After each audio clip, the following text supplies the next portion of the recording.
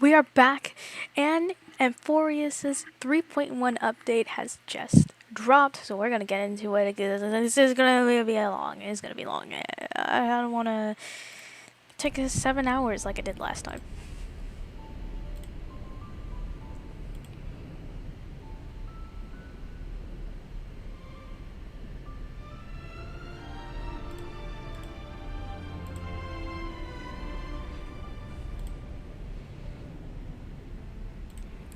I think my problem last time is that I explored too much instead of just doing the story.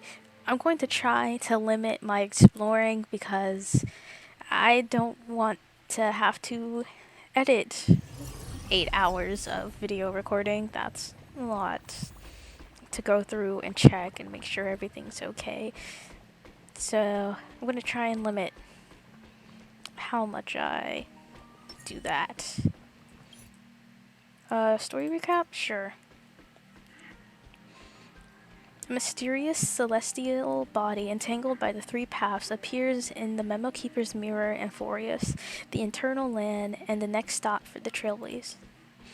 But the things in the back are not helping. But the landing is not a smooth one. After surviving the crash, the Trailways squad meets the local Chrysos air heroes. They learn from them that the titans supporting the world are rotting away, and that the land of Amphorius is covered in scars. In Akima, the final holy city, the two members of the squad undergo great trials and gain the trust of Alglea, leader of the Chrysos heirs. Facing a threat from beyond the fog, everyone decides to band together to defeat the Strife Titan Nikador. In order to destroy Nikador's true form, the group plans to infiltrate Castum Krenos of the past to discover the truth. At the end of the Abyss of Fate, the Trailblazer communes with the Time Titan Orynyx and somehow receives a gaze from Fuli.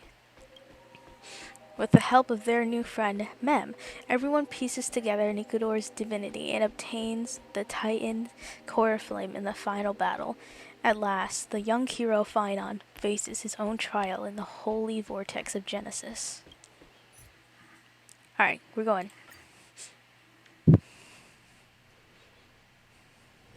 Misery and bliss, the same no matter where you go. What is this team right now? Hold on.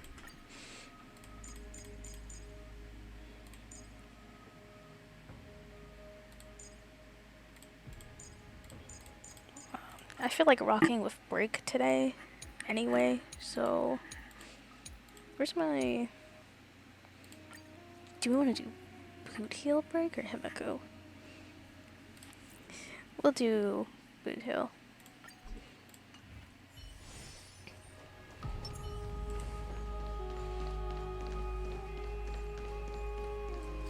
But I'm putting Sunday in because I want Sunday. All or nothing. It's all or nothing.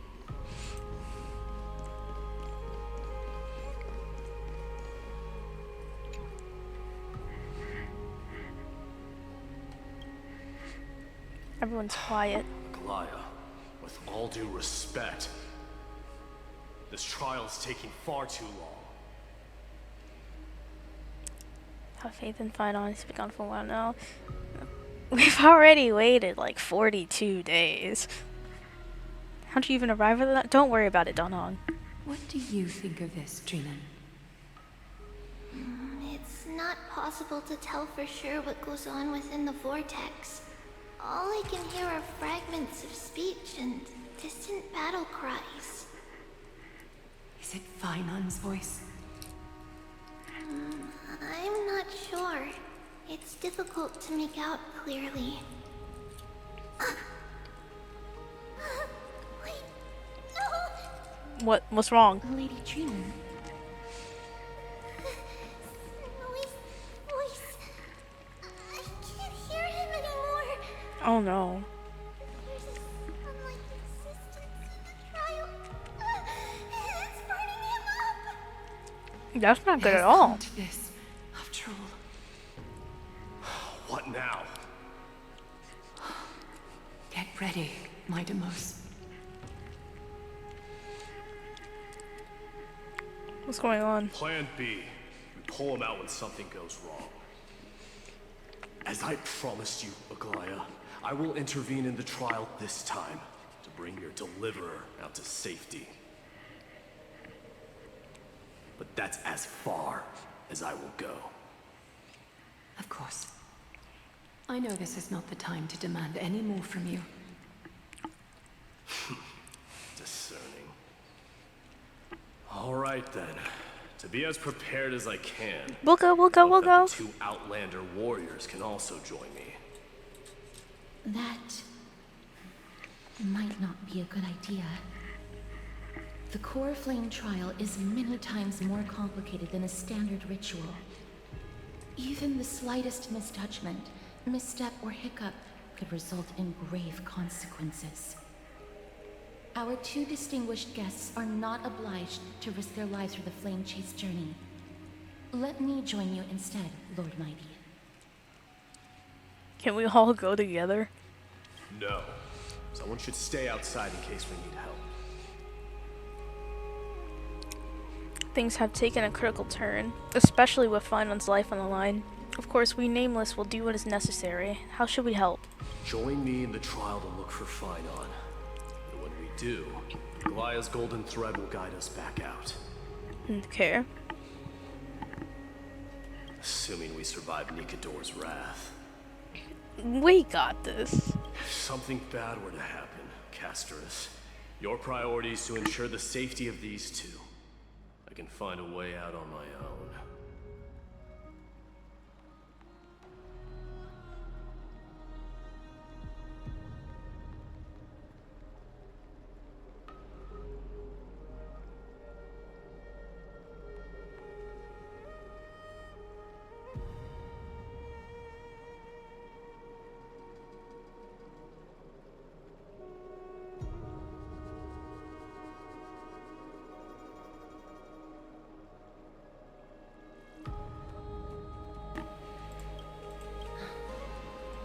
Yes, Lord Mighty. Lord Mighty.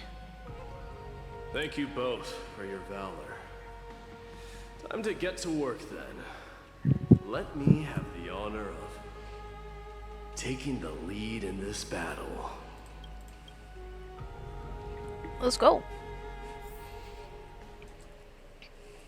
May that warrior be safe from harm. When you are ready, I will preside over the ritual on Trinon's behalf. Let's go. I can use MYDEI. Ah! Wait. Okay, shoot. Change of plans. Bro, should I meme it? Should we go double team Mighty Blade?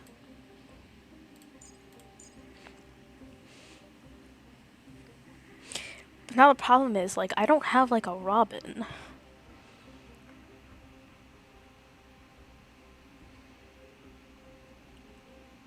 Who's the best buffer in this case? Ron May? Remember Trailblazer? I don't know. Probably Sunday, because he's my better character.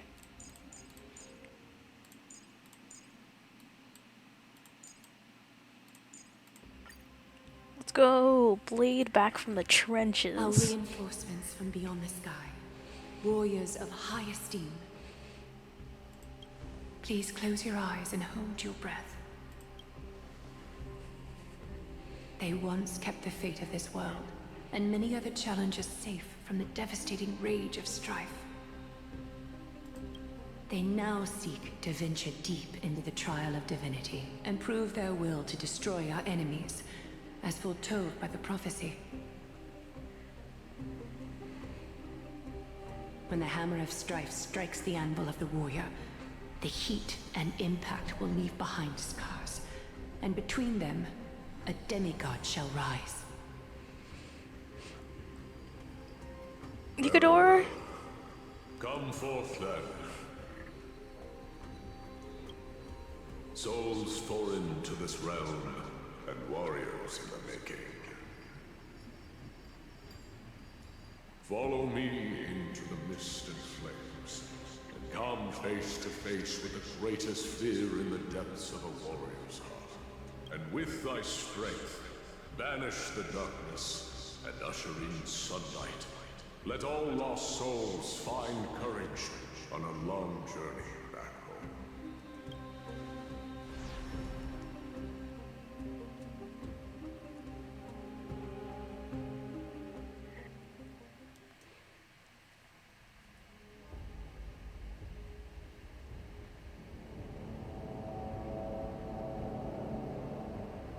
What?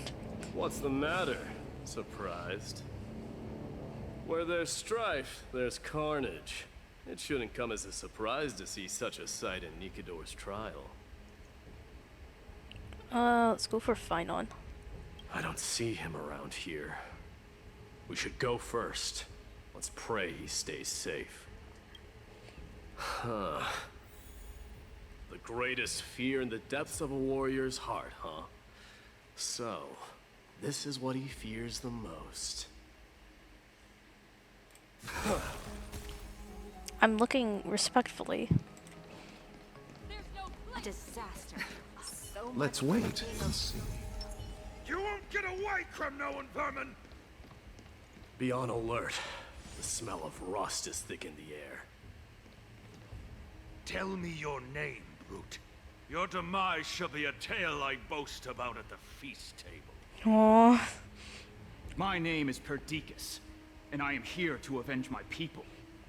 Kremnoans. And He the has no Achaemens are at nose. war? Perdiccas? Even the tragic cries of beasts at the slaughterhouse sound better than your name. Dang. Say whatever you like, despicable Achaemen. Better to die in battle than return even in glory. May the Kremnoan spirit always watch over me. Foolish brute. I see you're eager to die. Very well then. I shall grant you just that. Watch on and wait for the child to intervene and stop the shoulder.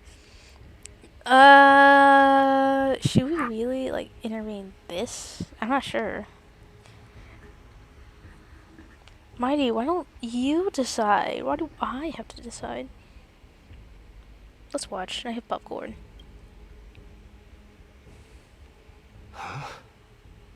Do you smell something? Swine. Ruh-roh.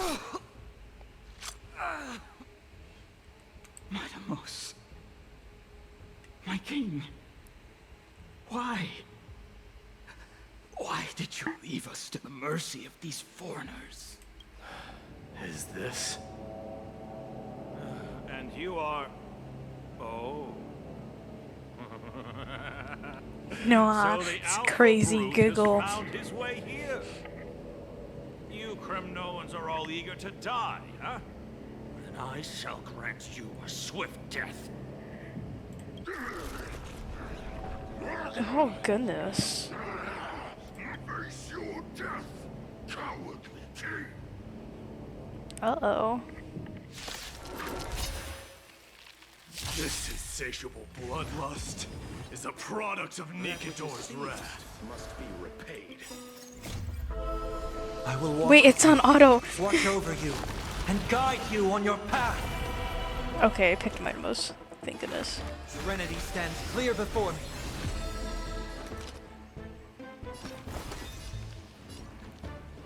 Forever doomed! Pity, you chose the wrong enemy. Okay, this is too slow. I tried. Well timed. Nothing. Receive divinity. Eternal sleep. The dead return! You impede me. Your end approaches. That paradise may savor it for me.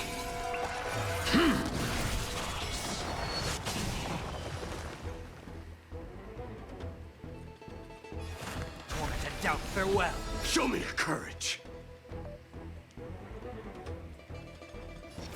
Burn it all! Through my blood! This mortal form, I will watch over you and guide you on your path. Forever doomed!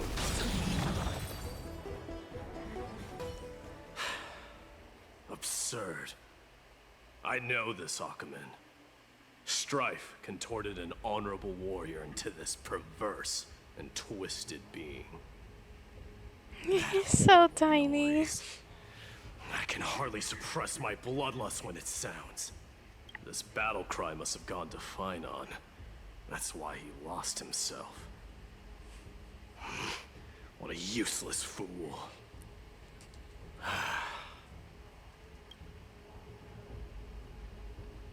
Who is he?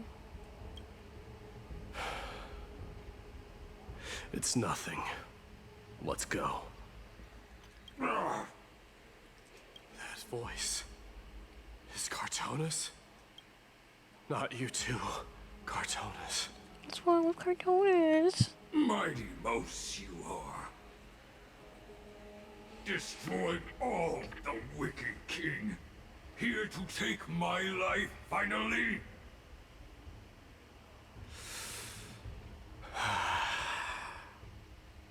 Punch the wall, I Mighty. won't ask how this happened, nor will I hurt you like you said. I just need you to tell me where Finon is. All of this you know very well. Leave our city, cursed son of Gorgo. I have no intention of hurting you, Cartonis. Humiliate me you shall not. Leave. Get out of Okima. Get out! Symbol of your sovereignty, take it! Signet of Kremnos, bask in blood-soaked glory, your kind alone! This is... Mother's signet? It's here again. I knew it. Ha! Finally gone mad, despicable vermin! With your mad king, perish together in that maelstrom of battle! Enough! Be quiet! You were not at all Cartonis. Look out! What happened? A long, narrow shadow pierces through the phantom of Cartonis. Nice move. Was that Donhog? Let's go! Are you the real Donhog? I could ask you the same. What was the last thing you said to me before we parted waters at Scale Gorge Waterscape? Before you parted... Okay, wait. Before he parted the waters at Scale Gorge Waterscape.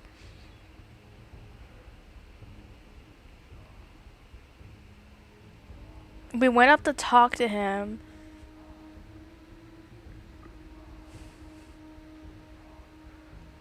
And we like... Wait, the last thing you said to him... Oh, we didn't say anything. When we went up to Trailblazer as Don Hong, I'm pretty sure like we asked if they were like okay. And like Trailblazer didn't say anything. Which was weird. Like no one really knows why Trailblazer didn't say anything, but... Parted the waters. I said nothing. That's right, you have great memory. Yeah! I am a Star Rail gamer. Huh? Marty's so confused. So, you are Don Hong. What did you go through before meeting us? Just some memories from my past, nothing worth mentioning. You mean you saw your past too? The trial of strife is a vicious one, all right. What are you thinking? This might not be a single person's trial, but an arena for every challenger to engage their own delusions in a bloody battle. I saw someone from my past a while ago. Someone Finon has never met.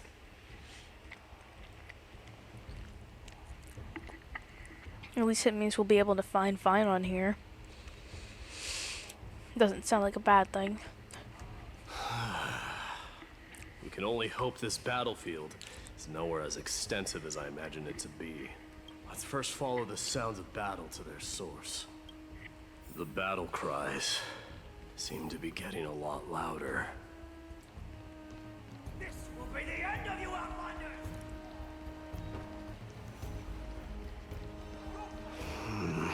I agree. You what? Cursed brutes.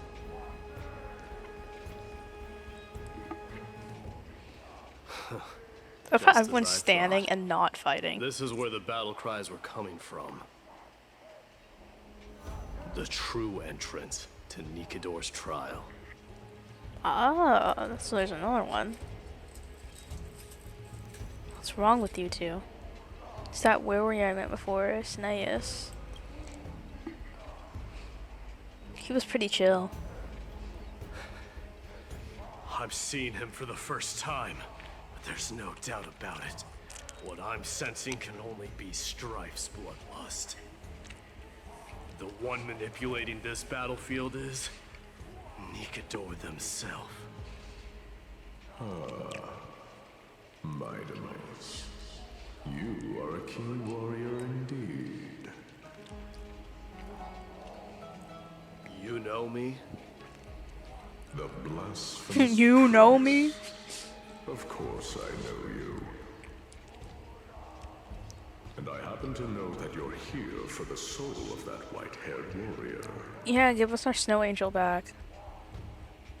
Great. Let's cut to the chase then.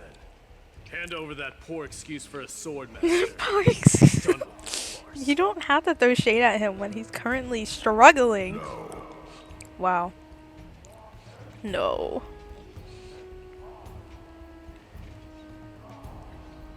I applaud your courage and strength for coming this far, but you have chosen to besmirch the dignity of one who has fallen, and I cannot turn a blind eye to that.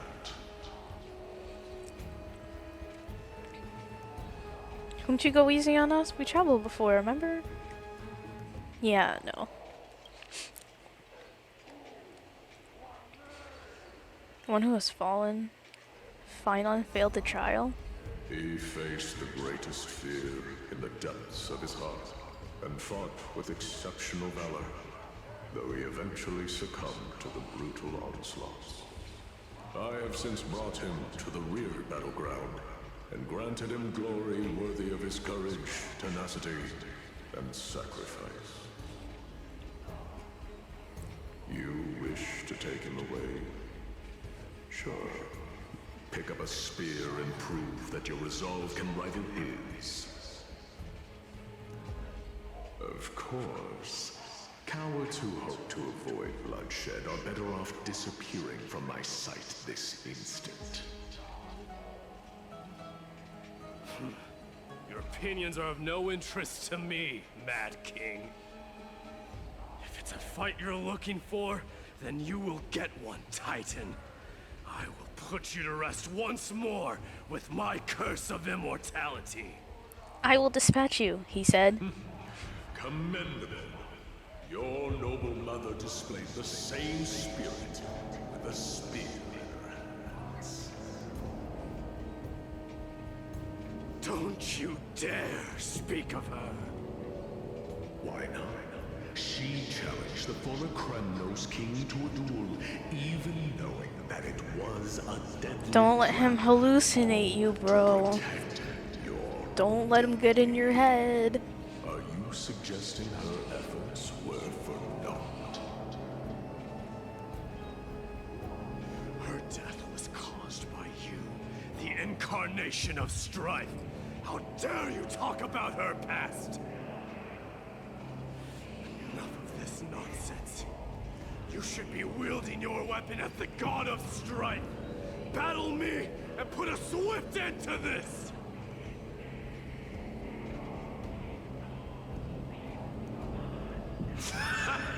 Your hatred is as clear as day, my devils. My rise must have stung deeply. But thanks to that, I have also come to be amazed. This why you killed your father for the throne, only to let your signet sink to the bottom of the Sea of Souls, refusing to let the glory of Kremnos live on. This is why you slew the Strife Titan, only to reject the core flame, letting strife continue instead.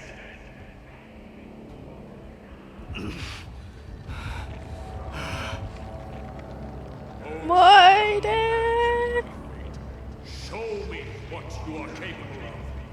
Show me if you have the power to put out the flames of your very own destiny.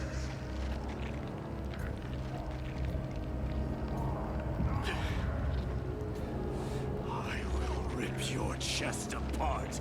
Oh Titan. goodness. In the same way I ripped apart that former king. I see you wish to repeat this. Come at me then.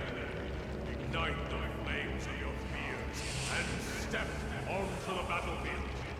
Take this fierce battle to the boundaries of strife and consume me.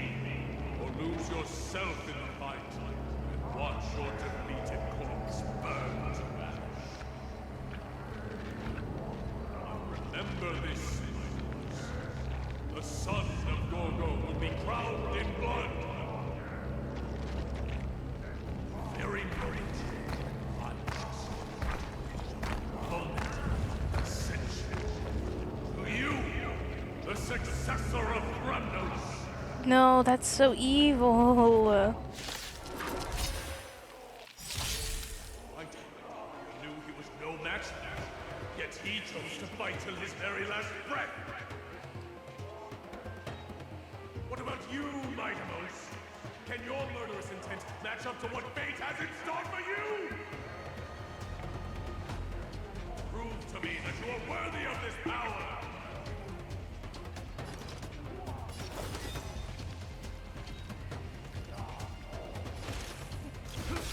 Where's the call? Mournful cries, miserable wails. Kings of Kremnos, this is the power you desire? Bloom. I can't Let's settle die. this. Why did you say that so loudly? Oh my gosh. Oh, that's why. Too little. The fight is set. Forever doomed! Through my blood! Forever doomed! When did Sunday get? This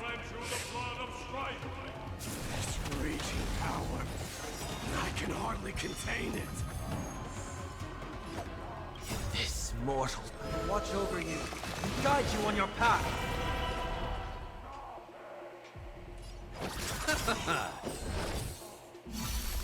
Repay. Eternal sleep. The dead return! Dying soul, fate now accepts your punishment. Forever doomed! I will dispatch you. Fail to send you. Fury upon you!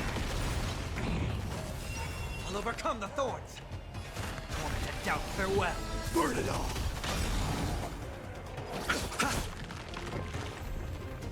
In fear you shall abandon your mortal body, King of Kremnos! That paradise may be unreachable for me. Savor it for me. Dying soul, face me! How noisy!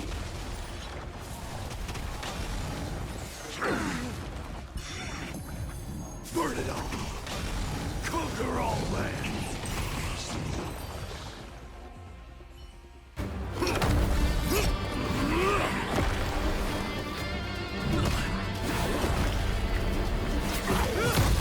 Yeah.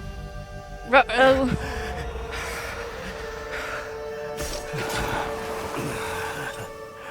Found you.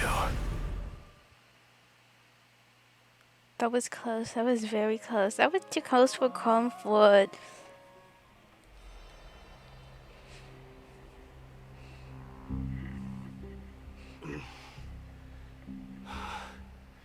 I did my best. The Cornflame trial is indeed no place for the weak. Let's just hope that Finon gets through this.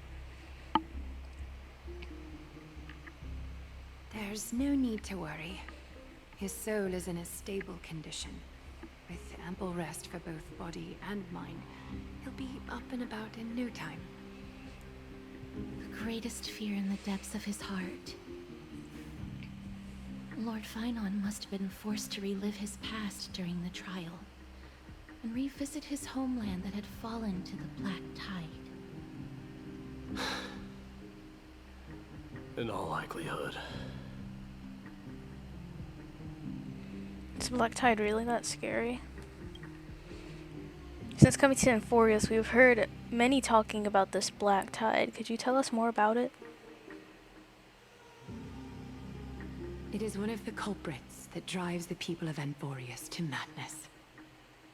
It was during the Era Bellica that this unspeakable thing first appeared, like a plague, alongside the three titans of calamity. Nobody knows where it came from or how it came to be. What we do know, however, is that it is steadily encroaching upon what little remains of this tranquil land, much like a rising sea closing in on an island from all sides. It is for this very reason that it became known as the Black Tide.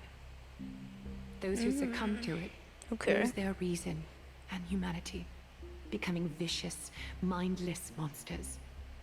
Mortals are not the only ones susceptible to its influence. Even gods and titans cannot escape from it. According to Nias, Nikador, though one of the embodiments of calamity, also bears the responsibility of fending off the Black Tide. Okay. Perhaps that is also why Lord Finon threw himself into the trial of strife so readily. But now, we must look for alternative means of igniting the flames of strife.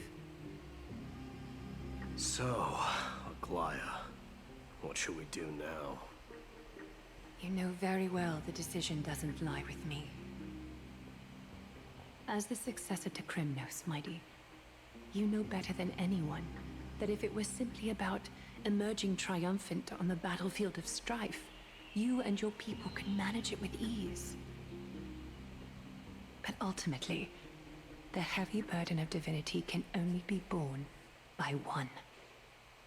It is foolhardiness and indecision, not the unclaimed seat of divinity, that pushes this world into the deathly fog.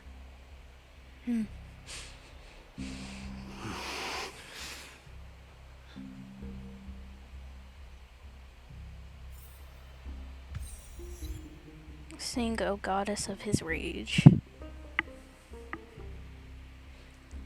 Return to your private bath chamber. Oh boy, oh boy. Let me stop. We're being serious right now. There's no time for silly shenanigans.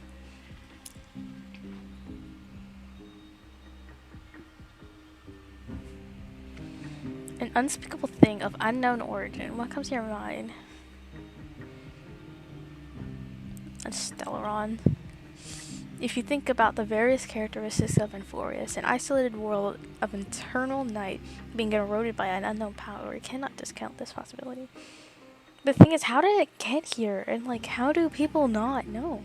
It's been bothering me for a while. Everything we have seen thus far suggests that Enforius wasn't always isolated from the rest of the universe. Be it the natural birth of the Titans or the encroaching Black Tide, none of these can be explained as a natural progression of a civilization.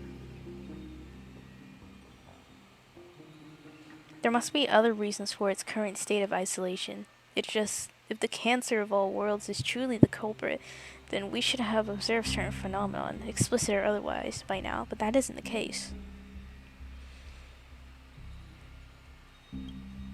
That's what I was thinking too. From past experience, destruction has always been involved in some way when it comes to a world corrupted by a Stellaron.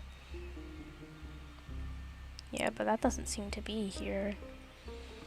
There were several other unanswered questions too. My gut feeling is that these things here are not as simple as they seem. Furthermore, what happened in Penacony also proves that the appearance of a world may not necessarily be due to influence of just one path. Could be an all-star cast. In another sense, it's Penacony all over again. Here we go!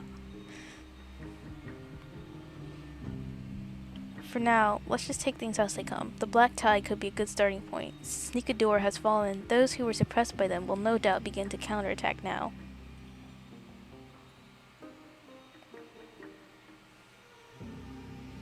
It seems our trailblazing expedition is growing in significance.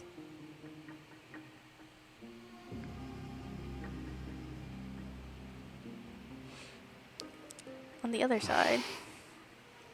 Don't worry, Dee. This isn't the first time he's been like this. A long time ago? I'm not worrying about him.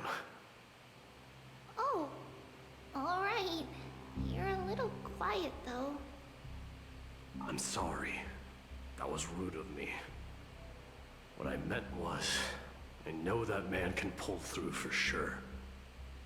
It's alright.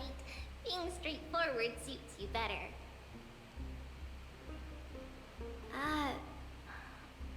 Actually, Dee, there's something we're curious about. What did you see in Nikador's trial? Something that terrifies me. Isn't that ironic?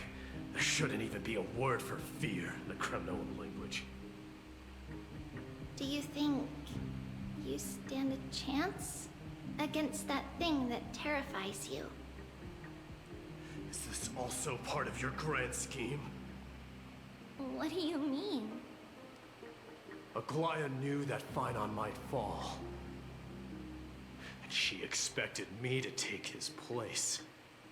That was the plan all along, wasn't it? Yes. Looks like you know everything. I have no intention of condemning you for it. The Flame Chase journey is not a game, and I have long understood this. Pretty underhanded, though. The downfall of strife, and the ever-growing threat that the Black Tide poses. If Circes and Ornyx are also impacted, ramifications will be dire. They are the only two Titans who are still lucid and willing to coexist with humanity. Regrettably, I do not hold the key to completing the trial. If I wish to conquer that fear, I need the assistance of my fellow Kremnoans. Give me some time to speak with my people. It won't take long, I promise. I see. There is strength in numbers, but you must know that the trial to become a demigod is ultimately meant for only one individual. Dee, your people, they have been eagerly awaiting a new king all this time, haven't they? If you take on the divine role, they will have no reservations about following your lead. After all, you're the hero of Castrum Kremnos. I once was.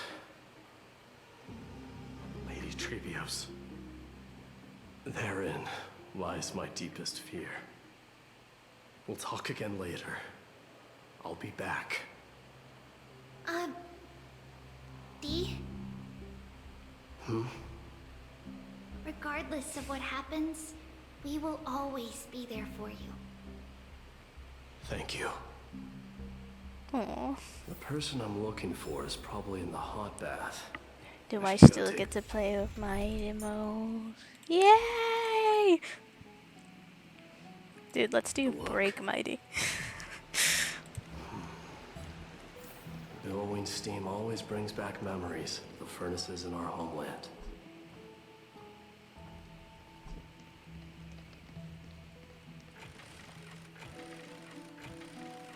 What did this door just do? Children left unattended by their parents? That's not safe. That's not safe. Come here! You shouldn't run around in here, kids. Hey, it's the Crown Prince! Are you also here for a bath? I want to hear stories about what needs on the battlefield. You have fans. The Crown Prince. Are you Kremnoans? Yeah, we are! The grown-ups said we used to live next to the arena. Well, next to the parts next to it anyway. My dad is a centurion with the Hydra Lancers, and my mom is the bravest warrior in the God Shield Brigade. We used to get tons of silver coins from Mr. Crateros. My parents are serving in the Holy City garrison now. As warriors of Kremnos, they're braver than any Achaemen. Why are you kids here alone? Where are the grown-ups? Mom and Dad were asleep, so we snuck out to play hide and seek with Mr. Crateros. Sneaking out. That old man can be such a child sometimes.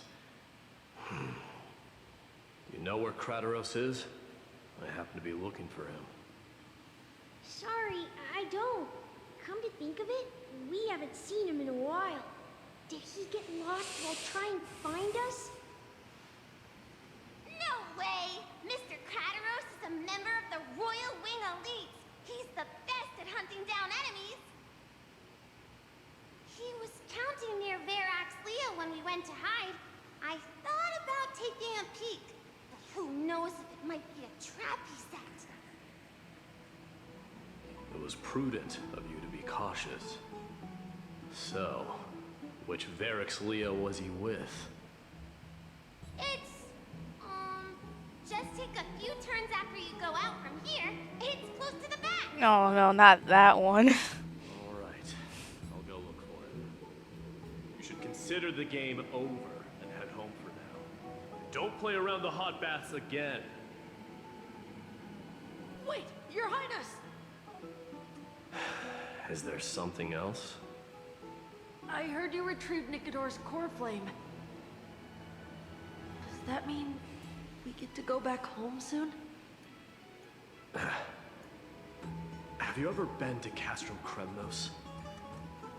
You were all born in the Holy City, and are living lives no different from the Achaemens. Everything you know about our people comes only from the tales of others. You have never even witnessed the blade in the sky with your own eyes. How, then, is a city you've never seen your home? Because this place is definitely not home. Mom and Dad told me that the children of Kremnos are born to wield swords and fight on the battlefield. They also said that the Kremnoan detachment led by the Crown Prince is the bravest army across all of Emporius. No one can defeat them. The kids in the Holy City don't play with us. The moment they find out that our parents are Kremnoans, they shun us. That's mean. We don't care. We all know that the Crown Prince will take us home one day.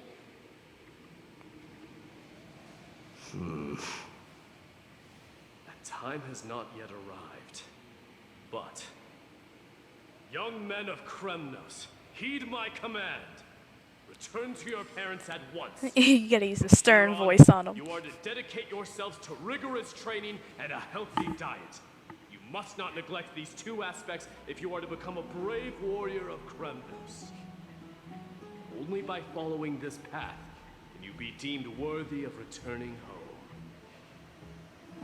Yes, Your Highness! The future of Kremnos. I should find Crateros.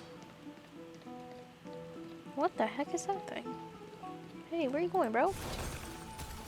I can't hit it. There he is. Is he engaged in a debate with that foolish lion? Rat! Oh, it's the Crown Prince of Castrum Kremnos.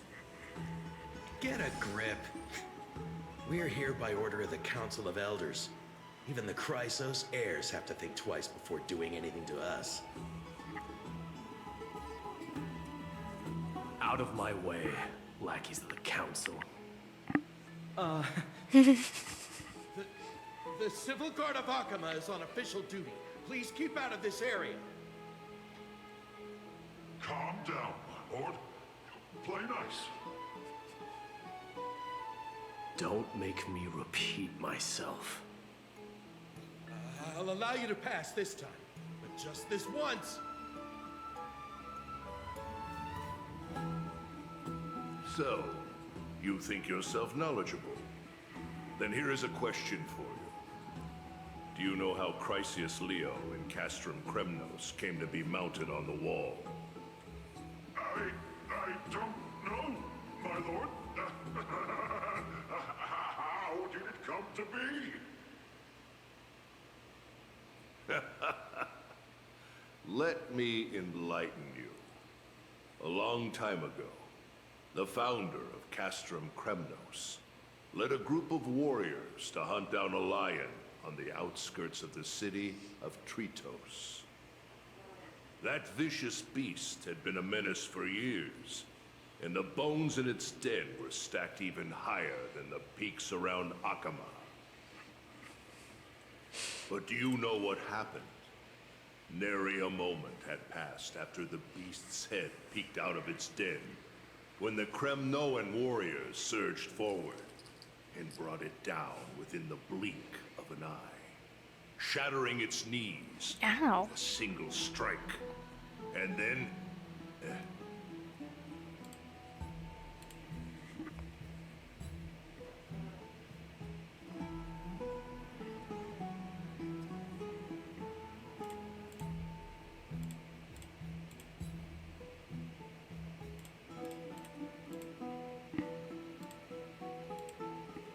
Why are you red-faced already?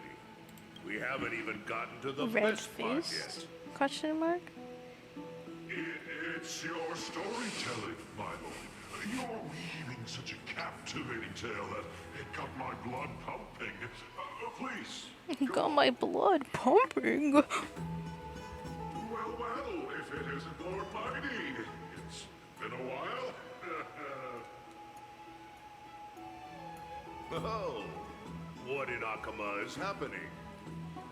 To what do I owe the pleasure, son of Gorgo? Kratos. My esteemed teacher. Let's talk somewhere else, Mighty Mos. I'm tired of speaking with this silly lion. What about the council's informants? Those two hyenas are nothing but scavengers of rotten meat. They couldn't bite even if they tried. Dang, bro. They can follow us if they want to. Let's go.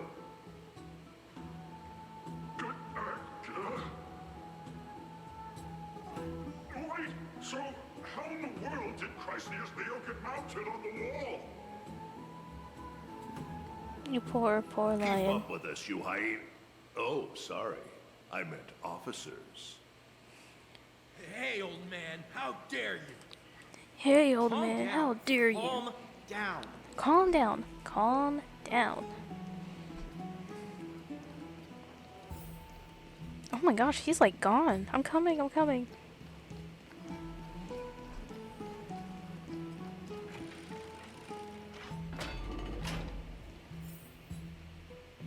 Don't fall behind now. Unless you want to upset our friends here. Don't you dare try any tricks with us. We're almost there.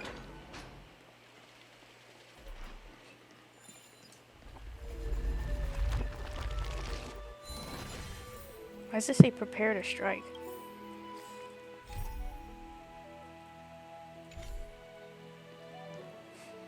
Why have you stopped? This is a nice spot for a private chat. I feel like we're not going to do any talking. Shall we, sir? Unless it's with our hands. Let's do it. Good might. What are you up to? Someone help me! Some privacy at last. So, tell me, why have you come to seek this old man's counsel? I came to discuss the future of the Kremnoans. Interesting. I heard the core flame of the Lance of Fury has been restored, though not by your hand. And you're even considering giving up Nikador's divine power. Is this true? Those rumors are not entirely groundless. In other words, you did entertain the thought of giving up the throne of Kremnos and forsaking your people. The divine power is not equivalent to the throne. The path of strife is also not our people's only way. Enough with the word games. You, of all people, should understand the plight of the Kremnoans. Think about all the warriors of the Kremnoan detachment who left their homeland with you. Think about their children. That one's gonna hit hard. Our former glory days has kept us going all this time. If they ever learn that the crown prince they look up to so much is actually toying with the notion of stepping down, think of the disgrace it would bring upon your departed mother, Martimos. You best remember that she died for you because of Europon's schemes, to restore the glory of Kremnos. Since you've brought that up, tell me, who is responsible for my father's death? Are you trying to shame me, Martimos? I may be old, but I haven't become so decrepit that I've forgotten it all. Of course I remember that Europon died when the Kremnoan detachment surrounded him. You drove the spear into his chest with your very own hands. That was merely the final outcome. Do you still not see it? What led my parents and our people to their downfall is none other than the strife we speak of. The quest for glory. The tenet of valorous death before glorious return. This is the creed of every Kremnoan, no matter whether these beliefs are justified or not.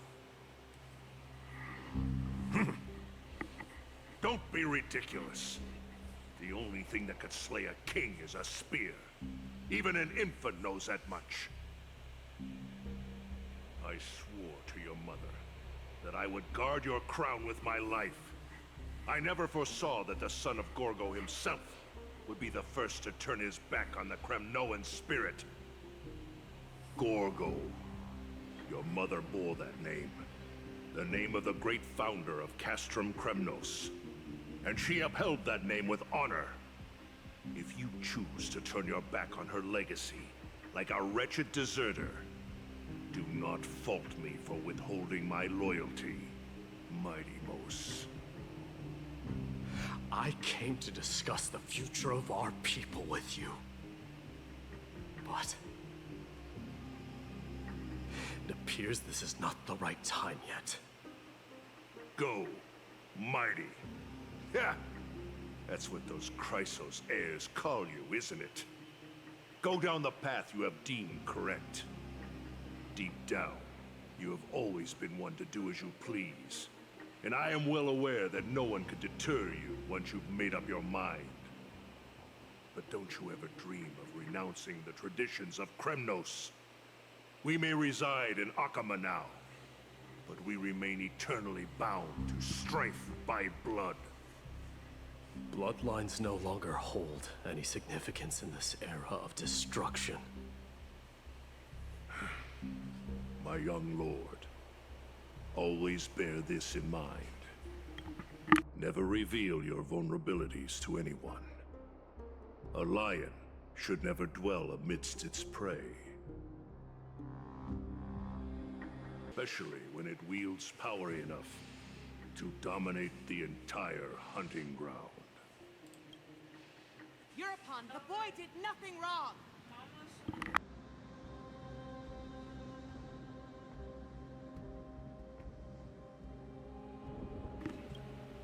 This is murder. Do not sully the noble name of Kremnos with the blood of an innocent child. You mustn't reveal your weaknesses to the enemy. Enough! My decision is final. We must use this child's life to preserve the soul of the great Nikador. We must save Castrum Kremnos. Don't be absurd! Those tiny hands lack the strength to even lift a spear. Do you truly believe him a threat to Castrum Kremnos? You'll be ending the bloodline of Kremnos if you do this. Our millennia-old glory will become nothing more than a joke. Have you forgotten that we Kremnoans place no value in bloodlines? It is through pure bloodshed and slaughter that the kings of Kremnos have ascended to the throne. As for our millennia-old glory, it has always been a joke in my eyes. Glorify it all you want, but it will not alter the nature of slaughter. Those who revel in it are but murderers. They are no more noble than the most monstrous beasts in Amphorius. Ah, enough with your words! Among all the kings of Kremnos, which one did not inherit the crown only after plucking it from the lifeless body of his father? But listen to yourself now. Do you truly believe you can cleanse the blood from your hands through mere words alone?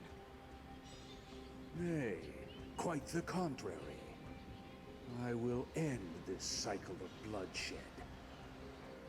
Starting with this child. With these blood-stained hands, I will end it all. Your failure is inevitable, Europe. You are just a coward who can only raise his blade against his own child. A beast that murders his own kin. Royal wing elites and emperors of Kremnos! You cannot sit idly by and watch this atrocity unfold. If you consider yourselves the honorable sons and daughters of Gorgo, then take up your spears and join me in putting an end to this bloody charade! Does anyone else have any objections? If so, come forward with your spear and prove your mettle. Understood. 5,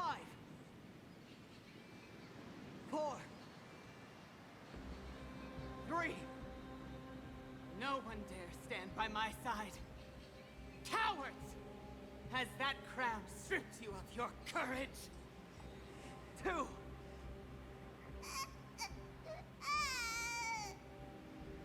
1. It appears there are no objections. Then, in accordance with the Kremnoan Council's principle of tacit consent, the decision is final. With all present as witnesses, this child shall descend into the Sea of Souls, where he will nourish the Lance of Fury and join the fallen heroes. May fate and the gods await your arrival. My son, Mighty-Mos. Stop! If you have more to say, then speak. On account of the life we have shared together, I grant you this one final chance. With the blade of fury above us and the council bearing witness, I, Gorgo, hereby move to challenge the crown in accordance with the laws of Kremnos. O unworthy king, in the name of the Council of Elders, I demand that you duel me! Very well. We shall see who the Kremnoan blade strikes down. Mighty-Mos, my son. They all tell me to forget. How could I ever? The son of Gorgo will be crowned in blood. If there is no Kremnos without the crown, then I shall seize the crown and smash it to pieces to bring the people to their senses. The mother roared in anger. The armies remained in silence. Only the cries and the waves of the Sea of Souls echoed.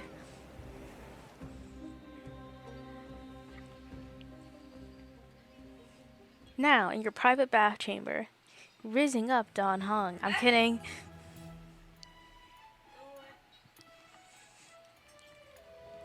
Even if death itself came to rouse you, you'd proudly retort, why does life slumber? Because the bed is warm. Sunday would be so disappointed in us right now.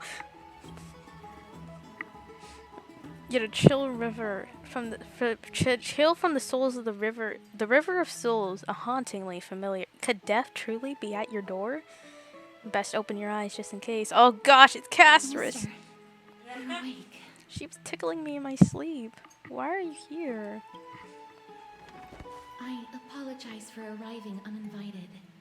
I saw that you were still asleep, so I took the liberty of waiting nearby. Okay, it's okay. I bring a message from Lady Aglaya. She has prepared a gift for you and Don Hong, and wishes to present it to you in person. Oh boy. Let's go. I'm glad you're in good spirits. All right, let's set off. Let's go, go, go, go, go.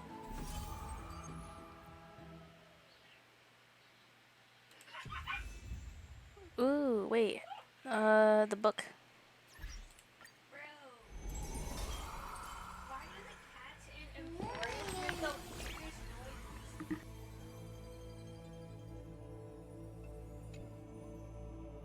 Mem.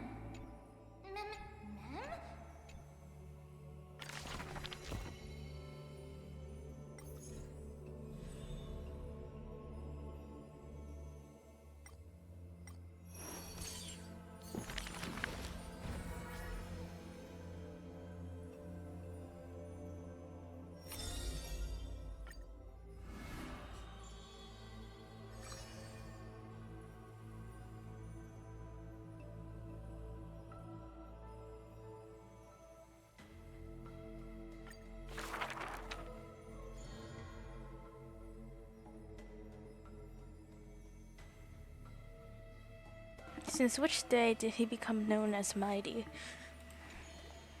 His strength rivals all lands, but the man pays it no heed. For only the authority of a king can end another king, and only strife can end strife. The torrent of conquest crosses the barrens, yet with homeland's blood it is destined to be stained. None dare to shake his hand in greeting, for his hands burn as the blazing sun, soaked in the might of the flames. What a mighty feat it is. In the aftermath of defeat, the man digs graves for deceased soldiers, burying thousands with his own hands. In that fight, he crushed all invading blades with his fists. A body immortal may never fall. Up. His years of drifting made him detest water's waves.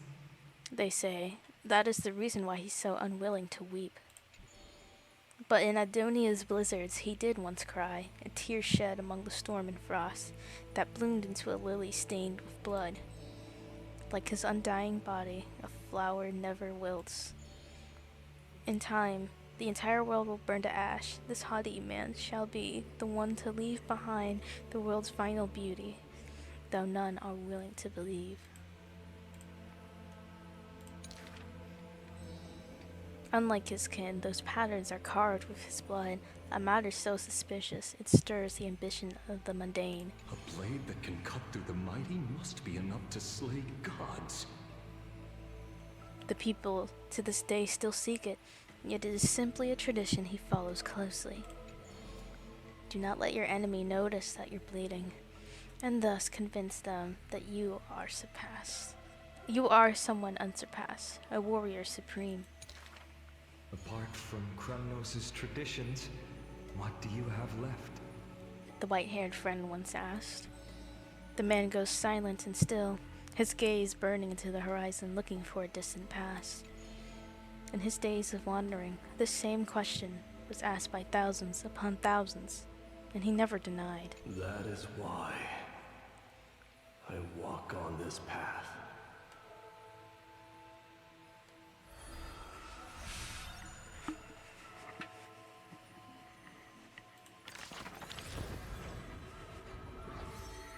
Nice. I wonder what happens when we get, like, all of the flame chasers in here.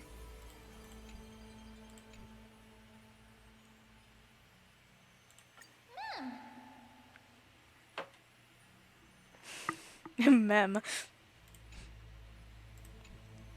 That sounds terrifying.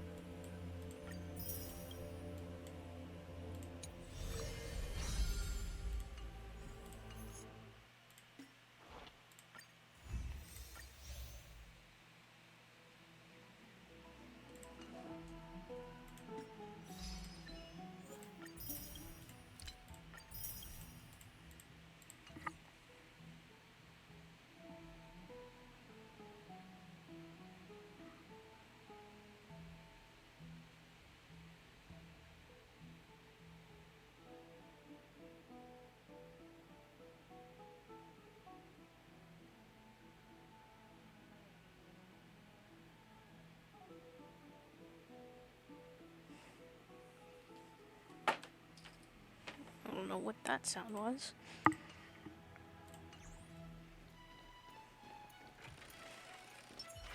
The bats are bustling. Now that Nikador has fallen, the soldiers in the city can finally catch a break.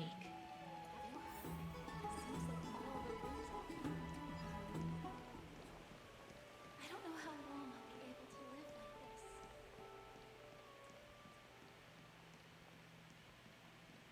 like this. Is that Treevee? Lady Tree? You must have forgotten. This is a precious relic from our hometown. We definitely all saw it back then. Trianne, this is a counterfeit. We both know it's impossible for something this fragile to have survived all those years in one piece. Nothing is impossible. We are fragile too, but we still got through those sad times. Ugh, look at that color and how it glitters in the light. It's exactly as we remember it. Why won't you buy it?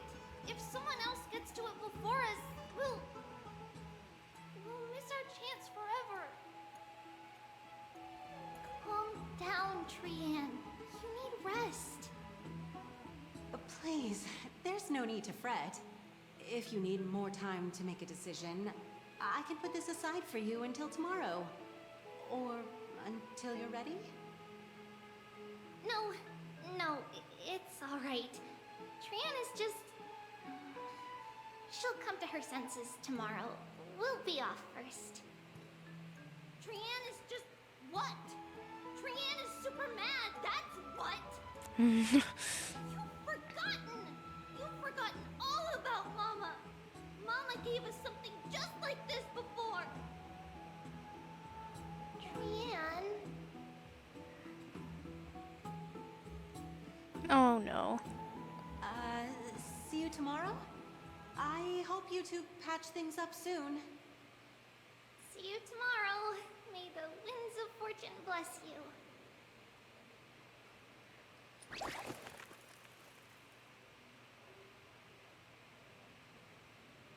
Oh boy. It's so hard to understand what they're thinking sometimes. Excuse me, if you don't mind, Could you tell me what Lady Treby and Lady Trian were discussing just now? Oh, it's Miss Castoris. It's been a while. Well, honestly, I'm not quite sure myself. See, I have a little hobby of collecting handicrafts. Some time ago, I found this trinket being sold at the Memorial Market and bought it to use as decoration at my stall. When Lady Treby and Lady Trian walked by earlier, Lady Trian happened to catch sight of it and promptly insisted that it was a precious memento from her hometown. But Lady Treby believed it to be a counterfeit. She said it couldn't possibly be from Yanisopolis. The likelihood of such fragile glassware surviving the Chrysos War is simply too low.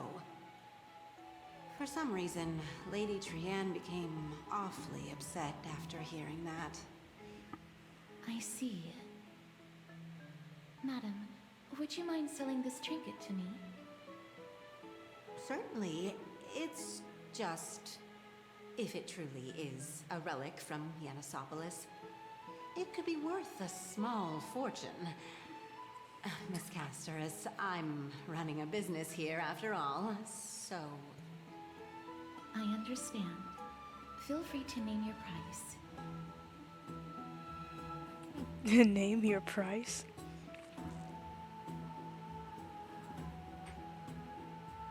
Not so fast, I object to this. Honestly, it kind of depends. Like, I have 20 million credits. It doesn't really matter.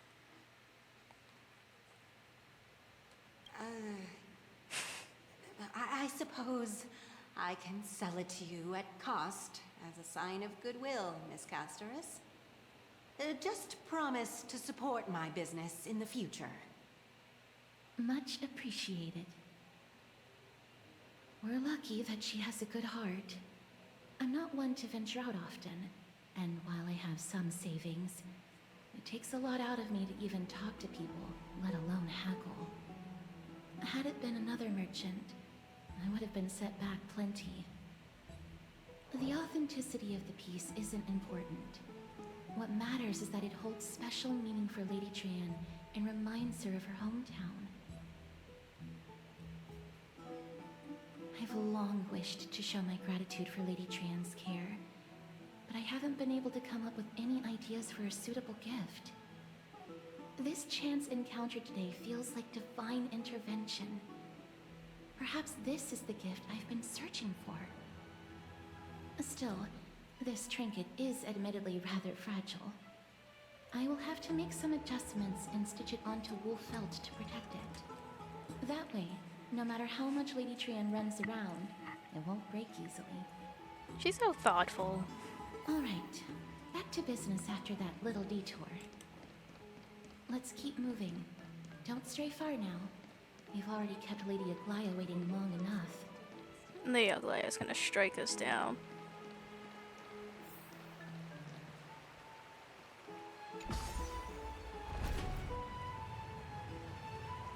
Looks at floor. You good?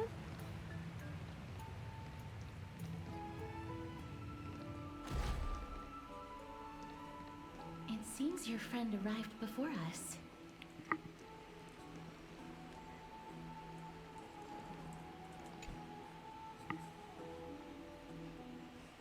Welcome, Cass. And you as well, trailblazer from beyond the sky.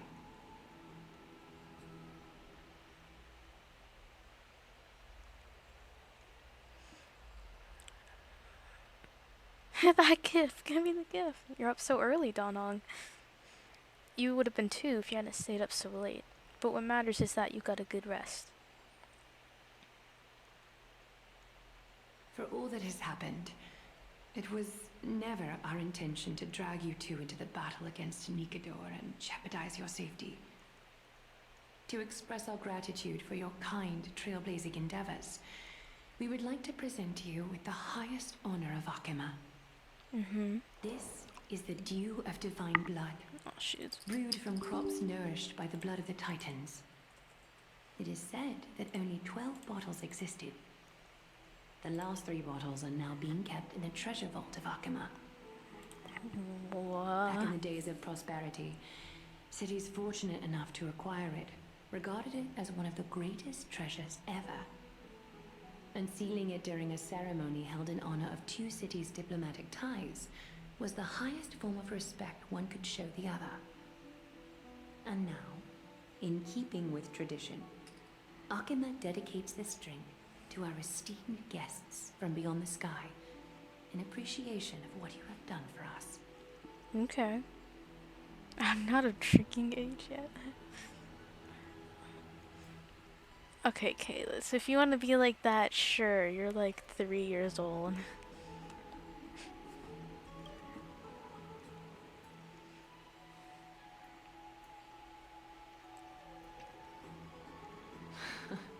Very perceptive, Mr. Dunham. Your heroic deeds I have was supposed to read proven what he that said, you I come didn't in see good it. faith. With the dew of divine blood as testament, we wish to forge an alliance with the Trailblazers. Of course you do. With all due respect, won't forging an alliance with the Chrysos heirs embroil us in the conflicts within Akima?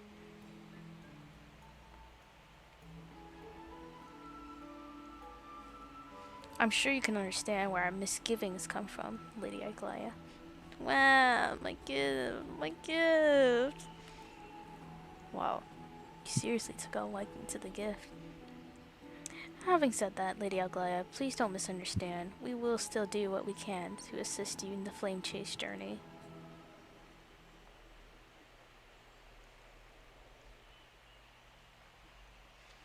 It's just, I've heard that the friction between the Chrysos heirs and the Council of Akima. As outsiders, we are wary of getting caught up in this conflict. Wow! Gray and Danny have sharp eyes indeed. You'd make outstanding members of the Twilight Courtyard. Who? Who's this? No need to worry, by the way. I can tell from Lady Aglaia's tone of voice and micro-expressions that she's being genuine. Pink Barbara.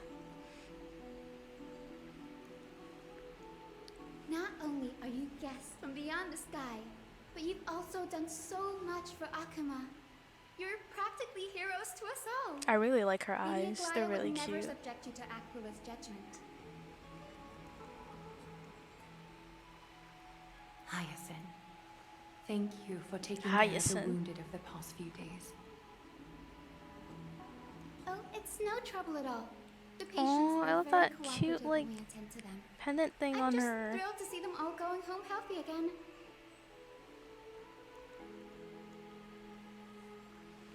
Oh, it's Cassie. Oh, I missed you. Great. Danny? I'm calling Don Honk Danny now. Is Alglaia's nickname Algley?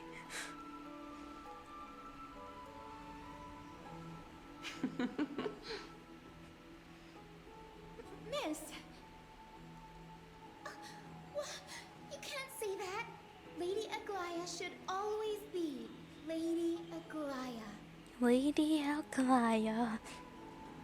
This girl, she's a natural at making friends. She reminds me of an old friend with pink hair. I wonder who it is. As an acolyte of Aquila, I'm here to bring healing light to the world.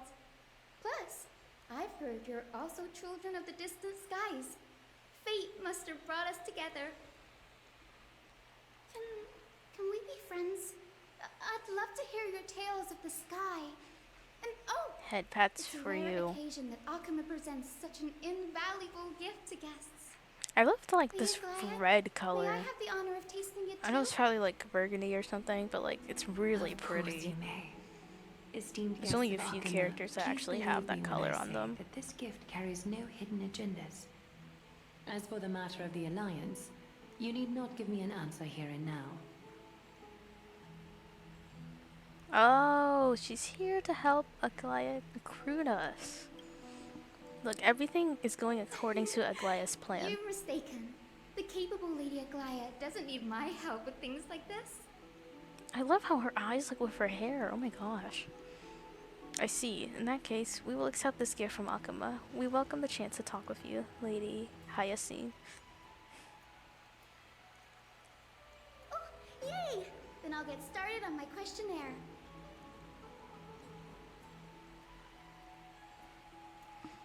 Pardon the question, but I've been meaning to ask this for a while. Micro expressions, tone of voice, questionnaires, are these all a part of the usual skill set for Aquila's priest?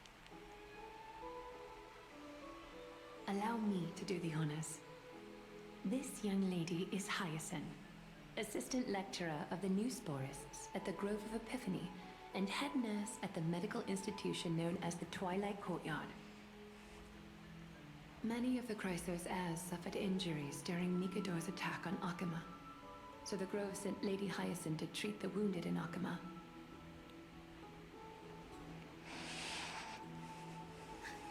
But what I'm really good at is helping people sort out what ails their mind and spirit.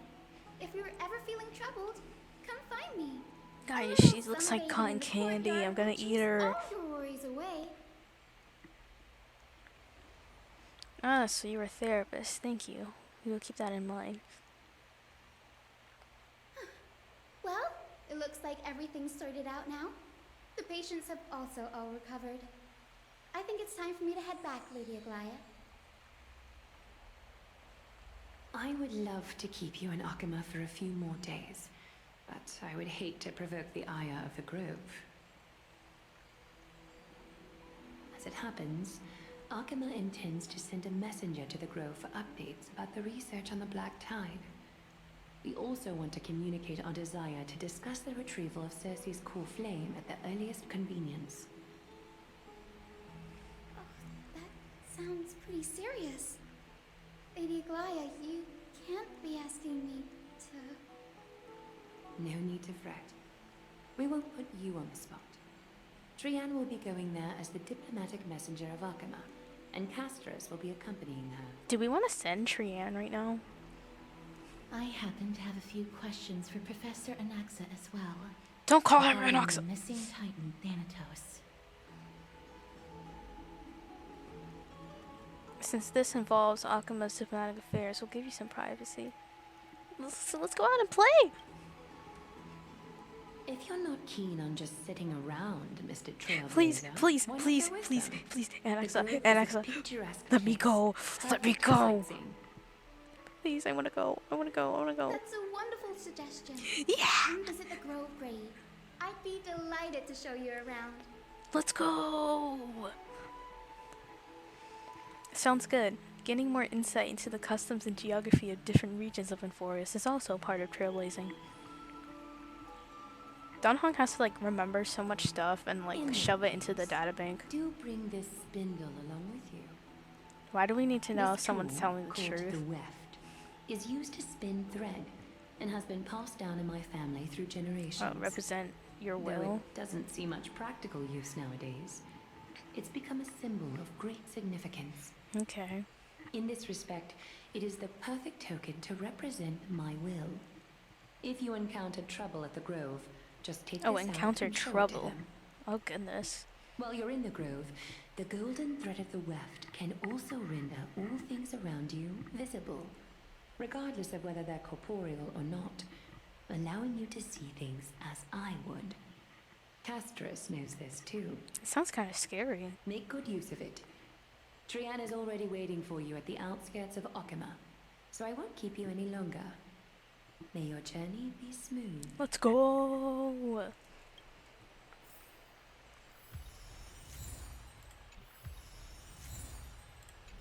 I'm so excited.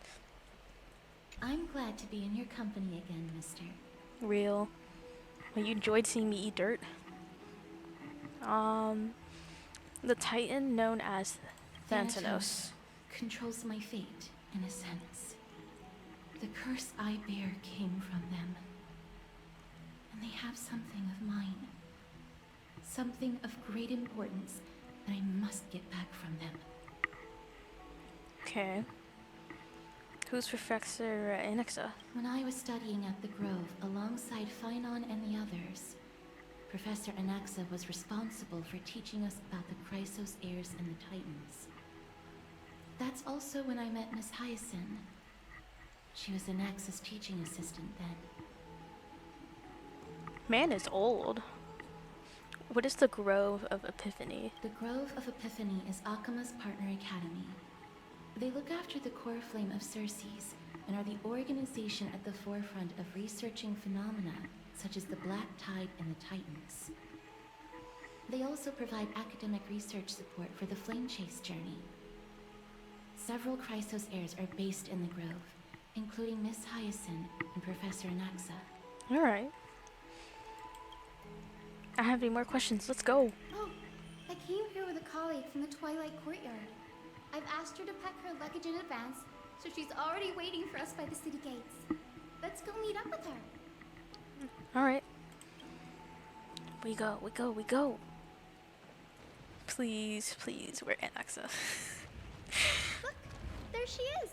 And Lady Trianne. Oh, someone's on the floor. Who's that they're looking at? Did someone pass out? Did something happen, Clementine? Oh, that's a serious injury. I don't see it. Miss Hyacinth, this man was discovered by Trianne. Trianne was in a bad mood this morning, so we went to the outskirts of Akama for some fresh air. But then we found him collapsed on the roadside. Trianne knows the city has good doctors, so Trianne brought our new friend into the city to look for a doctor. I was waiting here for Miss Hyacinth when I bumped into Lady Trianne. But by then, this man was already in critical condition, so I had to perform some emergency treatment first. These wounds, they're caused by the Black Tide. Over here? In Akama? This is bad. Clementine, prepare a ward for this man at once. I'll treat him myself. It's a miracle he's still alive, considering how badly the Black Tide injured him. Bree, Cassie, and Trianne, would you mind making your way to the Grove first? Once this man is out of danger, Clementine and I will join you. Alright. As a healer, I cannot ignore those in need of medical attention. I understand. May fate have mercy on this poor man. Trianne believes he'll get better. Everybody, follow Trianne! Fly, fly, fly away from Akama! We're flying, bro. Oh, you're so tiny. Down this road we go, to the skies we fly, leaving Akama behind! Little Cass, little Gray, are you ready? Yeah. Are we not using the sentry gate? You might not be aware of this, but using the sentry gate takes a significant toll on Lady Trianne. Trianne promised Treeby that we wouldn't open the gate unless we had no other choice. Alright. Let's go then. I'm ready too. Okie dokie. Everybody, let's hold hands. To the Grove we go! Let's skip our way to the Grove.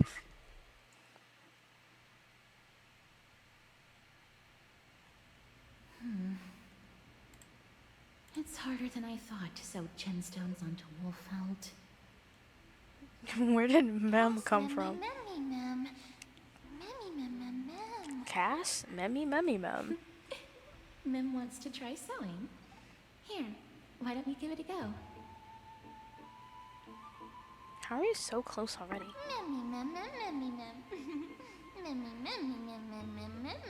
Yeah, but like how? It's hard not to like Mem when they're so adorable. True, I would pet This is Mem. amazing. It seems as if their voice has become more intelligible after the battle with Nikador.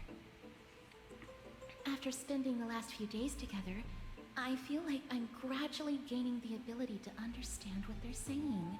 That's amazing, honestly. Even if it's just a little.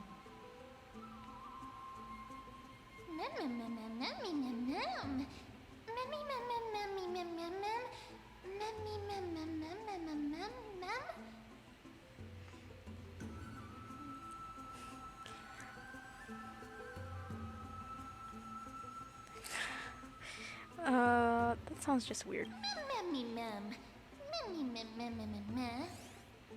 I mean, like, okay.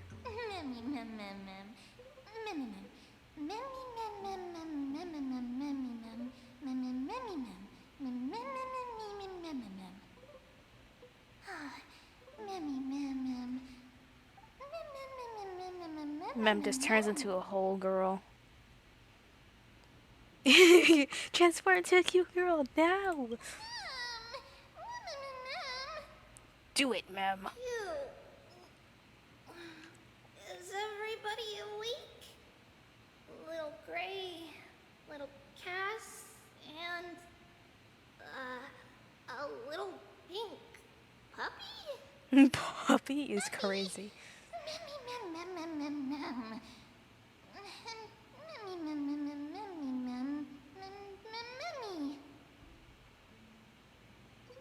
It's already action hour. Lady Trian, I hope you're well rested. You were talking in your sleep. Did you dream of many things? Sleep talking? What did Trian say? Something like, Mommy, doll with sword. Let's fight together. We'll be brave. Ugh, so embarrassing. Please don't make fun of Trian. Of course not. Wasn't Lady Trian's mother also the Holy Maiden of Yanisopolis? Uh-huh. Mama was the strongest holy maiden in all of our history. She also gave us the prophecy of deliverance. And she had red hair that looked like a cute red mushroom. But Trian can't remember what Mama looked like anymore. Not even in the dream just now. Aww.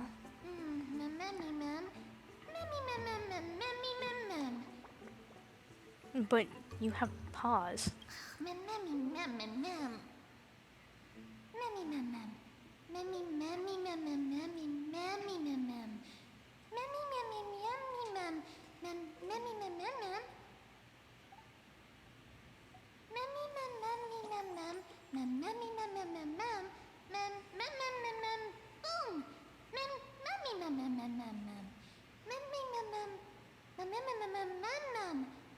Mom. Trian thinks that's a great idea. Can the pink puppy help Trian out? Yay!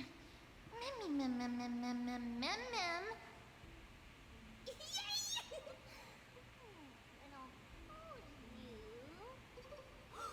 Little Memmy from now on. That's literally what Mem just said. Yo, what are you? You're like a little fox thing? I don't know.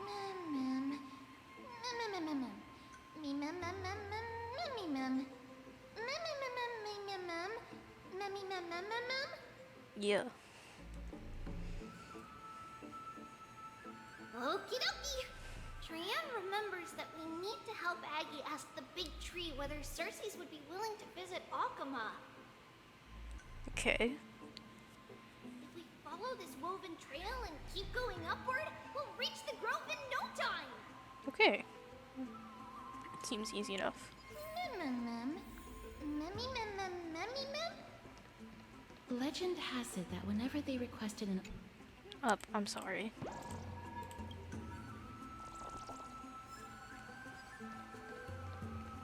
Castorus. No, did I skip it? Oh my gosh, I didn't mean to. Okay. I'll just never know the backstory, I guess.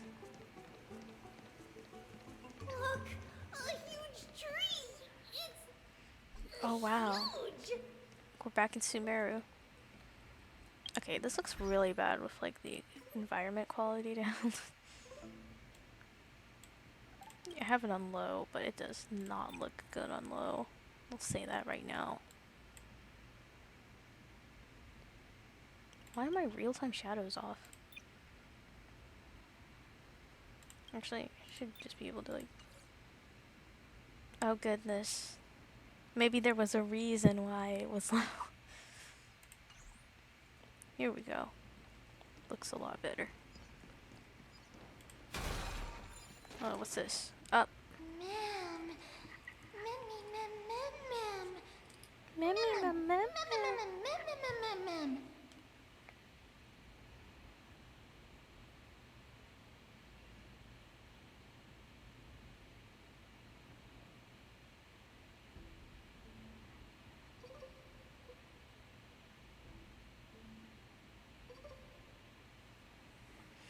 When March 7th appreciate this sublime scene, you are uncertain. Don Hung, perhaps. Never mind. Every time he encounters a tree as big as this one, it would be deeply troubling situation.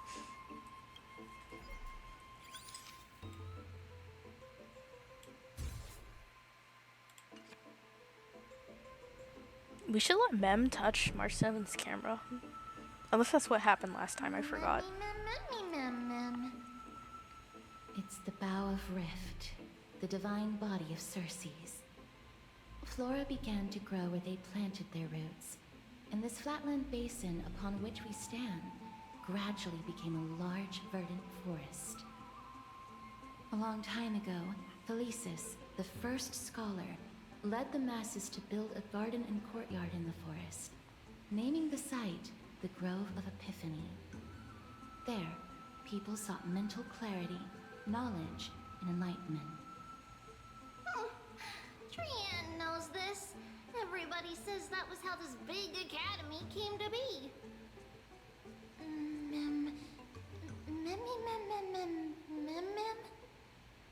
Something feels off. The Grove has always welcomed scholars.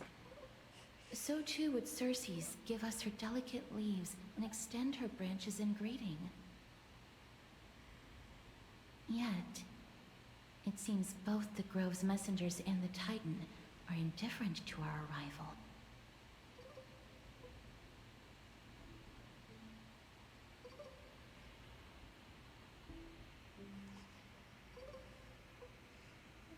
Is it closed? That doesn't seem likely. Miss Hyacinth didn't mention anything about it.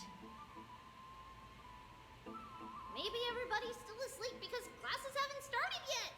They don't want to be disturbed, so they shut the entrance.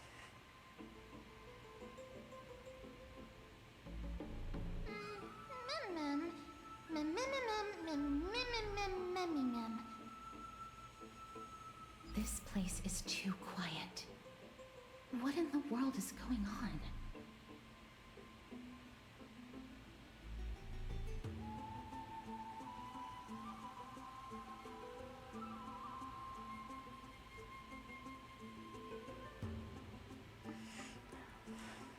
Oh, great master. Observe our great master, Circe's, with such nobility and holiness in the august presence. Circe's, where? May the master's mercy forgive your sightless ignorance. Aquila's enlightenment lies just behind me. Read and bathe in their glorious radiance. We're leaving. Oh, Trianne found it! Everybody, fly across to the other side! The entrance on the other side. Where could it be?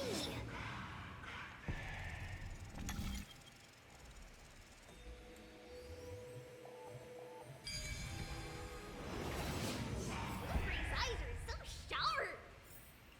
I knew you would find it. The courtyard of Storgi should be just ahead of us. Melodious sound that soothes the soul.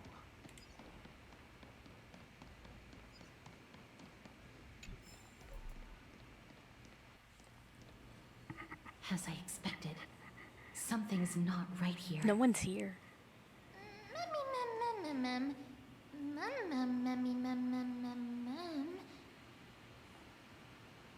Not to mention that this whole place is also eerily quiet. Did something happen? That's possible. Hello? Is anyone there? Trianne. Oh. Aw. No one's here. What do we do now? I have an idea. Lady Trienne, could you lend me that golden spindle? Oh, true. Do you remember? Lady Aglaia said this. While you're in the grove, the golden thread of the weft can also render all things around you visible, regardless of whether they're corporeal or not.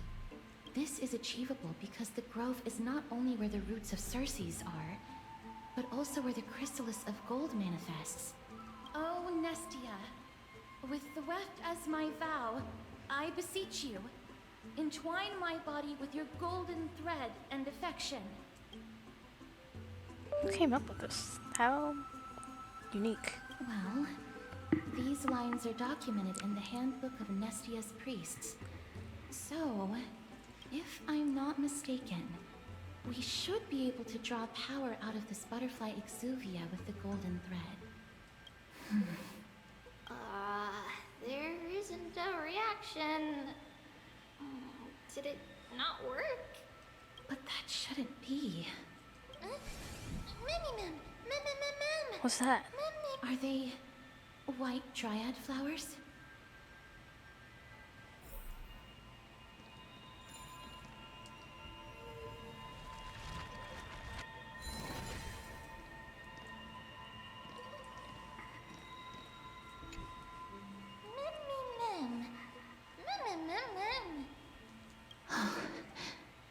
No, these aren't white dryads. These are shadows of dead white dryads. Oh no. Dead, Shadow? Strictly speaking, these white dryads are still plants. They only gained sentience as a result of Circe's blessing of equality. But their sentience is minimal when compared to that of humans. These flowers have already died. That's What sad. you see here are just faint afterimages of their souls. However, this also means that the golden thread has definitely connected with the Titan's presence. Without the golden thread's outlines, we would not have been able to see them at all. But what happened to them? Why are there only tiny shadows of them left? Ma'am, can you read their memories? Let me try.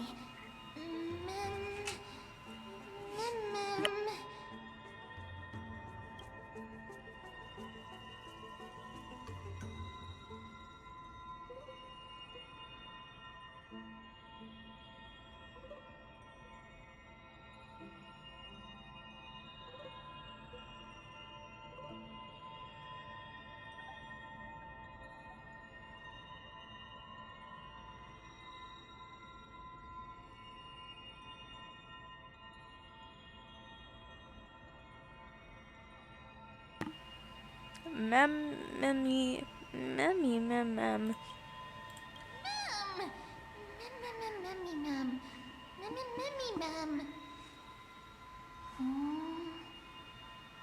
Black cloak,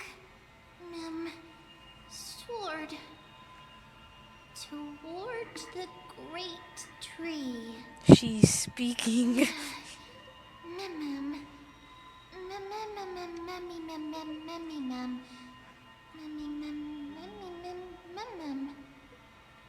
I have a bad feeling about this. The deathly fog of Thanatos is fast approaching. This isn't good. Oh! Trienne will be on high alert!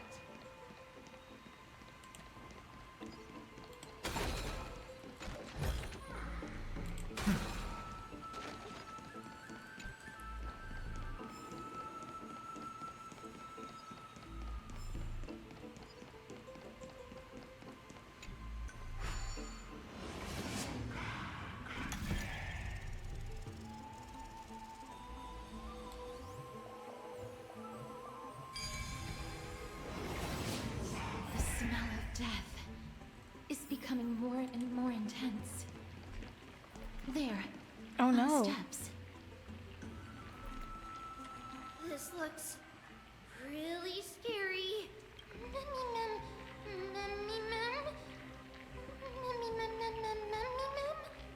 No, it's neither of those. This is a creation of the Black Tide.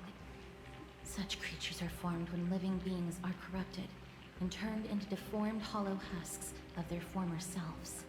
Everybody, stay alert. Regardless of what has happened to the Grove, the fact that we're seeing the remains of a Black Tide creation here definitely doesn't bode well.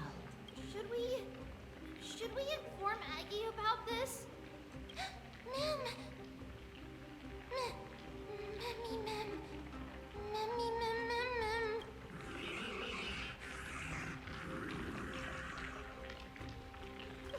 The monster is alive! Trienne will protect everybody! Trienne, please hide behind us. Mister, let's do this. Let's go! As expected, the words black, sword, and cloak. They're talking about the Black Tide. Moment of doubt, farewell. This mortal will watch over you And guide you on your path. All you stand still. Share good fortunes. There's Should no have used reason to Bluesky let you punch anymore. beforehand. Those with the most gun, those who dig their own grave. Watch your head. I hit the mark. Bring it on. I'll overcome the thorns. Serenity is before me. Let's duel. Have we met? Dream vanished. No dirty all yet. I hit the mark. Waiting in line for a bullet. Bring it on. There's your reward.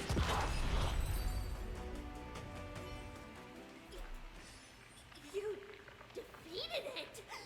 Little Gray, little Kaz, you're so strong! Memmy Mem Mem.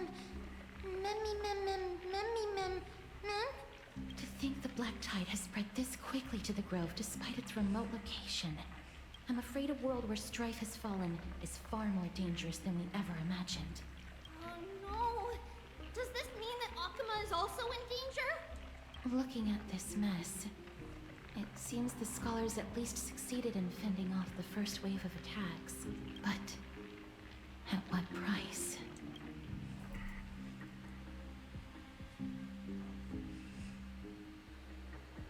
At the same time, in Alchema, we're going back to Lady MYDEI. Aglaya?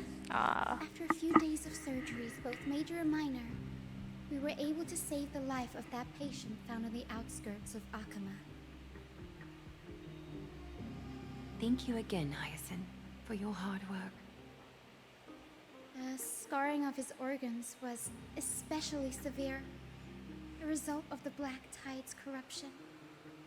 It's a miracle he's even survived. I can't say for sure when he'll regain consciousness. Don't stress yourself out over this. You've already done everything in your power to save him. There's no need to hurry to the Grove either. Yes, there is. Now.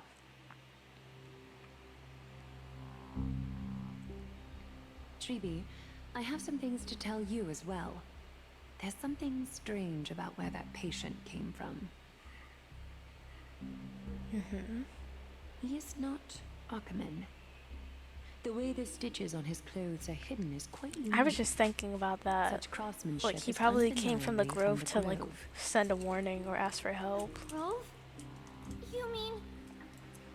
Now that I think about it, Castrus and the rest should have arrived at the Grove by now. Trienne just got in contact. The Black Tide has invaded the Grove. We haven't detected any survivors, even with the help of the Golden Thread.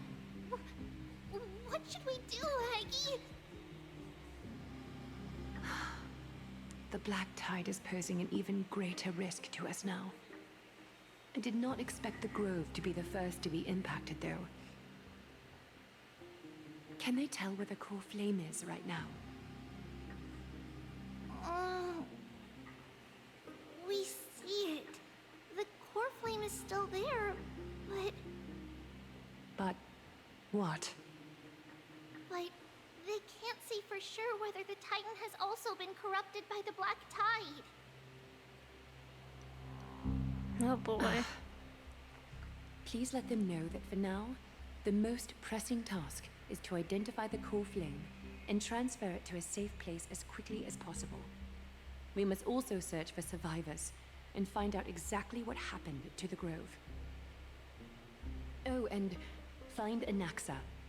Unless something went terribly wrong, he should still be alive. They've set off. Please, stay safe, everyone. I pray for their safety too. Aggie, how do you know that Anaxa is still alive? I know that man all too well. If that blasphemous performer knew that he was not long for this world, he would most certainly try to seize the core flame and drag the Titan down with him. Is this a joke as well? I don't think so. No, I'm being serious this time. We're facing threats from both within and without Akima. The merciless carnage may have ceased, but Akima's nemesis continues to sharpen their blades even now. They may have even prepared the gallows from which to hang us already. Oh boy, that's scary. You mean... Even if the divine authority of strife is as yet unclaimed, the Black Tide is advancing more rapidly than I expected. I fear this tragedy is more than a mere natural disaster. Alas, it's too late. The Council will likely take this opportunity to do something... I will try to keep this under wraps for now. But you must also take care and be prepared for anything that may happen. All right. Should I inform Hyacinth about this? Not for now. She must be exhausted after performing surgeries non-stop for so many days. I don't want to overwhelm her with this bad news. We can only hope that the Grove weathers this crisis with as many survivors as possible. That being said, based on the condition of this patient, Treeby, we should prepare for the worst. It's likely he is the only one who managed to escape from the Grove against all odds.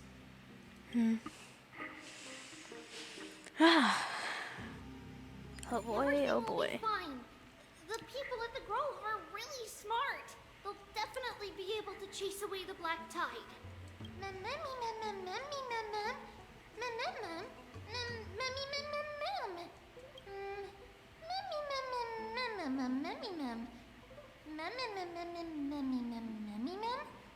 How should I put it? Lady Aglaya doesn't trust Anaxa at all, I'm afraid. He sounds like a big shot. Ah, that makes complete sense. She doesn't really trust anyone, does she?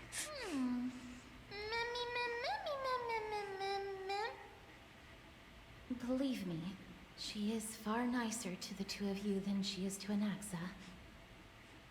Despite being a Chrysosaur, Anaxa resolutely believes that Titans and prophecies are a load of nonsense.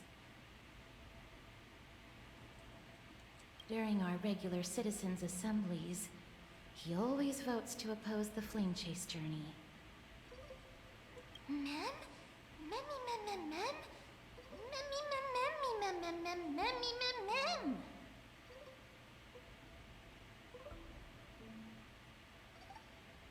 Trienne knows the answer to that.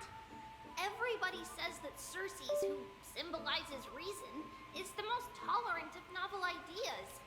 Apart from Kefali, they're the Titan who treats us the best.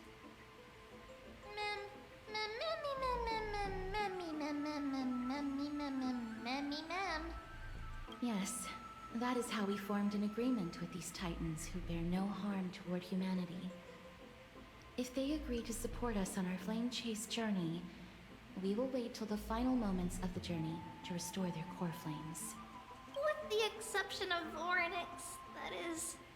They didn't lend us their power willingly.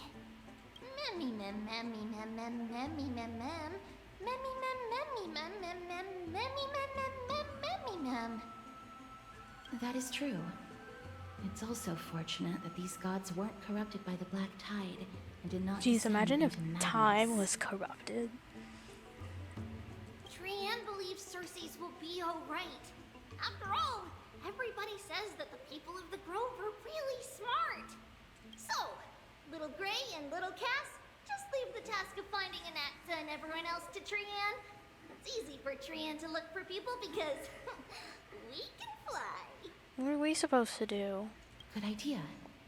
In that case, please bring the weft along with you, Lady Trianne. The golden thread will be much more effective from up above.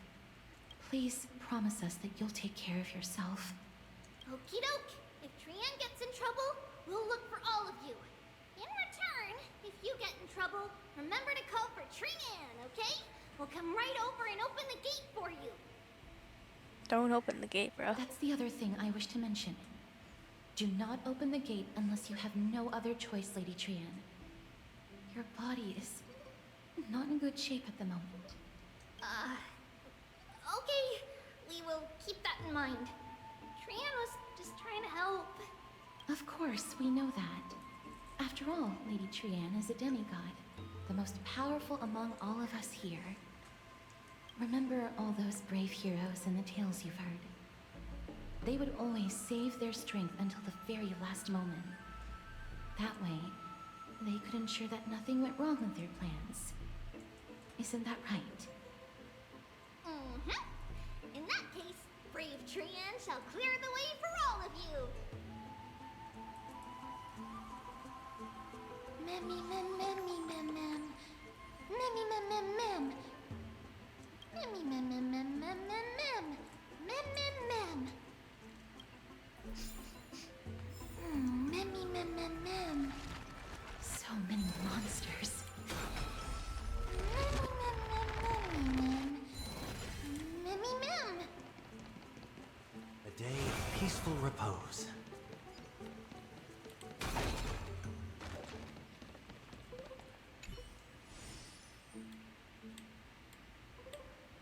Mem. Memmy mem.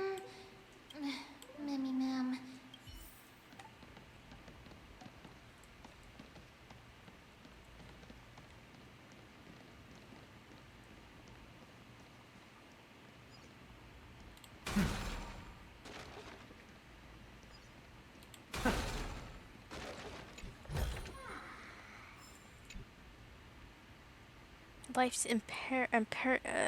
Life's impermanence strikes without warning.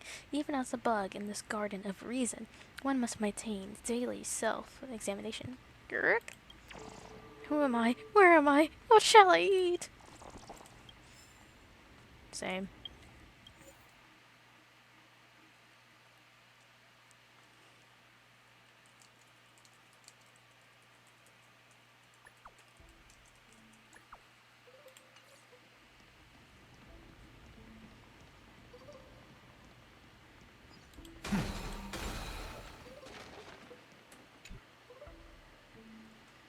It's locked. I can't open it. It was probably sealed in order to ward off the Black Tide. Flaming lance, charge! Save your energy. Yanis's power is far stronger than we could ever imagine. Aw. Memmy mem mem memmy mem mem.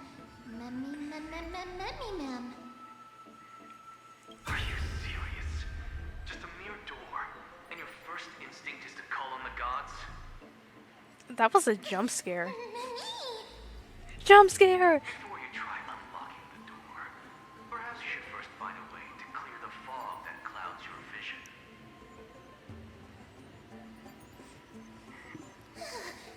Memmy. Oh, like, he scared me too. My name is Anaxagoras.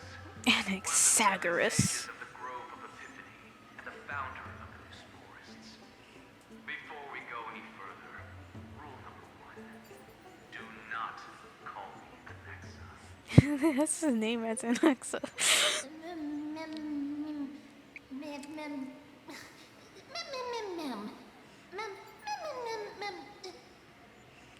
Rule number 2: never interrupt me. Silence is Okay, bro. Just let the man speak. The person standing here and conversing with you right now isn't the vestiges of a memory. Rather, it is the culmination of the greatness of science and the pure, irrefutable, and undeniable exalted truth. Okay. Through the wonders of alchemy, I have shattered my soul and transmuted it into gold before burying it in this spot. You what? These words so that visitors may learn where their next destination lies. That's crazy. Oh, mammy. Nothing is impossible. Having said that, alchemy is not omnipotent. Each time you hear from me, an equivalent part of my soul is being consumed as the price. In other words, this voice isn't created out of thin air. Oh boy.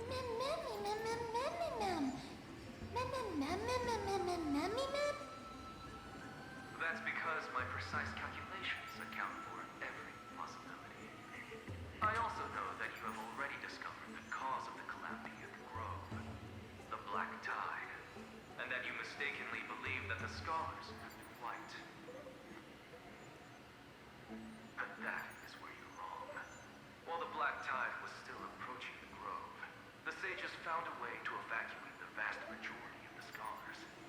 They are heading toward the holy city of Akama as we speak. Only a small fraction of the scholars stayed behind with me to defend the Grove. If all goes well, Cersei's core flame will reach Akama before long. But since you have accessed this message, something unforeseen must have occurred.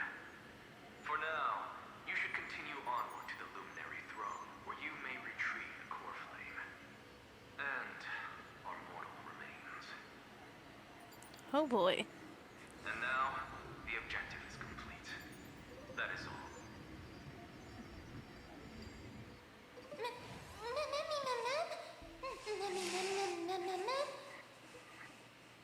Mister, judging from your reaction, you must have found a useful memory. Professor Anaxa? That's a lot to digest at once. I'm sorry. Please give me some time. Why is her V-Sync still broken? He said his name is Anaxagoras. You don't have to take that too seriously. For some reason, he's especially particular about his full name. Professor Anaxa theorizes that all beings originate from the same source and have a similar composition, which in this case refers to the soul. He calls this theory Neusporism. It is an extremely complicated theory. Neusporism? Like noose? Like the ion of erudition? He's onto something. Let him cook. Get him to explain it himself if you're interested. Provided that he is still alive. Yes, that seems like the only good news so far. We can just focus on retrieving the core flame then. I do not wish to consider this possibility. Perhaps they were just unable to transfer the core flame, but managed to escape.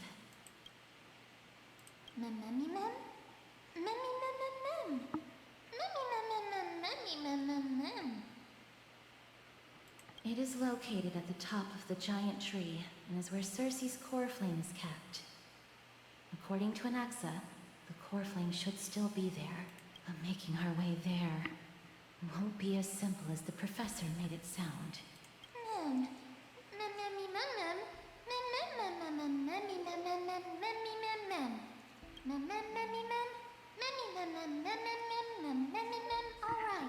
All right. Right. Let's see whether he left any similar directions for us along the way.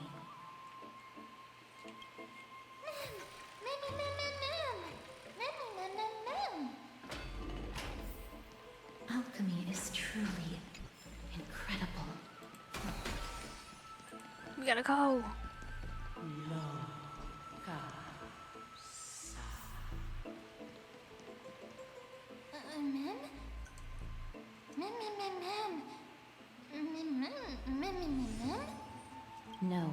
didn't imagine it. I heard it as well. I'm afraid that someone's probably nearby. As we are unable to ascertain whether they are friend or foe, we better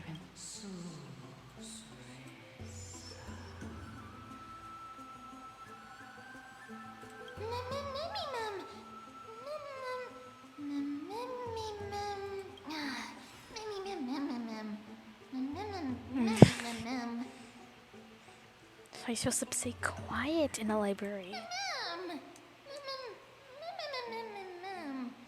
Found it. The voice is coming from over there. Bard?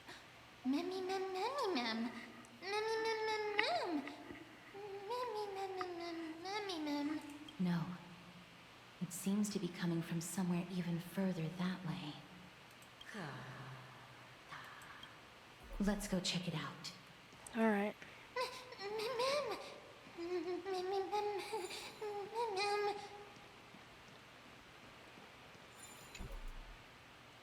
One little sip, just a tiny taste of this honeydew of knowledge, and I'll ace the final exam. Now, since no one's around. No, wait. Are there any more final exams? Wait.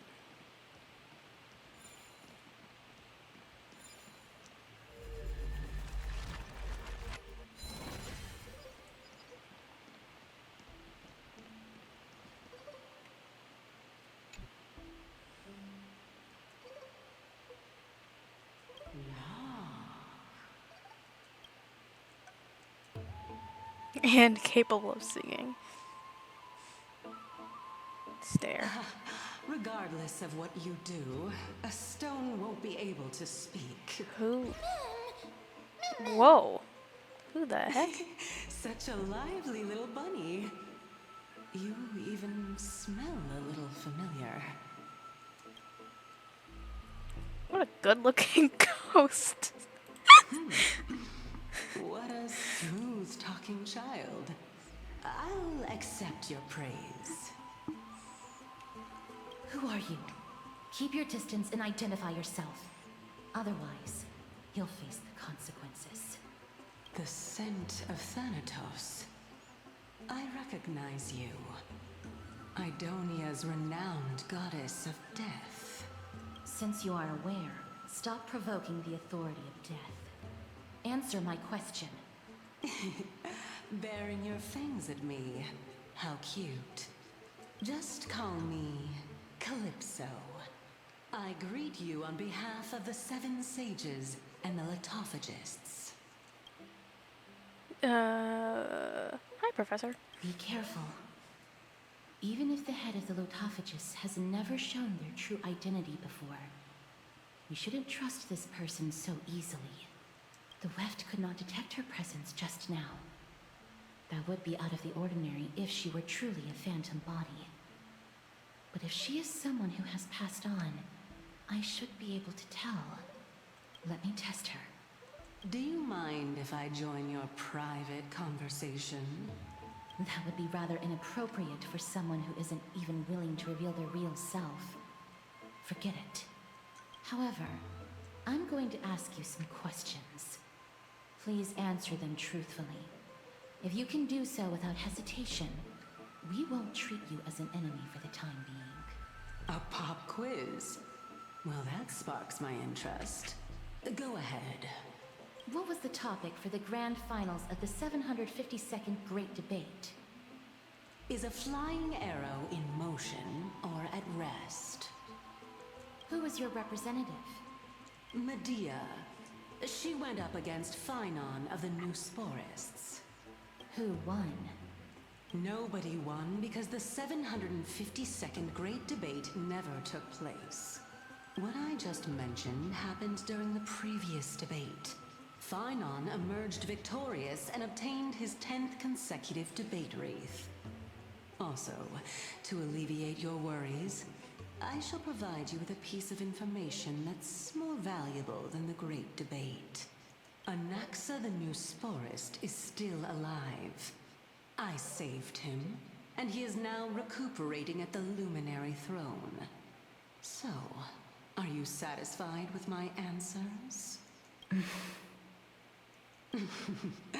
This dumbfounded expression of yours is much more adorable and likable than the previous one. As the saying goes, seeing is believing. Why don't you follow me to the throne and take a look for yourself? I'll keep my eyes on you at all times. Oh, that's truly an honor. Oh my goodness.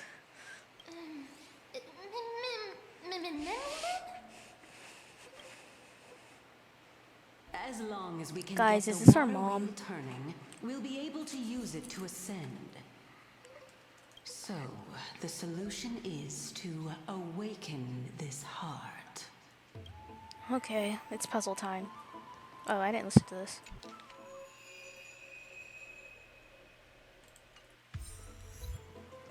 Alright. It's puzzle time, it's puzzle time. What's this thing? The fruits of a long journey. Oh, okay. And that's the lever. Yeah.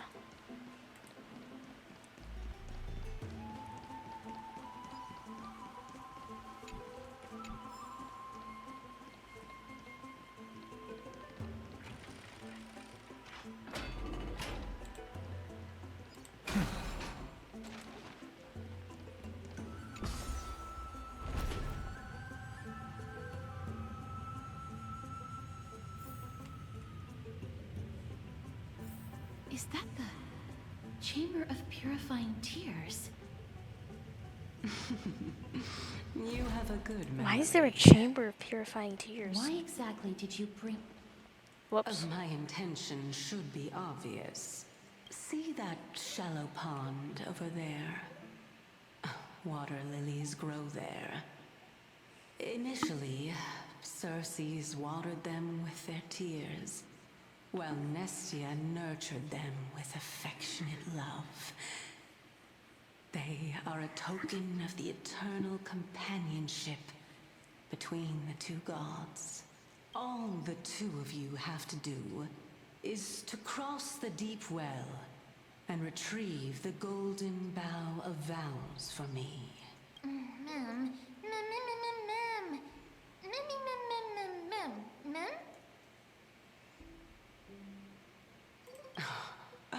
You're making it sound so ominous. We can retrieve it, but I advise you not to waste your time on any schemes. Oh my. I'm helping you to eliminate your worries and obstacles, and yet I receive nothing in return. Besides, the bow is essential for awakening the heart and drawing water out of the source. If you can't find it this time, we can just remain trapped here for the rest of eternity.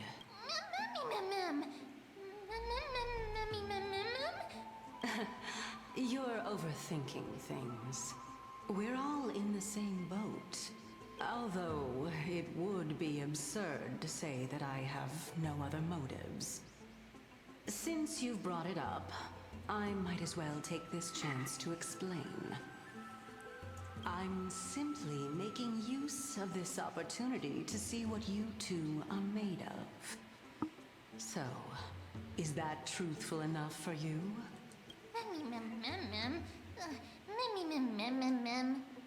Now is not the time for me to elaborate further. So, please proceed. As a student of Anaxa, equivalent exchange should be something that you are familiar with. I cannot deny that. Mister, since our interests are aligned right now, it's better for us to do as she says. Besides, she knows about my past. Even though I'm not able to elaborate much, I can tell you that she has reasons to fear me. If you unfortunately turn out to be her ultimate target, please don't worry. I will promptly intervene.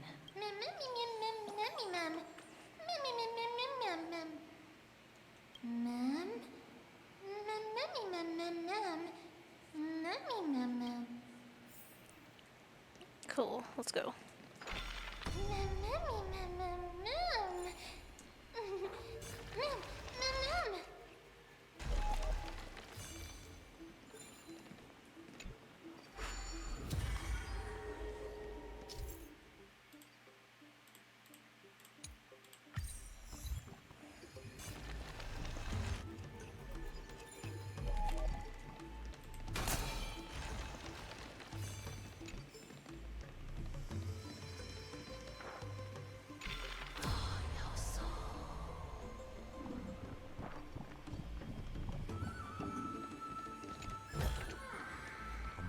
melodious sound that soothes the soul. Huh? There are ichor vessels stored here.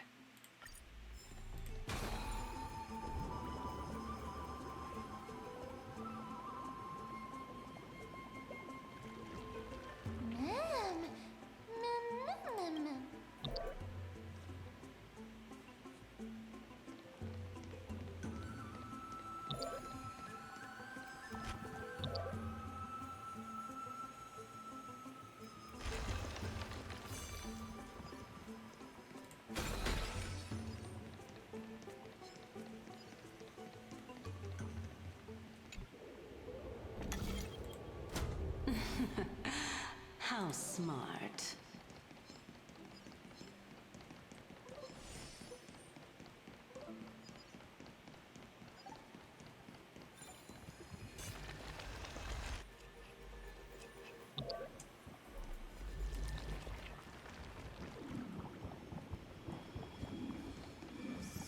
Let's hope that this is not a trap set by her. It's of a long journey. Surely there's another wonder behind this waterfall.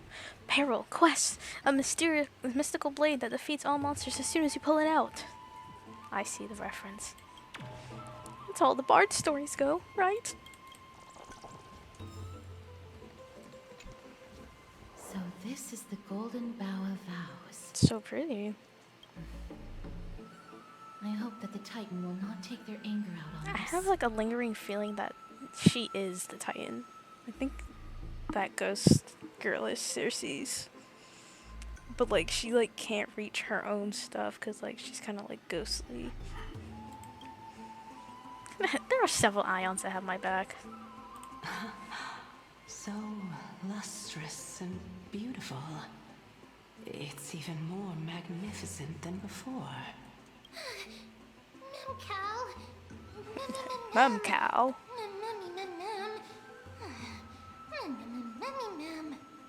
My tiny little heart cannot take it. Yeah, your literal tiny heart. Understood. My apologies, Pink Bunny. I'm truly an all-encompassing species. Is this the legendary Golden Bough of Vows? We'll know once we test it. There's a secret passageway behind the pond. It's faster if we take that path. How do you know this place so well? Well, I'm one of the 7 sages after all.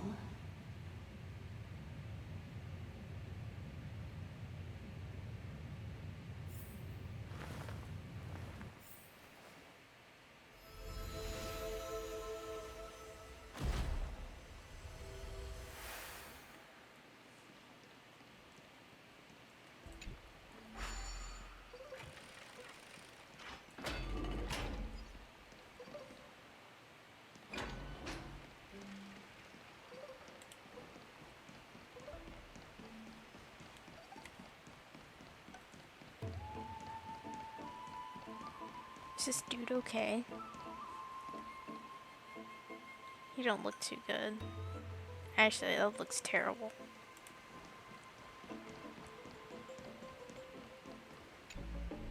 We're here.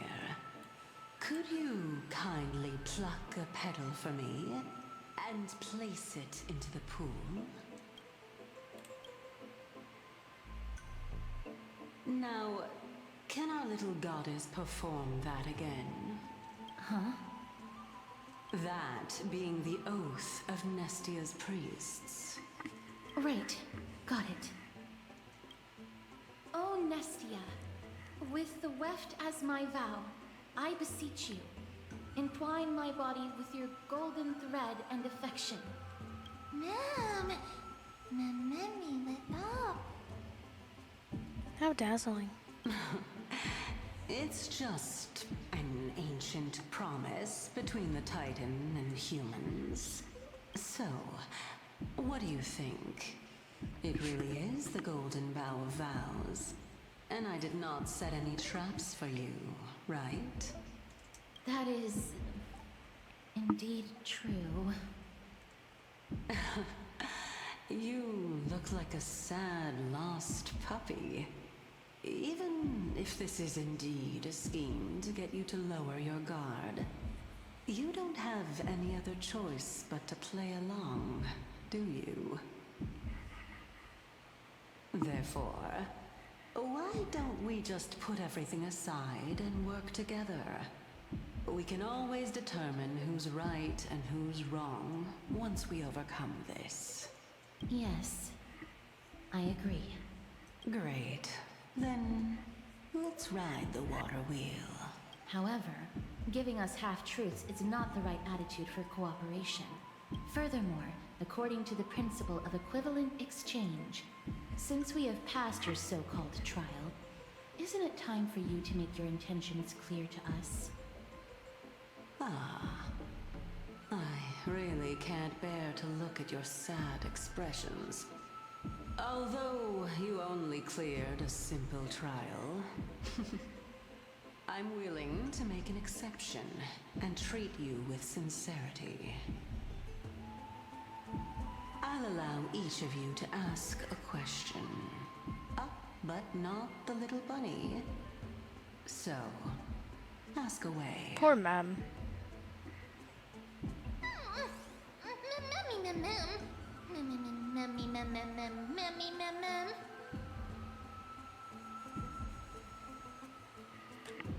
Well, in that case, mister, please go ahead. I get to ask one question. Ah, me first, but why? That's a terrible first question.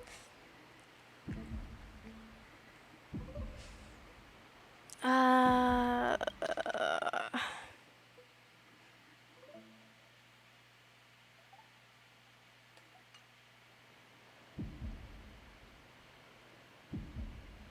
not really interested in who she is.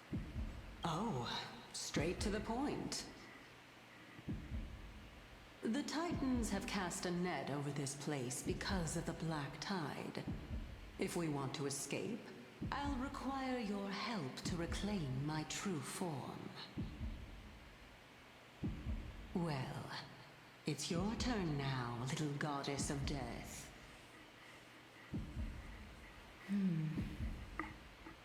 My question is, was your previous answer the whole truth and nothing but the truth?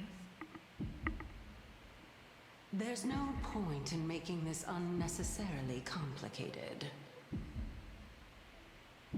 That applies to you as well.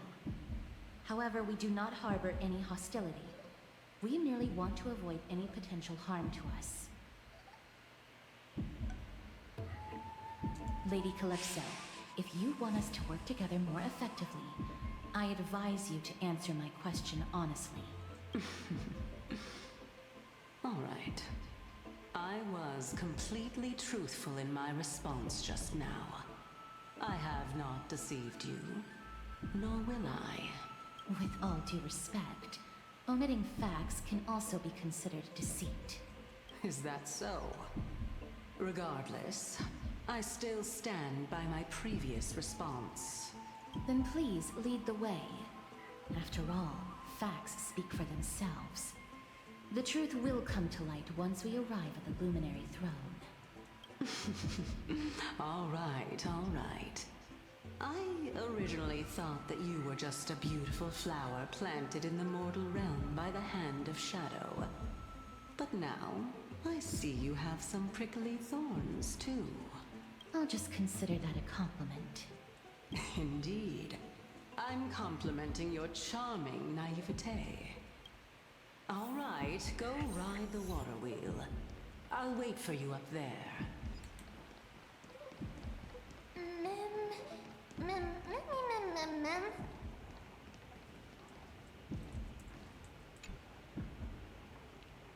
Rick, a human? I've been hiding here forever, yet those monsters never spotted me. Perhaps I'm just too tiny? Almost scared me to death. Couldn't even Rick. Ah.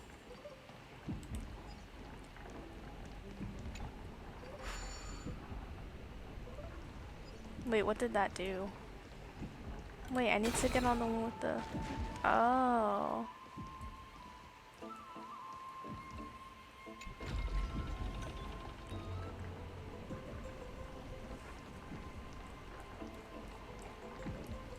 day, night, day, night, Sunday, Saturday, Friday, Thursday.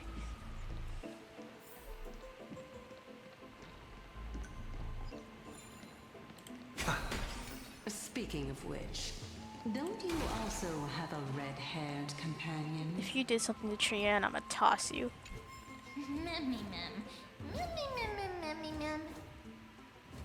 What the heck am I hearing? What does that sound?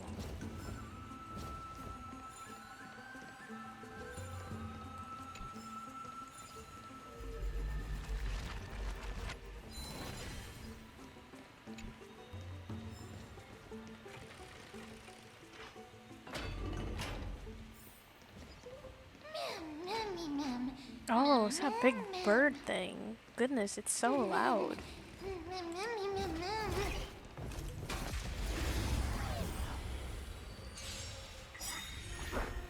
There's no reasoning with you. Those with the loaded gun. Those who dig their own grave. Dreams of a past. Let us dance once more. The dice have been cast. Bust. Or maybe I'll take it all.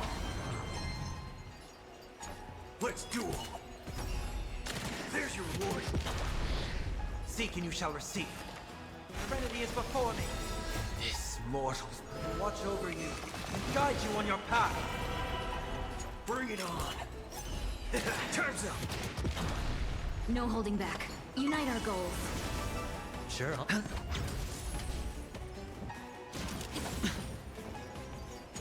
Let's duel. I'll overcome the... Let's seize this fine moment. Clouds scattered. All of you stand still. Bring it on. Those with the loaded gun. Those who dig their own grave. There's your reward. Torment and doubt, farewell.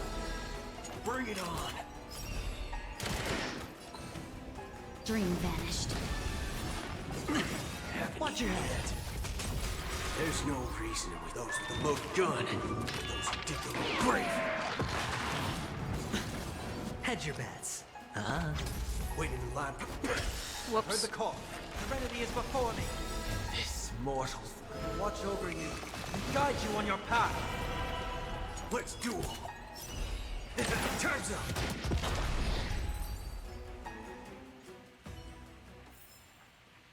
A vast journey awaits. Adventure and observe.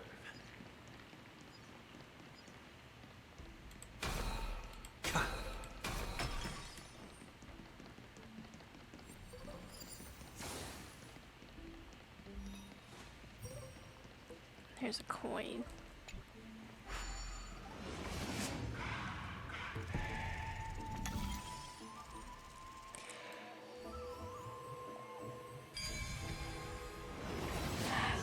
Trian!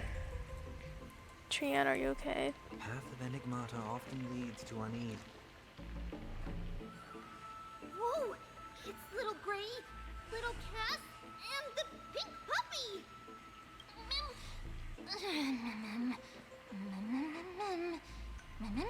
Lady Trian, are you all right? Were you hurt? No, Trian flew high up into the air so the monsters couldn't reach us. Did you find an Nexa? Yup! The spindle that Aggie gave us is so powerful And that Nax. Trian seems to have found Nax.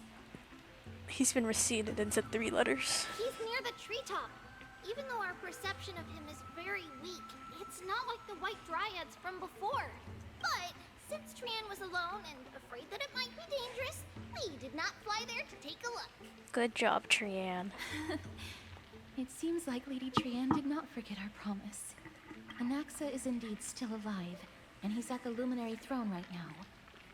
It seems like Lady Calypso did not lie regarding this. Huh? Calypso? Who's that?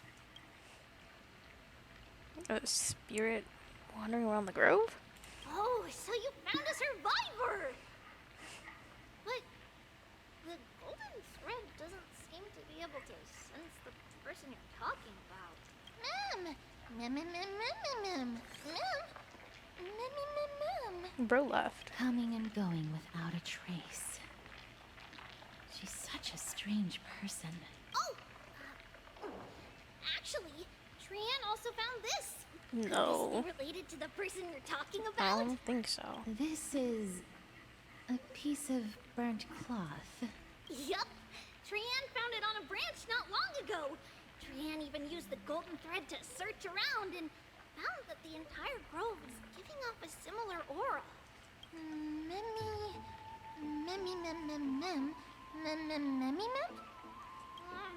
Trian doesn't think so.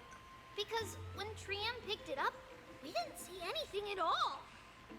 And judging by the golden thread, the aura seems to be all around. Lady Trian, where is the aura gathered at right now? It seems to be... Oh! A little higher and a little ahead of us. The Dome of Devotion. Calypso, just what are you hiding?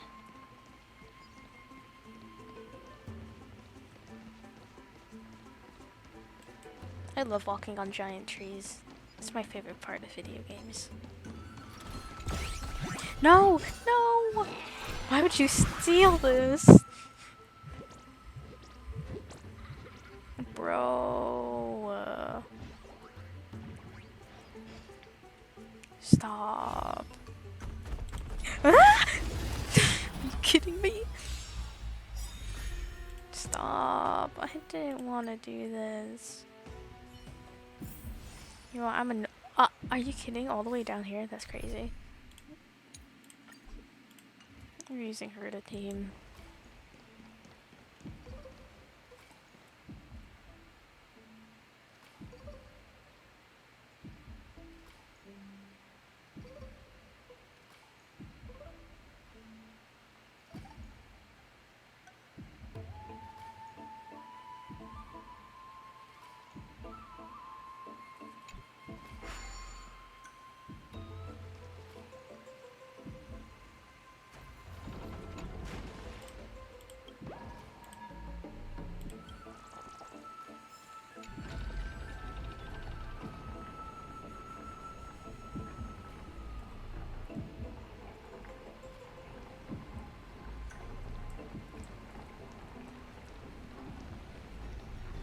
Oh, there's a chest back there.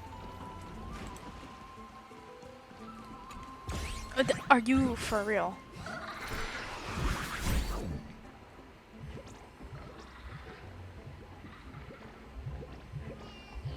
This is more than annoying.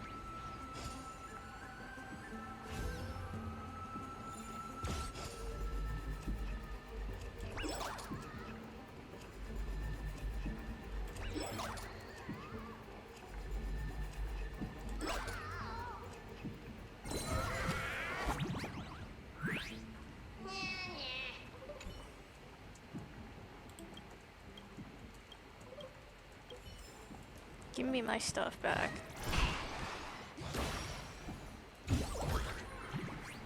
Uh-oh.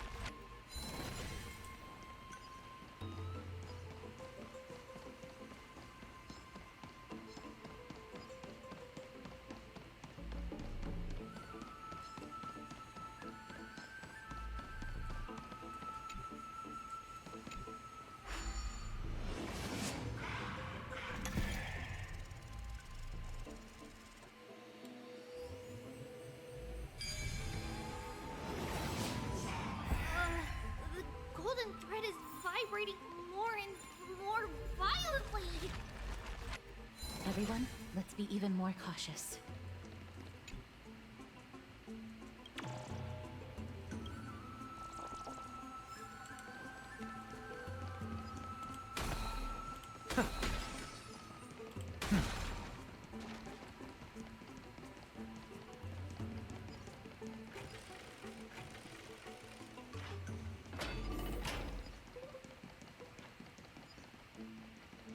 There's no one. Hold on. The butterfly of divine mind is gone?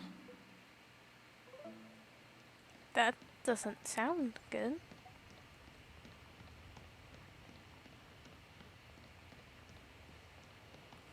That can't be. Was it for fending off the black tide? Or perhaps... What exactly is this butterfly of divine mind? Is it a very powerful guardian monster? No. How should I put it? It's considered a safeguard for the Titan's core flame. This butterfly is created from Nestia's remaining divine mind and bears the responsibility of guarding the core flame. Legend has it that someone can only pass the trial of the butterfly by proving they possess pure and unselfish love within their heart. Only then can they awaken the great tree to open up the path to meet Cersei's. But how are we going to prove it? Mem, mem, mem, mem, mem, You're mem, telling the Titan I love you. Or... Sorry, but even I don't know how. After all, this is a secret My among love for secrets that only Sunday. a select few in the entire grove, and even Amphorius know. Rather than worry about this, Lady Trianne, did the golden thread react to anything around here? No.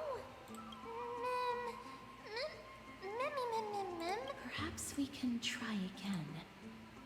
Let's see if the butterfly will still react to the golden bough of vows despite having dissipated. If it's indeed the token mentioned in the legends, there should be a reaction.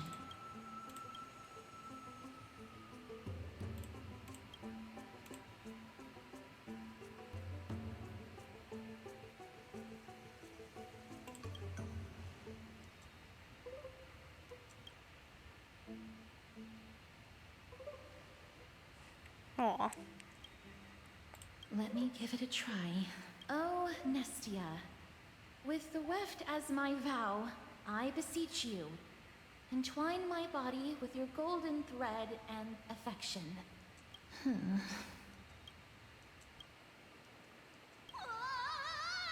Lady Trianne, and even Mem? Where'd Where they have go? disappeared to? Little Gray, little Cass, Lemmy, he's about to burst into flames! What? The voice seems to be coming from the Star Chase atrium. What do you mean Mem is about to burst into... What's happening?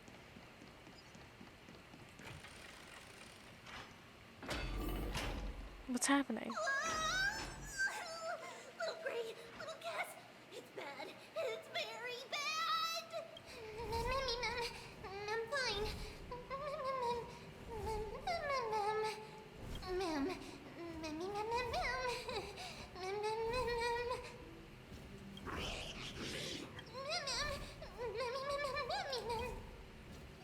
Lady Trianne, what exactly happened just now?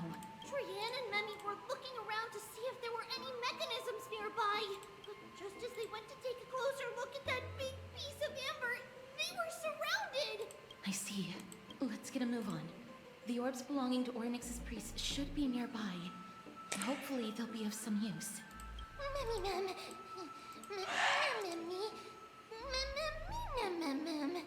Before I'm cooked.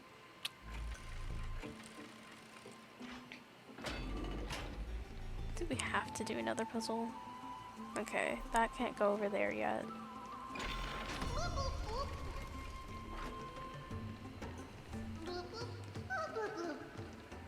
Why? You can bloop now?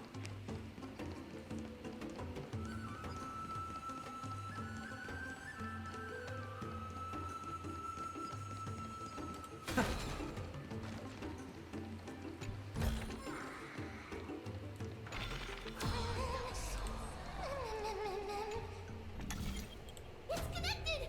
Let's hurry! Memmy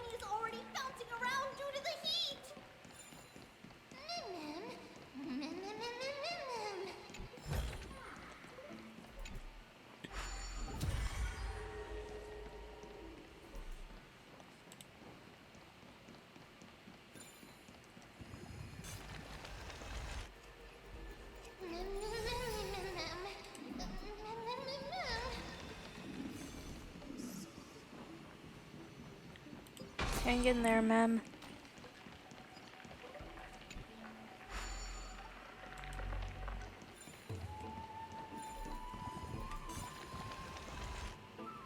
Oh no, I'm starting to smell something delicious. Oh goodness.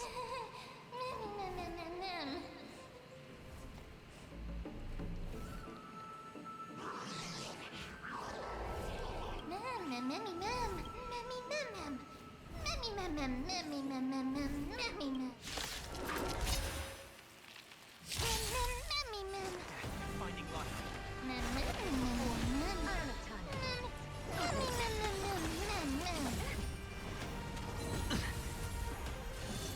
Ma'am, if you were medium well, you wouldn't be speaking. It's on me. Moment of doubt, farewell. Curiosity. Endless riddles. Nothing but a void. Time to twirl! This mortals watch over you and guide you on your path. Never seen perfection before? Expand your thinking. Watch it grow.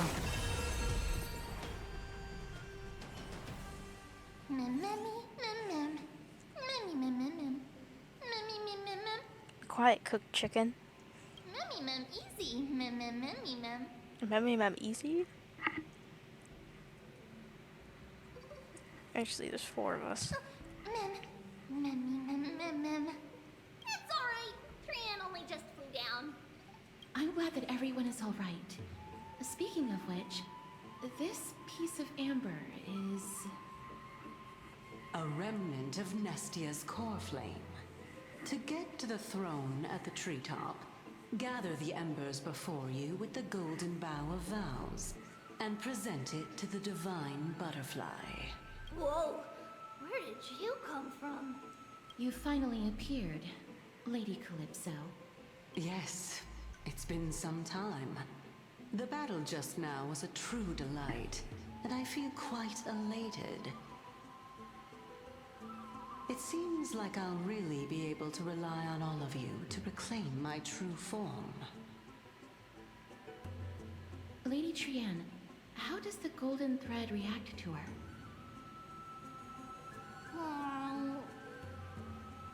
Huh. There's no reaction at all. Obviously. After all, the fragment that you picked up just now is completely unrelated to me. All right. Just do as I say. If you're able to pass the trial, I will tell you everything truthfully. Another trial.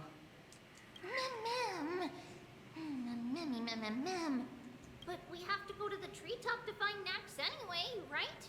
I've got a hunch. Come, let's collect the embers and go confront her. According to Calypso, we just have to...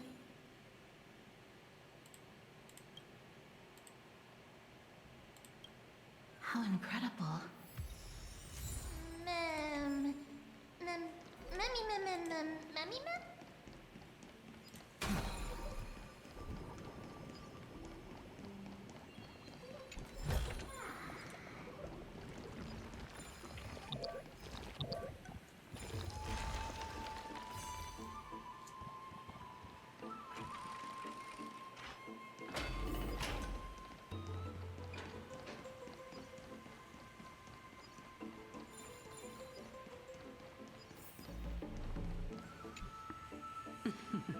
It seems like you managed to gather the embers. In that case, just offer it to the divine butterfly. It'll be fine. Let's just do as she says. Ooh. It's a success! The path has appeared. Nice. All of you have indeed passed the trial. Aww. The sound of a butterfly's wings.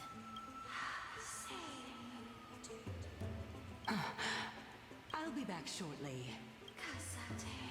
Of course, our promise still stands. But now, it's time for me to sacrifice myself.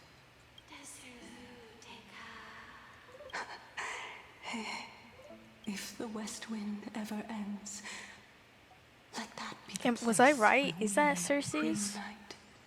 Farewell, my love. Lady Calypso, this is...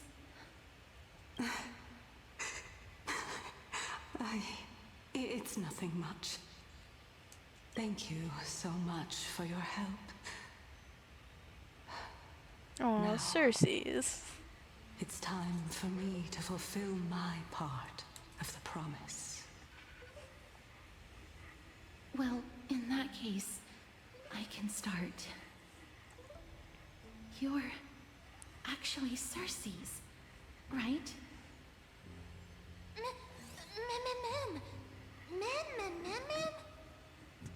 Oh my.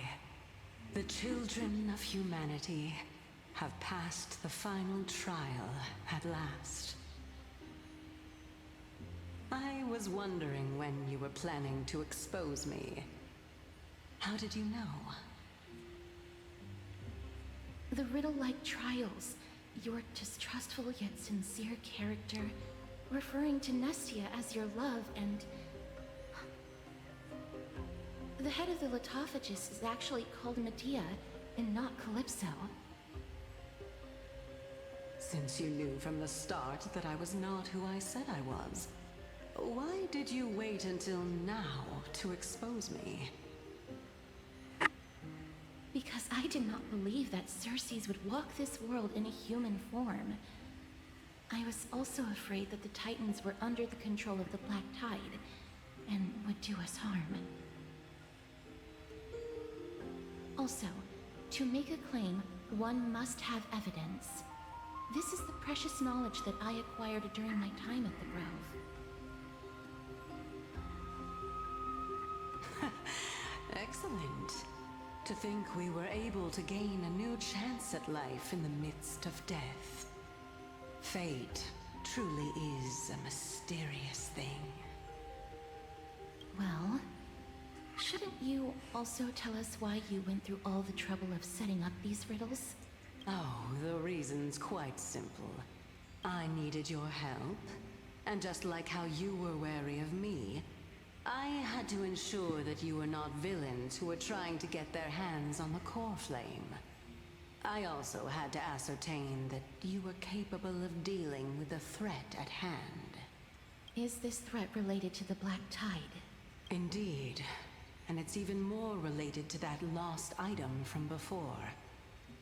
Its owner is a quiet and paranoid hunter who seems to have been reborn from the Black Tide and is attacking along with it. As I could not do anything about him, I split my body up and escaped to avoid harm. I bided my time for a chance to seek assistance. Unfortunately, this was not a sustainable long-term plan. What you mean is that you hid your own core flame? Indeed. I split it into 3. I hid one within the golden bough of vows, and sealed another in the amber, along with Nestia's remaining embers. As for the last one, it's currently in Anaxa's body, which is in dire need of repair. What? Do you mean that you're using such a method? After all, the scholars of the Grove have always been willing to lay down their lives to defend my core flame. As a respected god, it would be too embarrassing if I were to do nothing and simply watch the children of humanity give up their lives for me. Especially that heretic named Anaxa. He did not even hesitate to tear his soul apart and use it to perform a miracle. He trapped all the creations of the Black Tide within the grove, so that they would not be able to harm others. His way of thinking was so out of the ordinary that I felt it would be a waste for him to meet his demise in the Black Tide. And so, I decided to save his life. Of course, this also meant that I was able to conceal myself and remain hidden. Well, that's also an equivalent exchange, right? Ma'am, ma'am, ma'am, ma'am, ma'am, mammy, ma'am, ma'am, mammy, ma'am, ma'am, ma'am, mammy, ma'am, ma'am, ma'am. What a smart little bunny. This way, I'll be able to regain my true form, and you will be able to bring the core flame and your teacher back to Alchema. We'll also take down the black-robed swordmaster at the throne, together in one go. But, Cersei's, aren't you the reason Titan? Even if I do not have the authority of strife, I'm still a god. I just need you to buy me some time against the warrior's blade. Once the core flame is reformed, I'll be able to show my hand. Let's take him down in one go. Excellent. Then just continue climbing to reach my throne. Turn the golden bough of vows into firewood to reignite the core flame of reason.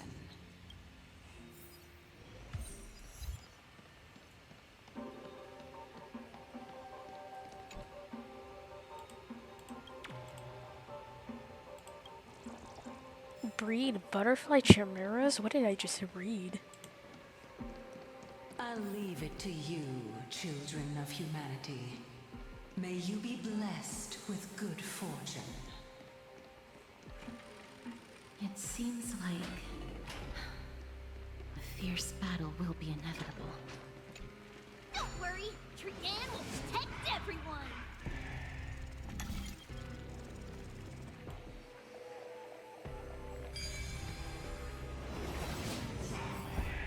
Ahead lies the Luminary Throne, and also the battlefield that we're about to step onto. Ma'am, mammy, ma'am? Memmy, what's wrong? Mammy, ma'am.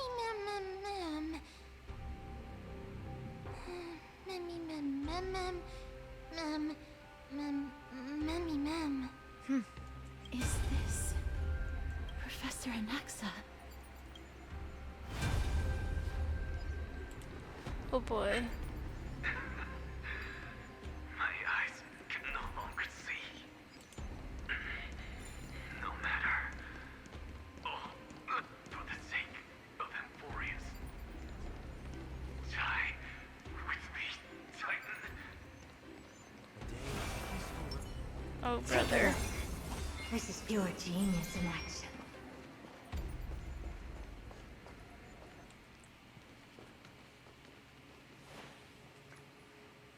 Ma'am. Cersei's was right. He's indeed here.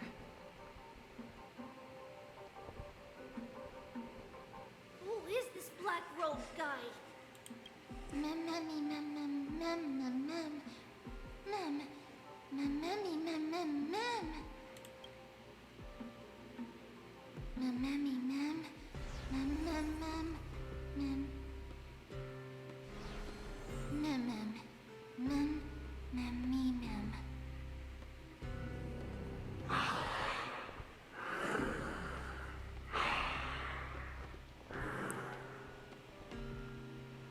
That cape looks so cool. Everyone, brace yourself.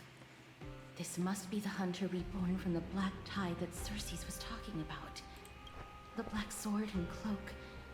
Black sword? It was The that owner of the black? piece of cloth. The north wind that sent over the deathly fog of Thanatos. You're not demigods. Stand down or die. I mean, Trian is right there, but okay.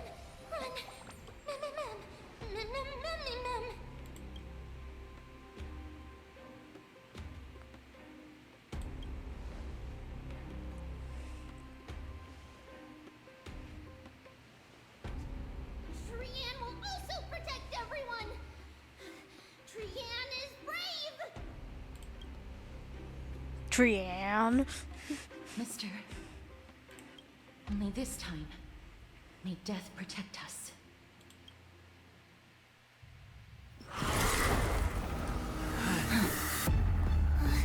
Be careful. One slash. Whoa. 2 slashes.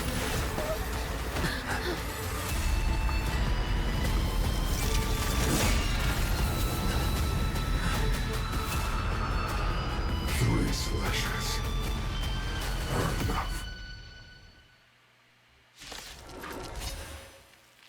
Who exactly are you? Facing certain death, yet finding new life. Are we finding new life with this one? The dice have been cast. Bust. Or maybe I'll take it all. I don't want to play this in fast. Let's go slow. Serenity stands clear before me. What's wrong? Never seen perfection up close before. Here I come. Ready or not. No dirty tricks, alright. Watch your head. Score. All in. You must be honored to meet me. Alright, I'll call your bet. I will overcome the thorns. Wait. This mortal form. I will walk with you, watch over you, and guide you on your path. Torment and doubt, I bid you farewell. Curiosity is a endless riddles, but the answer is nothing but a void.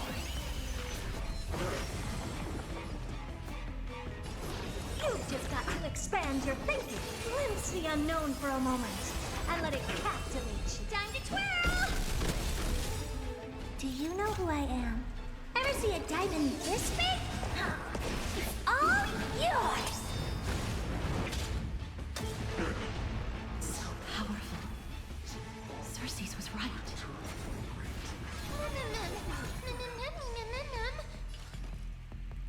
Maybe you can keep it down? Torment. Better hedge your bet. Serenity stands clear before me. This mortal form.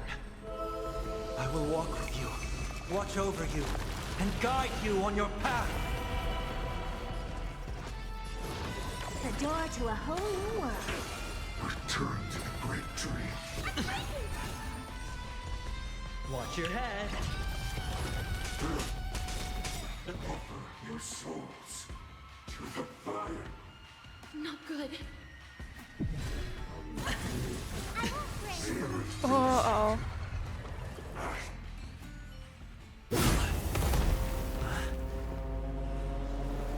In that case.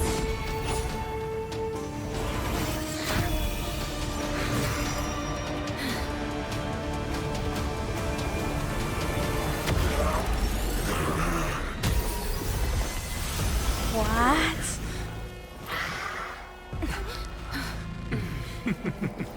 Can't be killed in a single blow. You are indeed no ordinary human. What?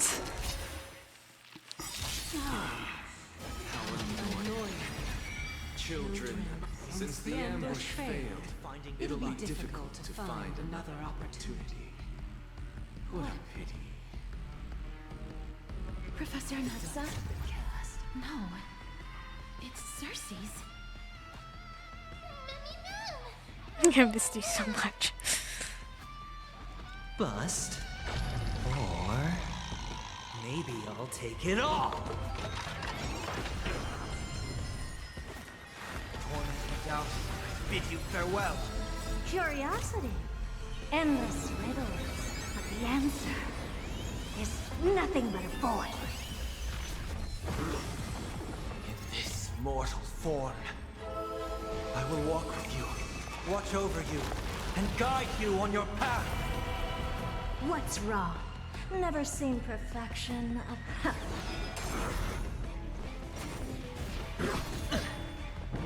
All in.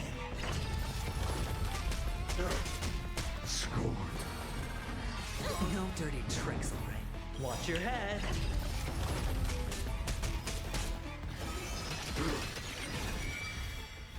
Do you know who I am? Ever see a diamond this big? It's all yours!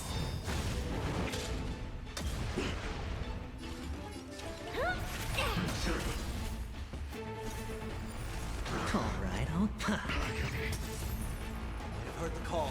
Serenity stands clear before me. You've just got to expand your thinking. Glimpse the unknown for a moment, and let it captivate you. Time to twirl! That was tough.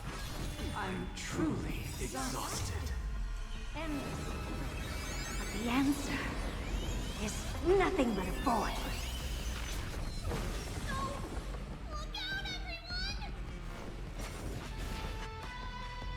What's happening? This is bad. Century Gate, open!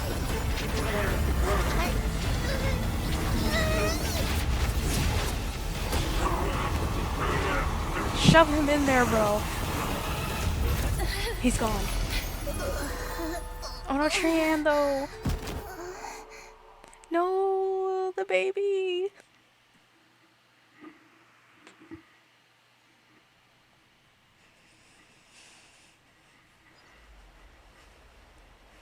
How did we get to Akuma shortly after? Phew. That was a close call. Thank goodness that we returned to Akuma unharmed. I never want to leave the holy city again. Little Cass, my head. Aww, Trian. Sorry. I know you told me not to open the gate.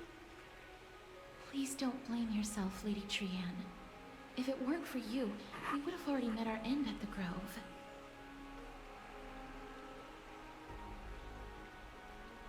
I feel awful.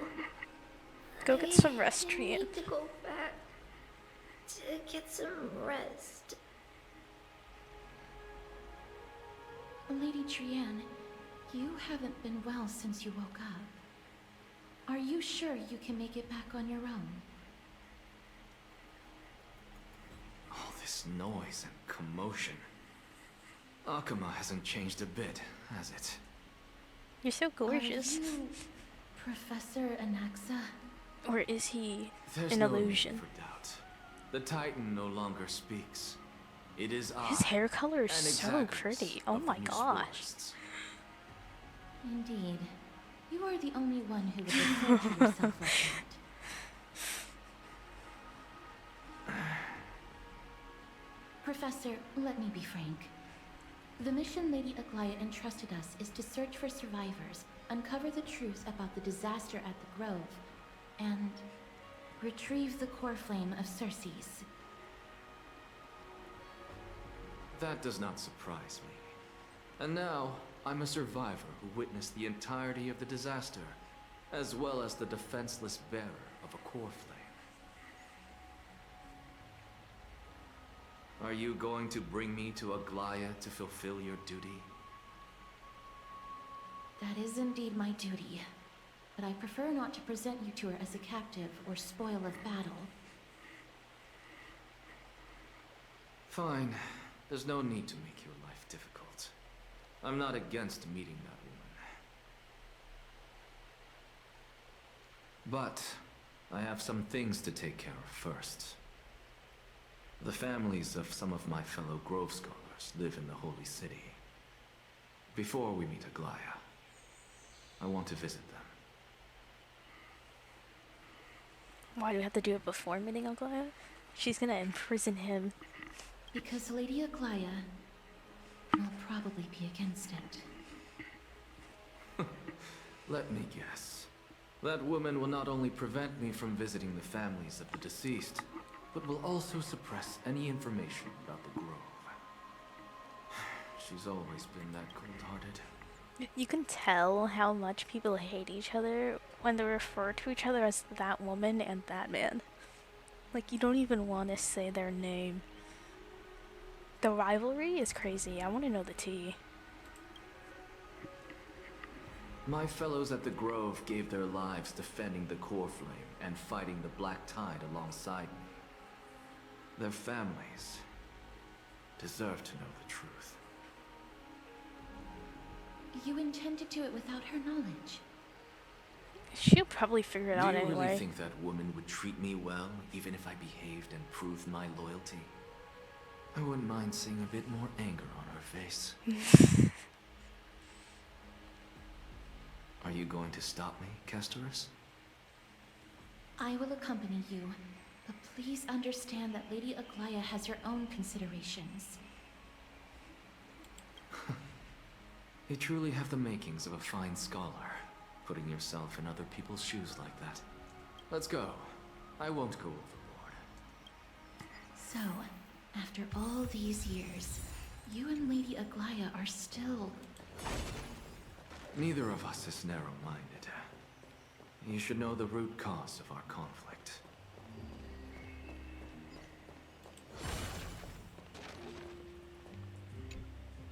Hello. And you are? Hello. If I'm not mistaken, you are Kalinicus's wife, right? Yes.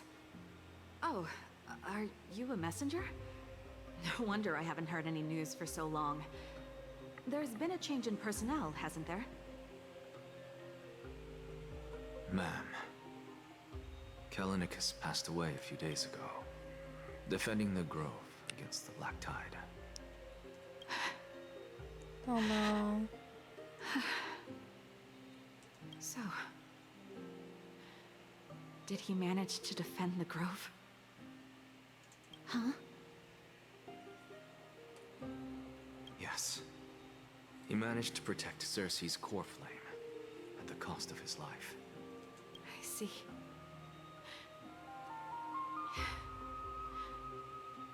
I'll select some of his possessions and pick a nice resting place for him. Please let us know if you need any help, ma'am. I come from Kremnos. Death and sacrifice are things I've learned to face with composure. You know, Kalinicus, even though he was a scholar, he'd always ask me to teach him how to fight whenever he came back. Isn't it funny that a Chrysos heir like him wants to learn from an ordinary person like me? I've been prepared for this for a long time. In times like these, any ordinary goodbye might just turn out to be a final farewell. I'm really sorry. There's nothing to be sorry for. I was once a warrior, and I'll find my way back to the battlefield someday. With the coming coronation of the new king of Kremnos, I'll take up my lance against the creatures of the Black Tide, and seek vengeance for my husband.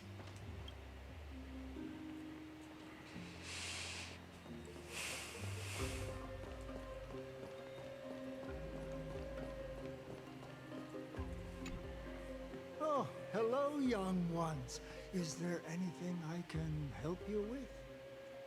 Are you the father of Kenani and Artakama?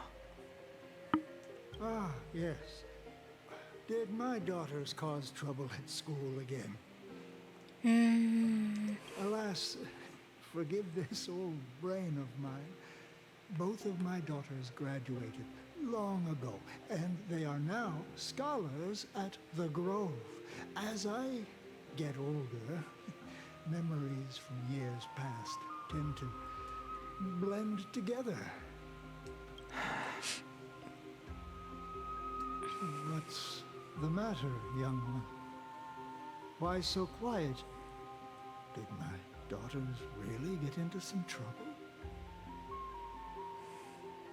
If they refuse to apologize, just let me know. Their old dad can still talk some sense into them. What should we do? I really can't tell him. Don't ask me, I'm getting all teary-eyed as well. Mr. Fabio, the Black Tide took Kenani and Artakama. What? They fought until their last breath against the Black Tide to defend the Grove.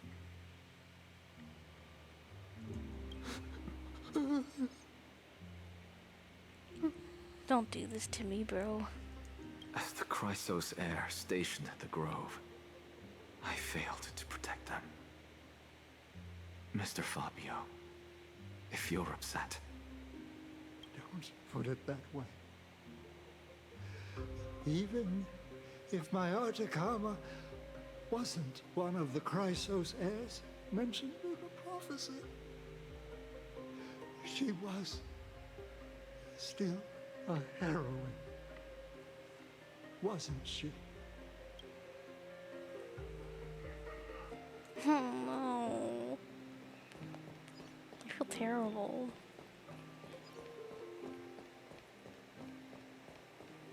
What's Dad talking about? What's wrong? I'm busy. There's a lot going on in the city, and I've got my hands full. Mister, we're sorry to bother you, but...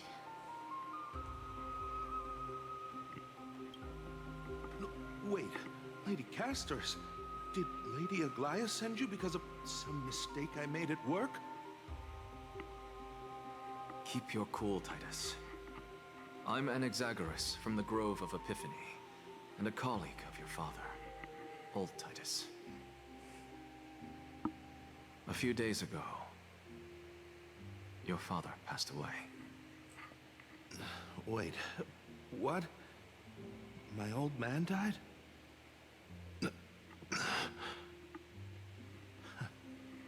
That's no shocker. At his age, he was due for the River of Souls any time. How can you say that? He's your... Just up and left me behind. That old man. I've been telling him for ages to stay in the Holy City and enjoy his retirement. But no, he just had to go off to that grove and mess around with those scholars. Still wouldn't budge after all those arguments. That stubborn old thing. I already got him a retirement home and was waiting for him to come around. All my effort is wasted now, and he didn't even give me a chance to say goodbye. That bull-headed old man, stubborn as a mule. That is it. That's all the colleagues' families that I remember. Those who sacrifice their lives and their families are truly admirable. Good work, Mister. And Professor Anaxa. Let's go. Take me to see Aglaia. All right. I'll lead the way.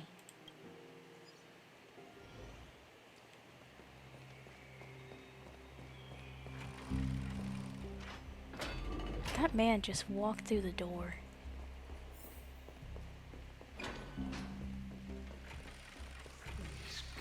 Not the spirit thief.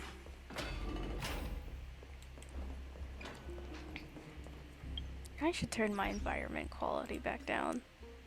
This computer is not gonna last any longer.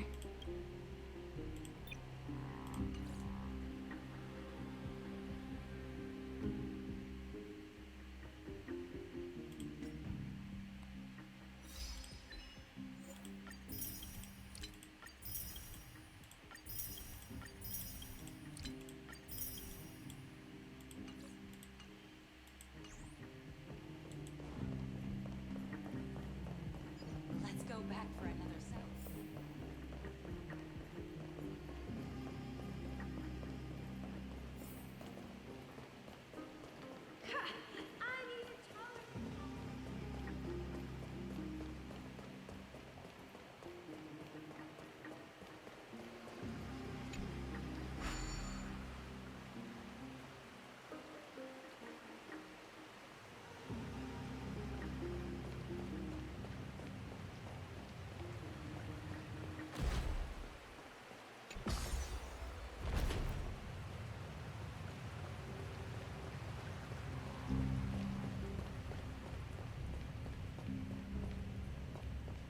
Guard.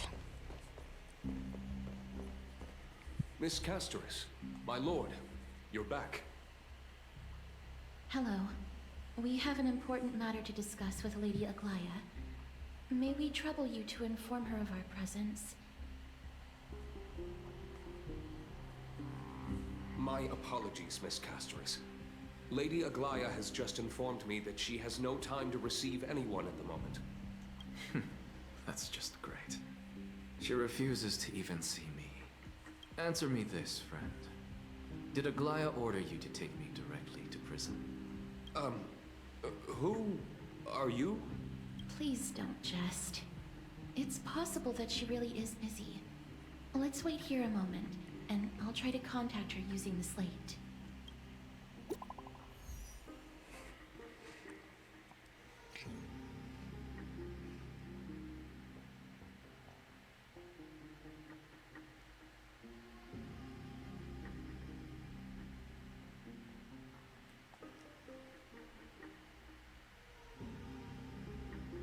Okay.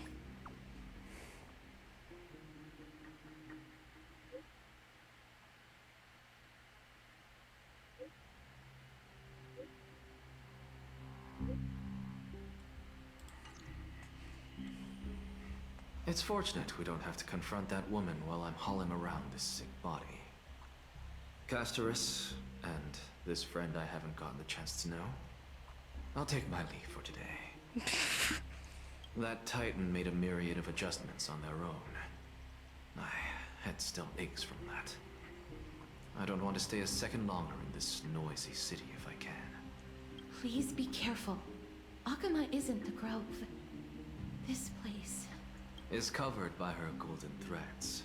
I know. That woman is extremely confident I won't escape her grasp. Don't worry. As I said before, I'll mind my behavior. Mister, so many unexpected things happened on our journey to the Grove.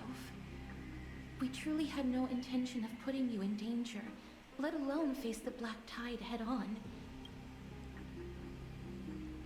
We made it back alive.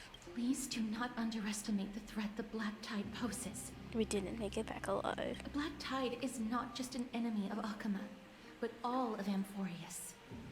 Even back when the forces of strife coveted the Holy City, their warriors still undeniably halted the Black Tide outside Castrum Kremnos. Negador's core flame now sits vacant, and the Black Tide has returned. The Grove is an academic city with the best understanding of the Black Tide.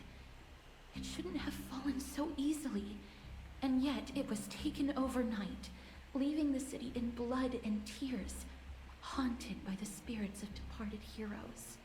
The trial of strife is imminent. I pray MYDEI will be able to steel his resolve soon. Lady Treeby once traveled across thousands of cities in Amphorius to repel the Black Tide. But even they have no where is recollection Mem? of this powerful enemy in all their journeys. Perhaps the fall of strife has triggered even more terrifying events in unseen places. As for me, I detected a strong stench of death from that entity. But it wasn't because it had a connection with Thanatos. I'm afraid it's purely because it has sent countless others to their deaths. Speaking of Thanatos, Mister, there is something else I wish to verify with you. You must have an idea of the curse I bear by now. I was born as the shadow of death, a poison shunned by all living beings. Yet when you caught me in the grove, I'm curious why you weren't affected by my power, Mister. I'm just special like that. I forgot until you brought it up. My apologies for the abrupt question. For all my life, I've always wondered, what is my connection to death? And why am I inextricably linked to Thanatos? Mister, You must be tired after being on the move these past few days. Please set aside the tragedy at the Grove for now and rest for the day. I have a theory. I have a theory cooking. I'm gonna yap.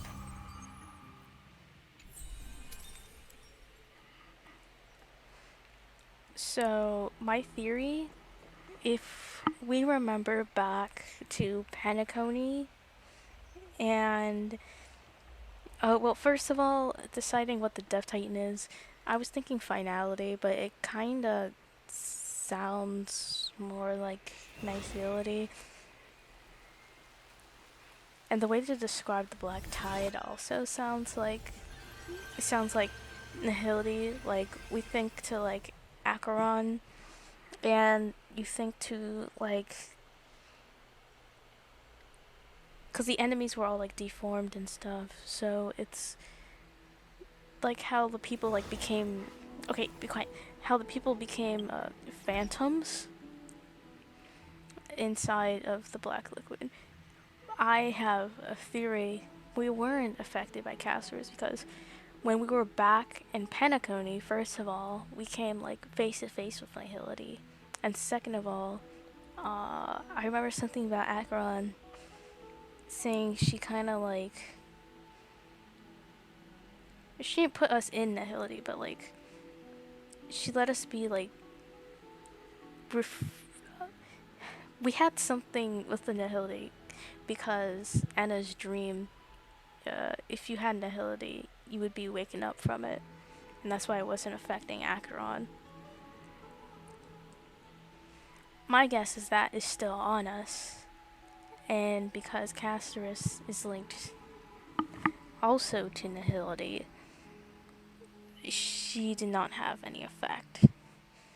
That could be wrong, but right now, honestly, that's the only connection I'm seeing between like what Acheron did to us in Penacony, and then we come here, this is also nihility, and it doesn't affect us because we were already basically drenched by Acheron. And they also show that little shot of Mem being Cyrene, so there go the theories of people thinking Mem was March.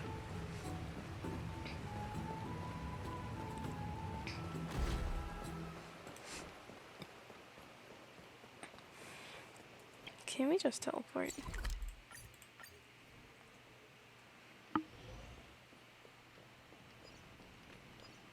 I'd love to go in and take a look.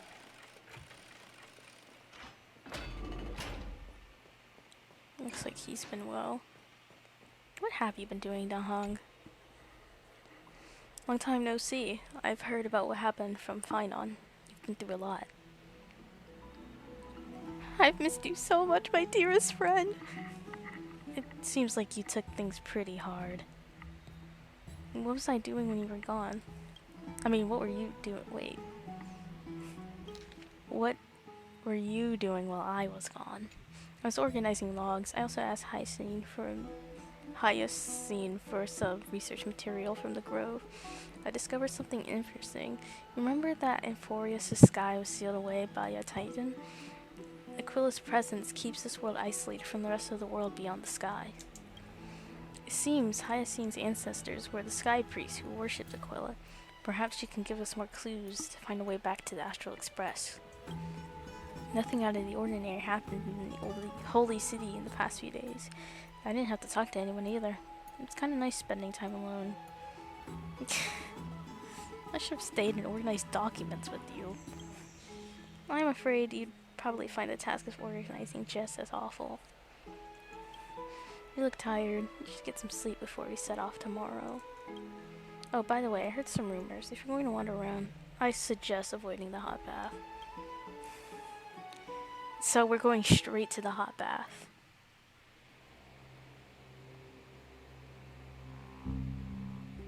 Trianne? What's wrong? Is there trouble at the Grove? Yes, I sensed something. It was fleeting, but very strong. It feels like they're in some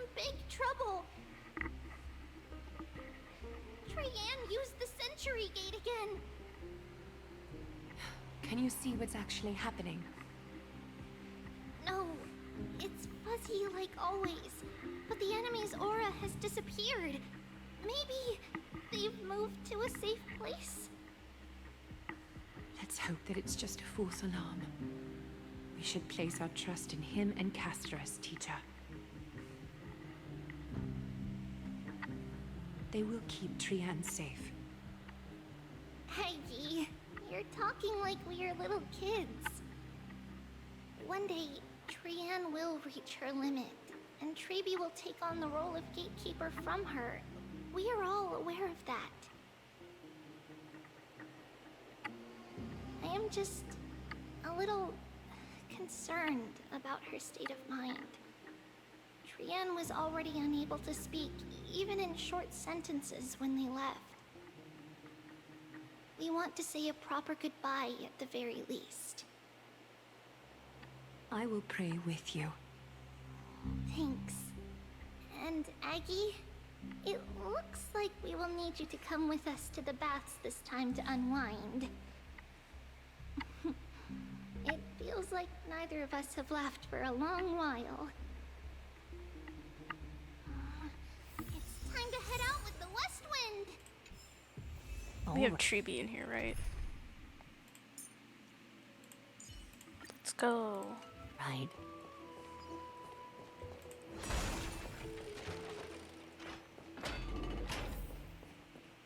Here's really hot and heavy. Has it always been like this? Is someone injured over there? What happened here? Watch out! Watch out! For the Kremnoan! Kremnoan? This is their doing? Aggie, now's not the time to dwell on that. Let's help the injured people first. Excuse me, coming through. Oh, you two are here as well. That's a relief. Even the Twilight Courtyard is involved? What in the world happened here? I actually just came to relax. But as soon as I got here, I saw all these people lying on the ground. I've examined them, and they don't seem to be seriously ill. It feels like they've just spent too much time in the hot water. Multiple individuals fainting simultaneously from the hot pool steam? Where is the manager of the baths? He disappeared, and no one knows where he's gone to. Some people have been saying that the Kremnoans are behind this. Lady Aglaya, what do you think about this? Let these people rest. The two of you, please come with me. Have you thought of something, Aggie? Yes. While their intentions elude me, it's time to bring this farce to a close. What's going on?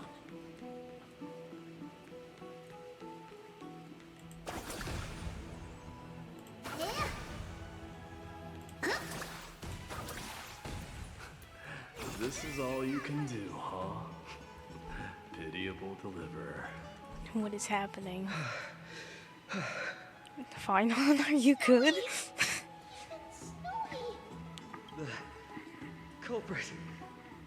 The culprit is Maitamos. What is happening here? The pointing is crazy. It's just another duel where I claimed victory. Why did you duel? As I expected. On the surface, these two are the mightiest warriors in the Holy City, but they're still impulsive youths at heart. Speak up, Mighty. Tell us exactly what kind of foolishness you and Finan indulged in this time. Uh-oh, Rose in trouble with Mom.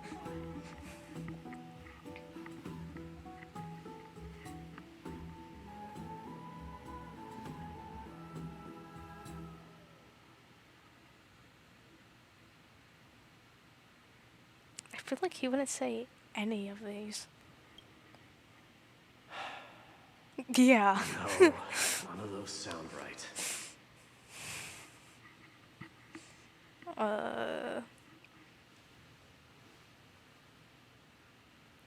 still wouldn't say any of these. Forget it.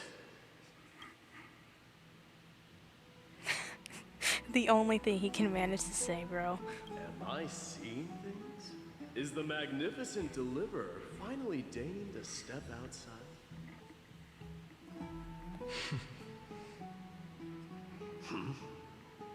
What kind of response is that?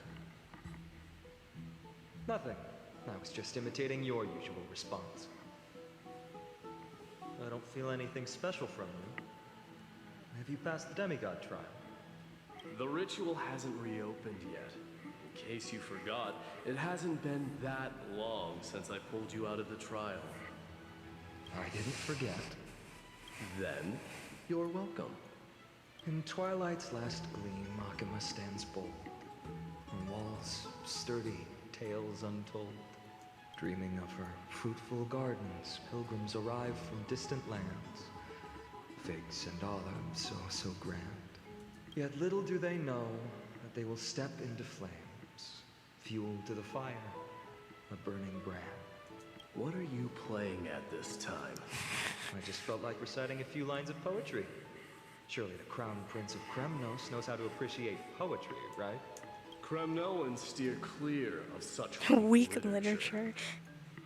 But my library doesn't lack collections of this kind.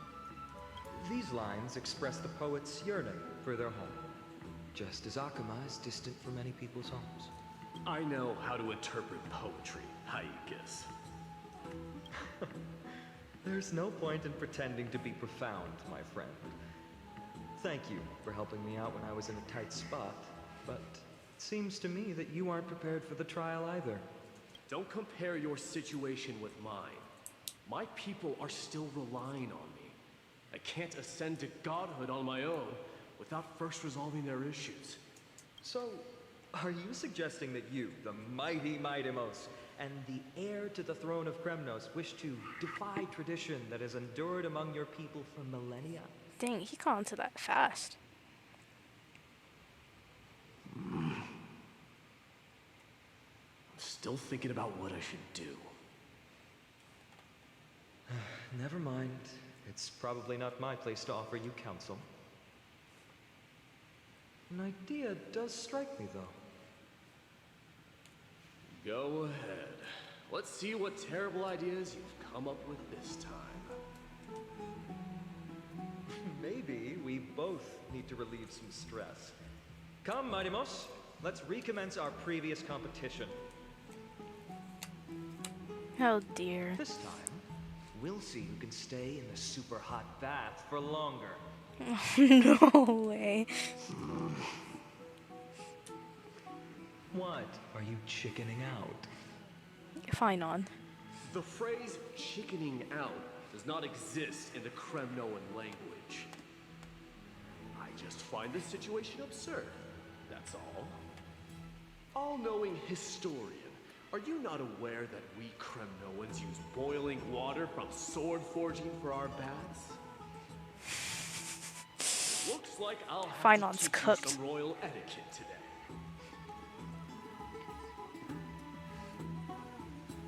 And thus, an unprecedented sauna battle commences!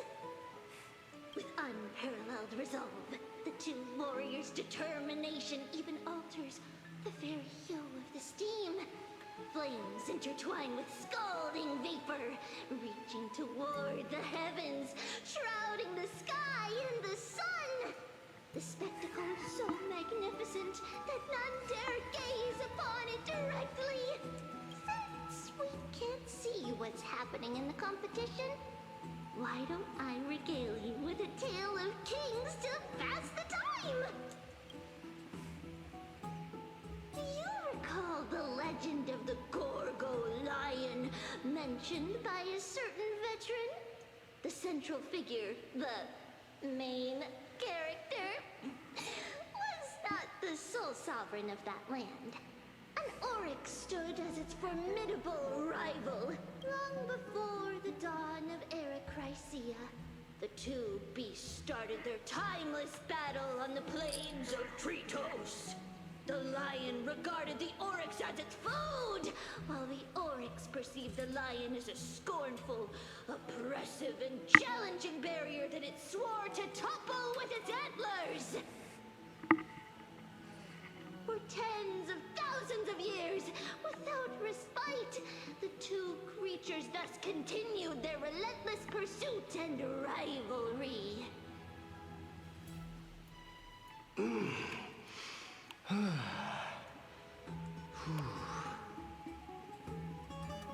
It fixated on its rival's fleeing form in the chase.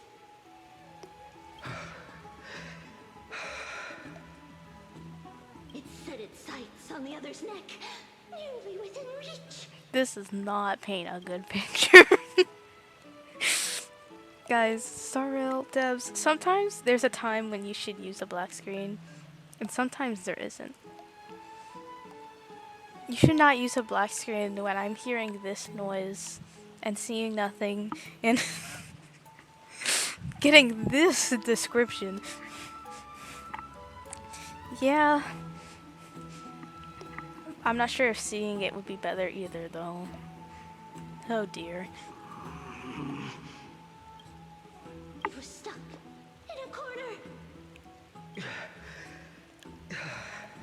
had nowhere to escape. On the land of Amphorius, some lives meet their end at dusk, some at dawn, and yet others are fated to perish under the blistering sun at noon. And at last, the most scorching moment of the day descended upon them. The formidable hand of fate heeded their call and arrived! My lords, would you like me to reduce the temperature a little?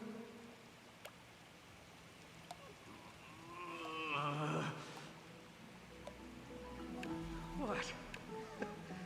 You're chickening out already? Get lost. Are you asking me to get lost, or...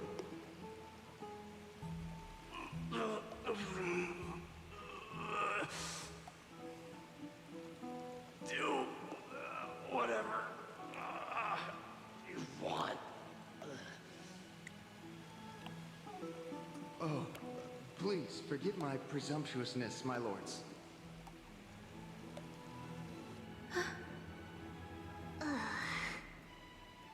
What a spectacle of folly. This is what you get for daring to challenge a Kremnoan without understanding your own place.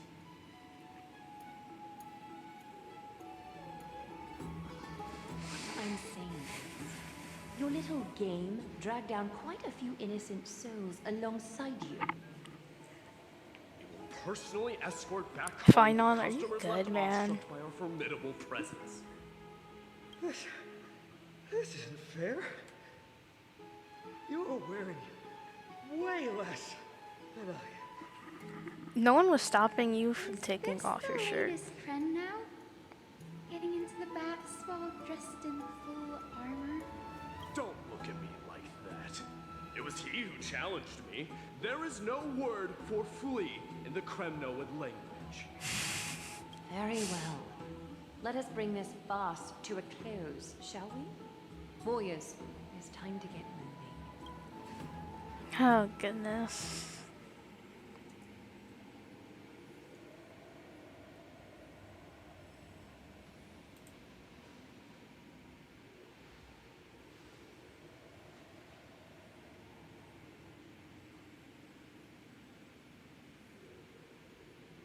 Alas, the flame chase journey is destined to be a lengthy one, replete with obstacles. But thanks to those two, all the gloom has vanished into thin air. Oh, we just had quite the commotion. It's not every day we find the Marmorial Palace this serene. Shall we continue with our previous plans? Hyacinth, would you care to join us? Such an empty bath is indeed a rare sight. I was looking forward to unwinding after work. I'd be delighted to accept your invitation, Lady Treevee. How about we go to the biggest bath?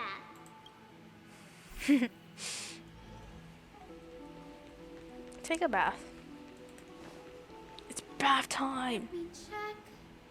The water temperature feels just perfect. Let's hope Alglea doesn't pee again. So, how is the feeling of having the entire bath to yourselves? It's so good. Aww. They're enjoying themselves for once.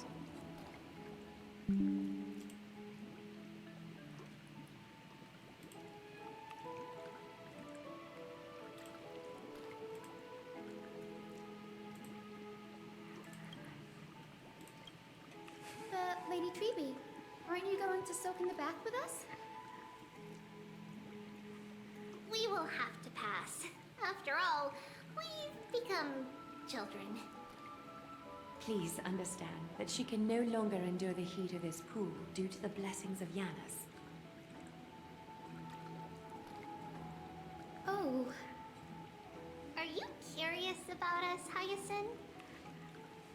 I am, but something tells me that it might be better to change the topic. Don't get all nervous. It's not something we can't discuss. The truth is, a long, long time ago, we were a mature adult just like Aggie. Then, because of reasons, we inherited Yanis' divinity and gained the power of passage. Plot convenience. And in return, the price we had to pay was the splitting of our soul. Each opening of the Century Gate intensifies the strain on Treeby and the others. They are gradually regressing towards infancy, both in body and mind. We don't know what awaits us at the end either, but anyway, that's why we've turned into children. In that case, when you opened that giant sentry gate above Akama during the battle against Nikador. Well, there's no way around it. We all know that the flame chase journey won't be a smooth ride.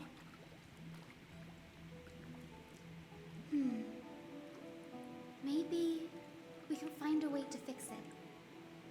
The primary research focus of Noose Forests is the soul. We explore its depletion and methods to restore dispersed souls. As long as research continues, there might be a breakthrough that can help. We will do everything we can. So your first reaction is in fact denial. You're indeed an Access student. I look forward to your good news, Hyacinth. Now there's another reason to look forward to tomorrow.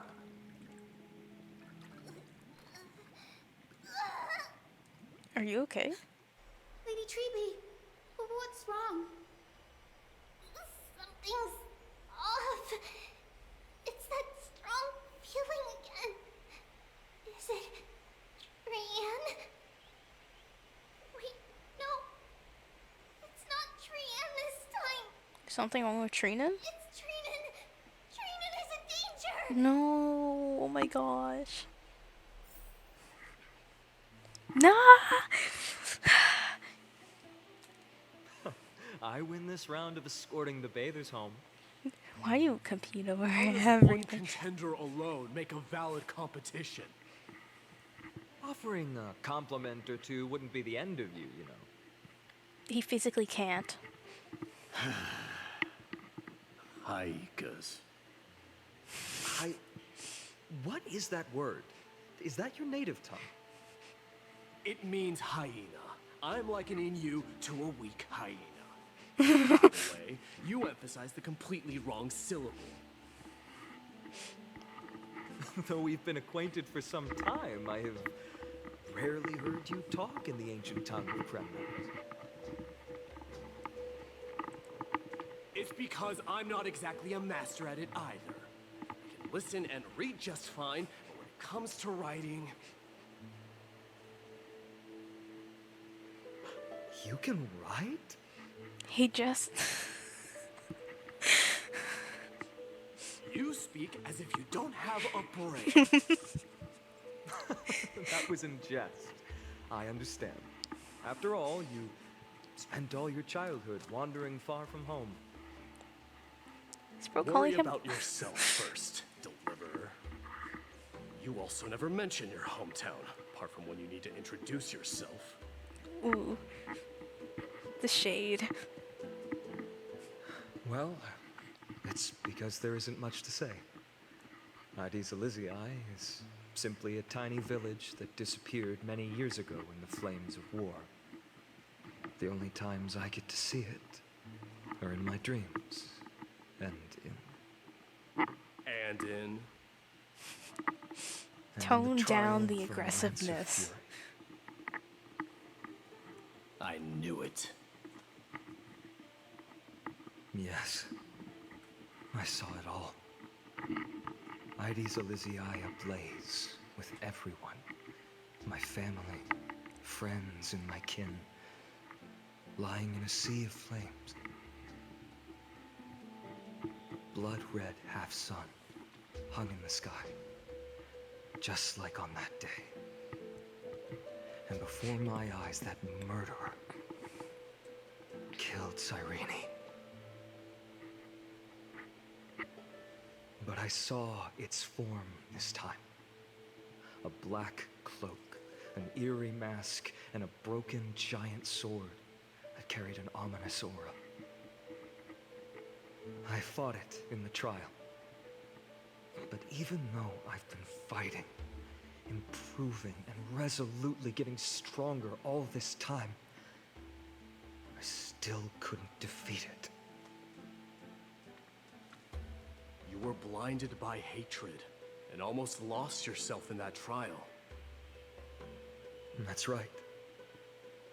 And that's why I am truly thankful to you, Mighty Ones.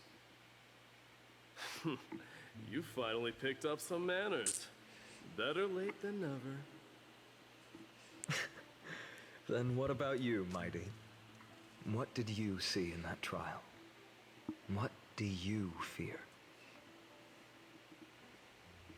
There is no word for fear in the Kremnoan language. I'm getting the feeling that your language has no words at all. But to answer your question, I saw Akuma in the trial. As well as my old comrades. Hephaestion, Perdiccas, Ionius, Ptolemy, and Bethesda. Ever since I returned from the Sea of Souls, these five have been by my side. We faced life and death together during our days in exile. Those 10 years were arduous, yet filled with moments worth treasuring. Each night, we would gather by the campfire, savoring honey brews and singing our hearts out. The wind in the wilds of Amphorius smelled like rust. Hephaestion would always tease me about adding goat milk to the honey brew, claiming I ruined the blood-red color of the drink. He had a scrawny figure, but was a relentless force on the battlefield, dispatching foes without so much as a blink. Perdiccas was an expert in concocting medicines, delving into all those strange folk remedies. Ionius was a swift runner and our most reliable messenger. Ptolemy was a real bookworm, always spouting off in chapters and verses. When we left Kremnos, he made off with a stack of ancient tomes from the Grand Library. Not like it mattered, as my family owns the library. And then there was Bethesda. He was the silent type, but a truly masterful musician. This is the first time I've heard you mention these five, and their names. They died on the battlefield before the Kremnoan detachment managed to join Akuma.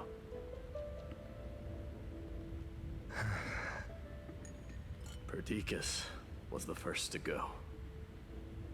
He was shot in the stomach by a poisonous arrow from the people of Laidon in the second month of cultivation. In the end, his remedies mended all but himself. Midemus, do not mourn. I have achieved honor by bestowing a noble death upon the enemy. Leonius died in the 5th winter. Idonia's snowstorm lasted 3 full months. On the night of the fiercest storm, our foes launched their assault. Idonia. Is that the city Castorus used to live in? Yes. Those zealots were as fearless as Kremnoans in the face of death. But they lacked respect for honor. They cornered us in the bottomless swamp. Leonius covered for our retreat. They cut his legs off. He vanished into the mire of a foreign land, his body never to be recovered. This is perfect. Mightymost, I can finally deliver the news of you ascending the throne to the Netherrealm. 20 dusks later, we finally breached the walls of Idonia and entertained the usurper's plea for peace. However, the rebels refused to surrender and set up an ambush within the city. Ptolemy and his cavalry met their end before they could even relish our triumph. Those obelisks that collapsed after being set on fire became their final resting place. Mightymost, please tell my family. It was not cunning schemes that vanquished Ptolemy, but the immense weight of Amphorius' entire history. Then, it was Pacesta. He lured the enemies into the city of Aenionis with his melodies, buying us invaluable time. Our enemies, consumed by indignation when they discovered the trick, set the entire city and my soldiers on fire. His final words were recorded on a small clay tablet, fractured by the flames. Mightymost, don the crown. And at last, my most trusted friend, Hephaestion, who was supposed to stand by my side through it all. But a sudden relapse of his illness hit him on the eve of my duel against my father. He hid his condition from me. By the time I returned victorious, he had but a breath left in him. A Kremnoan dying on a sickbed? I would be a laughingstock to everyone. Hephaestion, my dear friend, spare your strength. I'll go get a physician. No need. Even if Perdiccas were here, he couldn't stop destiny from taking me away. No! None can take you away.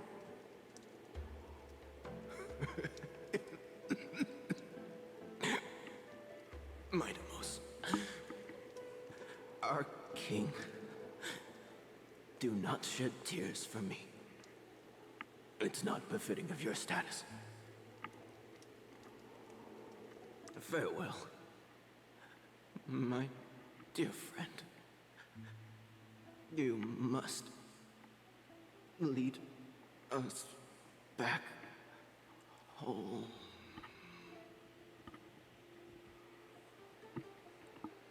What a grave trial indeed.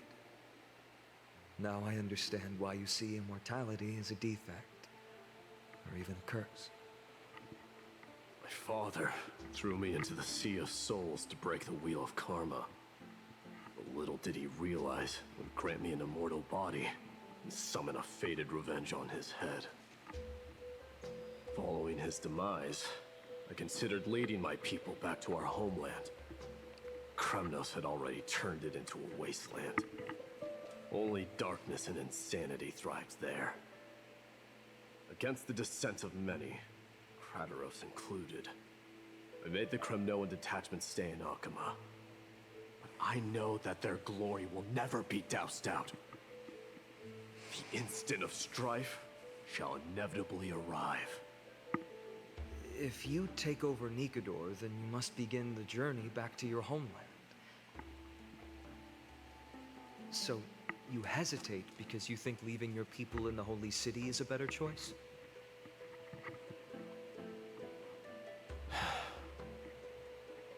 I don't know. But I have never been crowned. Those 5 were never endowed with any titles. None is aware of their glory. Your predicament is truly complicated. I don't know how I can give you any useful advice. Maybe you could seek counsel from more peoples, such as the Grand Craftsman. Cartonis' peoples seem to have been through comparable dilemmas. And that teacher of yours, Krateros? Dee, we've got a big problem! Big problem! Lady Triby, what's making you so flustered? Okay, before Chibi takes us into this next part, just wow. Wow, that was a really good sequence. They're explaining MYDEI's character so well. In fact, they've been explaining a lot of the characters well, but, you know, I'd say the last few characters to have their story told the best was most likely Acheron or Venturine. Those, I feel, were really well executed. But they're really hitting it hard with MYDEI. He has, you know, the pressure of being a royal, the pressure of what a Kremnoan means, and what he has to live up to. And, you know, him constantly saying, there is no fear. There is no word for fear in the Kremnoan language. I'm not going to say he's, like, denying it, because he's very clearly, you know, tossed between 2 different choices, but he's also, like, tied up emotionally, you know? It's not that he can't approach people, but he has to do it in a certain way, or it feels like he's not living up to that standard or that character of, you know, being this prince that everyone's expecting so much for, and, you know, expecting him to bring back strife and bring back the glory, which he's not entirely opposed to, but he feels like, a part of him feels like there's another way. And I really love how they're making MYDEI's character like this, you know? You can easily go through 3.0 and just kind of think he's a brute, you know, meathead type character, but he's really not like that at all. And I appreciate that they're actually writing him so well, and if you don't pay attention close enough, you won't pick up on the hints of his character and this internal struggle that he has. Because, you know, every little thing they say has meaning. Every sequence has meaning. And I wonder if he's also tied up because, you know, going back to his homeland would also mean leaving Finon. And Finon has been one of his closest friends since they've met. He would have to part ways, and to put it in an easier way, go back to being, you know, a lonely Strife King. And I feel like a part of him doesn't want to do that. Because, first of all, he's scared. And, you know, he really treasures what he has here. And he doesn't want to leave. But, you know, he doesn't want to admit that. Because that's admitting weakness. Even if just emotionally, that's admitting weakness, which his people don't do and they won't tolerate. But, you know, I really like what they're doing with his character. I'm sorry, I just had to rant about that because, you know, it's good to praise things that are going well. And it would be very easy to ignore MYDEI's character and what they're doing with it. And, you know, just go, oh, he's just a war prince. Oh, he just likes to battle. That's still on the surface. But you look deeper and you see this very vulnerable person who has been put into this high role. And he has to deal with that. And he has to make a choice for a bunch of people. So yeah. Big, I really like it. He's really growing on me. I really like his relationship with Finon. So anyway, sorry, I just had to rant about that. We can keep going. Hurry up and go save Trina!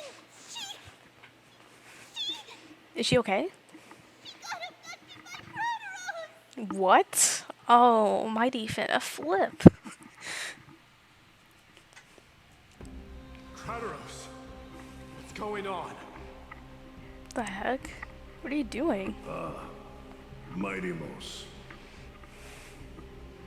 It seems I was the one who exposed my vulnerabilities first. Aglaya, I demand an explanation. This man abducted Trinan by force and forced her to bring him to the vortex of Genesis. Why? He then brazenly stepped into the trial of the Lance of Fury, and naturally failed. He tried to take over Strife. Is she telling the truth? Why did you do that? Because I don't want to wait anymore. Your hesitation made me desperate. If you want to run away from your destiny to become king, then keep running. Someone will eventually stand up and fill in the gap left by strife. Then they will lead our people home. Age has blinded you, teacher. Can't you see that I'm hesitating because of this very recklessness seared into your blood? Kratos, do you truly believe you're worthy of entering the trial? To blaspheme against the prophecy? Does the mission we Chrysos heirs bear seem like child's play to you? Do you know how the Kremnoans see you, Aglaya? You're a hypocrite and a megalomaniac. The prophecy of Genesis and the Flame Chase journey are just excuses for you to seize power. Silence, Kratos. Do you even know what you're saying? Are you defending this woman, MYDEIMOS? How many wars did people start because of her and her so-called prophecy? How many cities fell in the past millennium? Their people massacring each other. Even if this so-called Genesis really exists, will there be a place for the Kremnoans in that new world?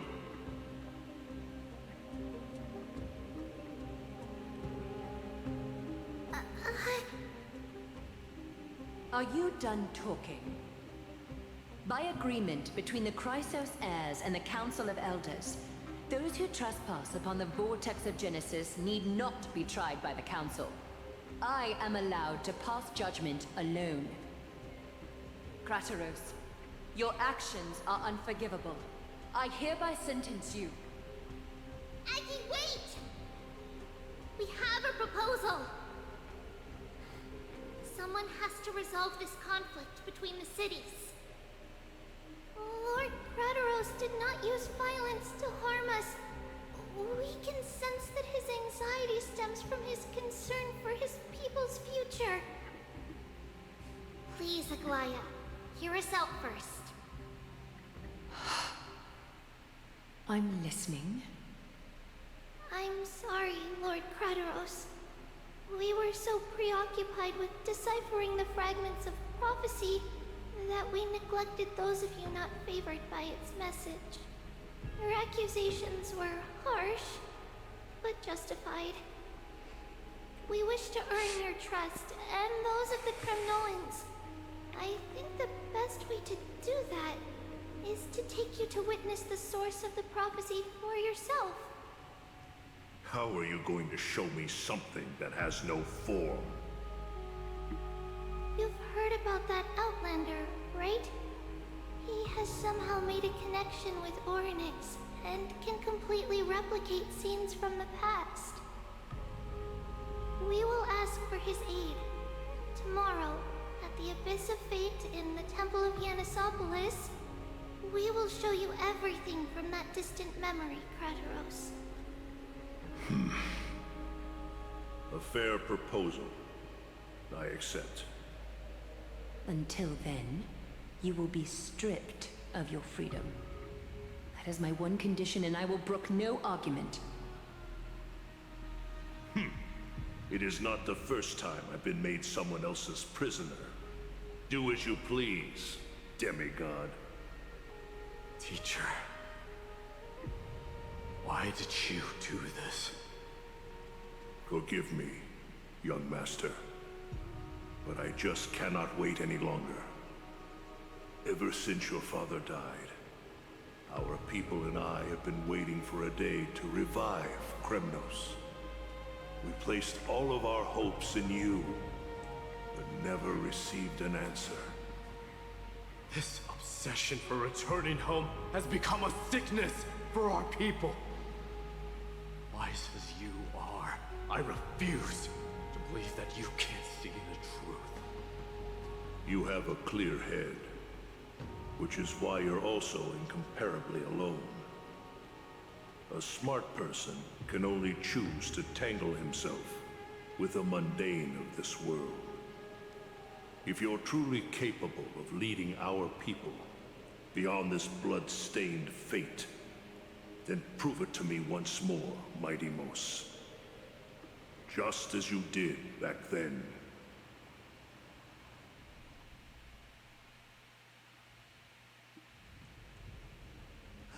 A fierce fighter. I did not expect such heroism from a feeble Acheron. I already hear the people going crazy over this angle.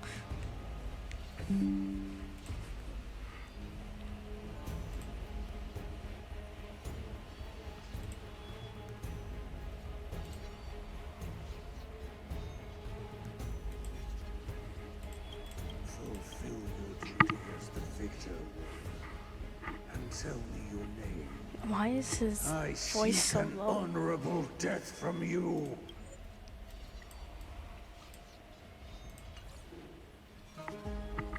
As if you have any honor! Listen closely. I am the leader of the Kremnoan detachment, Mighty-Mos. I'm here to finish you, Father.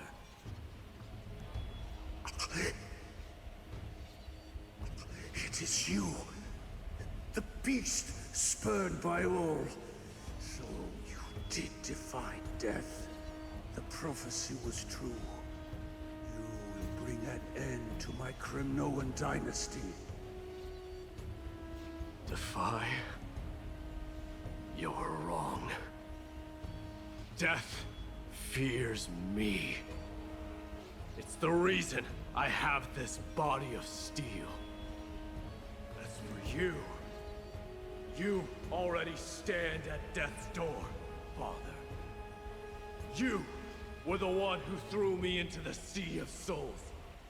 The one who tried in vain to enslave a Titan. And the one who desecrated the body of a god. Hyrule! You're a weak king. So weak that even the lowliest hyena is a more noble existence than you. And now, fate's reckoning is upon you.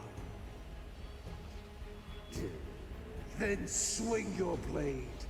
Take my crown. Coronate yourself with an old king's blood and inherit it all.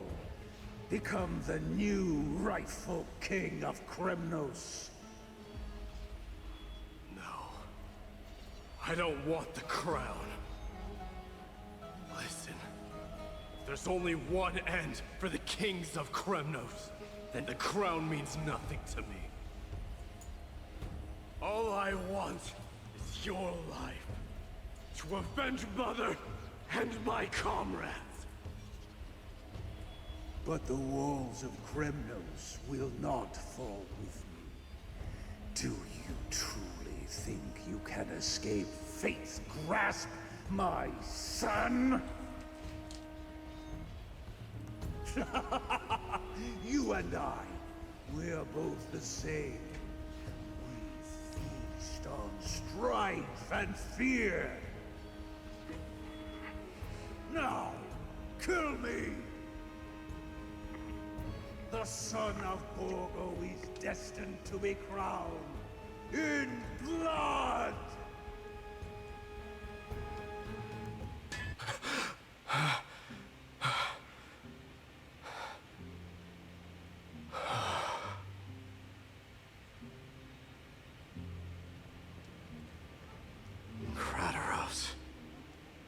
He said the Grand Craftsman Cartonus might have some suggestions. Might as well go see him. Grand Craftsman, how have you been? King of Kremnos it is. That you would come, I knew. You knew I was coming? Your matters, I've heard. The path forward you seek. Many questions you have. But before that, take this. What's this? A signet ring for the King of Kremnos. Belonged to your mother. Recast and restore it. I did. What? Mother threw it into the Sea of Souls. A long time to fish out it took. Very fortunate we were. I can hardly imagine how much patience and courage it must have taken to find such a small signet ring in the Sea of Souls. I owe you one. Gratitude there is no need for. Repayment for saving me, this is. Questions you bring with you? Ask, now. Fate I've always denied. It's finally caught up to me. By all rights, I should accept Strife's authority. It would make everyone happy. The Chrysos heirs, the Council of Elders, the Kremnoans. Even the bards who will write it all into song. Yet hesitate still you do. Hesitate, why do you, young king? Because of my people. Be they men, women, the elderly or children. The hearts of all Kremnoans yearn for home. They've all been waiting for this day. For the day their king returns. Children of Strife would then be able to go home and embrace the old traditions. Never mind that most of them have only ever been heard in these so-called traditions and song. They would then gather around their king and throw themselves into battle. This is not a good thing, you believe. The Kremnoans have been trapped in a cycle of bloodshed for the past 1,000 years. They seek vengeance, start wars, become prosperous, and decline. How much innocent blood flowed into the River of Souls in all those years? How many needless sacrifices could we have avoided? I accept that fate and become the totem of strife, and lead my people into repeating the same mistakes. And of course I would be terrified. I'd be terrified of becoming king.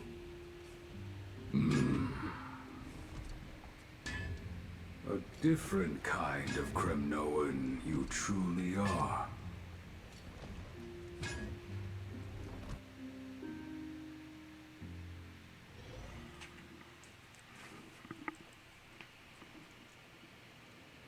Mama, I had a dream last night.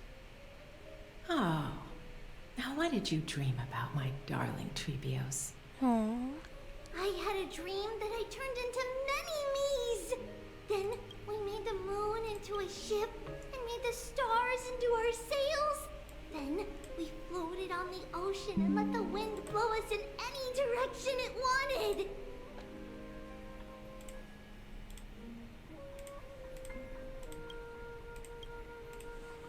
Well, that sounds like a lovely dream. Yeah! The ocean and the sky were really dark, but there were so many of me that I wasn't scared at all because we'd all sing together. The ocean wind blew us onto an island where the wind tasted like flowers. There were bleating sheep and chirping birds inviting us to be their guests. There were so many animals on the island, but none of them ever fought.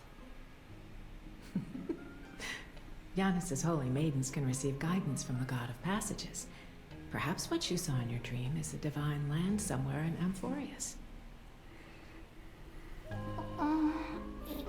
You think so? What's wrong, Trebios? You look unhappy. Because on that same island, I saw a dark mountain on the other side of the ocean. And it was very tall.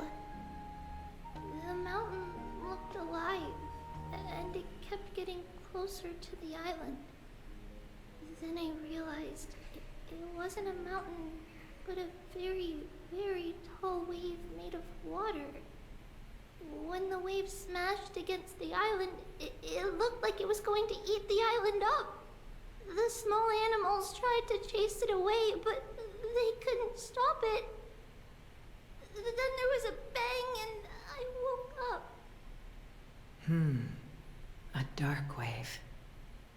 Mama, does something that scary exist in real life?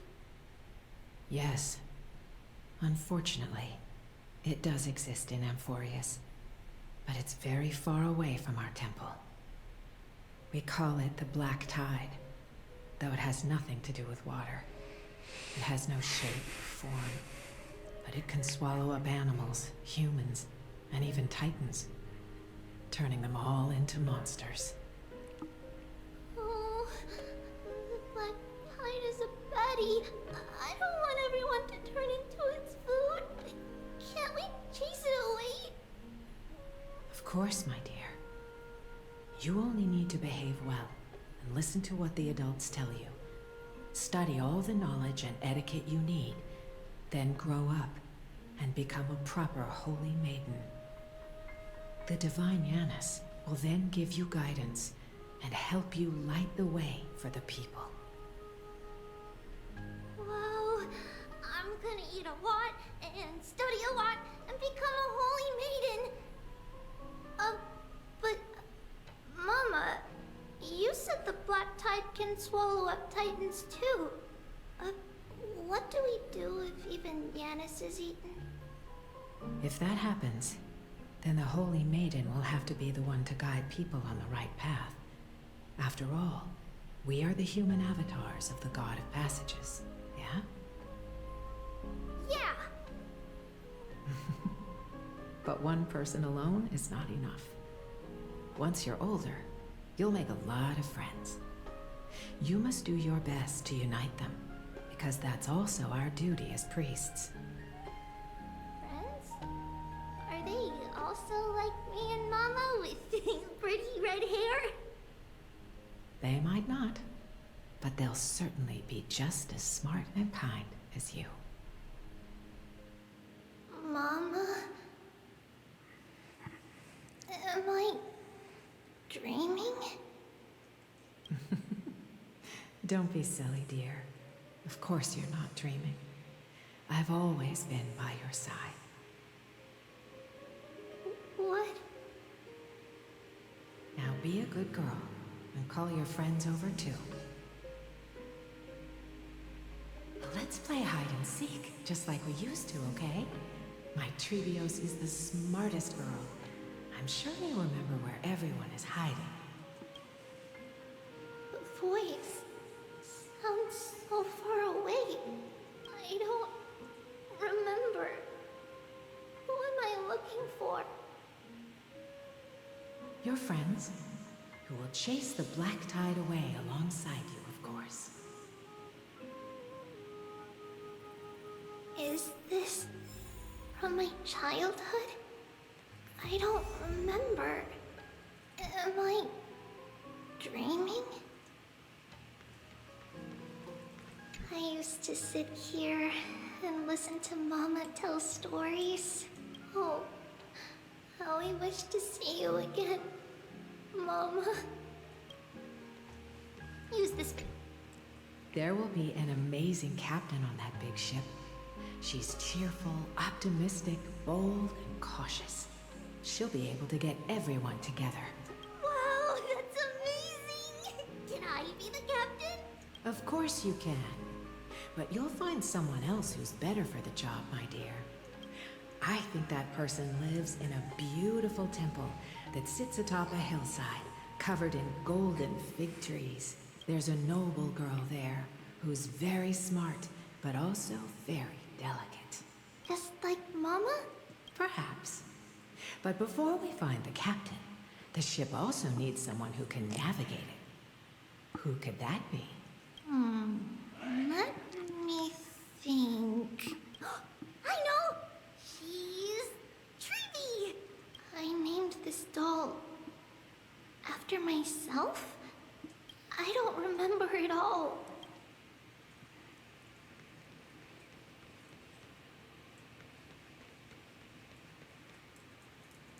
It's packed full. Mama must have left all of these for me. All the words are blurred out. Could it be that my memory is fading? Bad chest! You can't lock me away! Huh? Why is this doll inside a chest? It's holding a sword. Why? Many years later, many brave warriors will board this ship. They're skilled combatants who fear no danger. Ooh, I can learn how to fight too and protect everybody! Silly girl. You're Yanisopoulos' holy maiden. It's not your duty to fight. There will be many others to protect you. All right. Then where will they come from? I believe one warrior hails from a lovely village where bulrushes flourish, while another comes from a magnificent royal city. Though each has their own troubles, both are ready to lend their strength for the ship's long voyage. In that case, let Trianne fight by their side. This way, they'll always stay on course. How could I have known the name Trianne back then? Was it just a coincidence? Or... She's learning more about herself. learning can change your destiny! Wow. How convenient was that? When navigating at sea, you need to know both astronomy and geography. Isn't Oh, sweetie. The ocean isn't like the land. It's easy to get lost.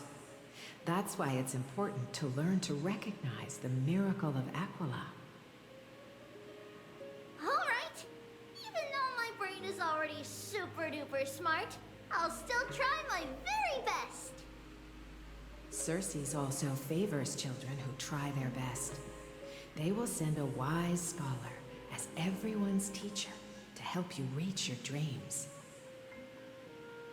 I want to be a teacher too. Oh, wait. I'm super duper smart. So I want to be the teacher's teacher. Why not? But if you're going to be a teacher, you might need to tone down that hyper energy of yours. And Trinan can do it. She's well behaved and would make a great teacher. Mama and the others always said that I had a great memory. But now, I can't even tell if this is a memory or a dream. Come, let's line them up.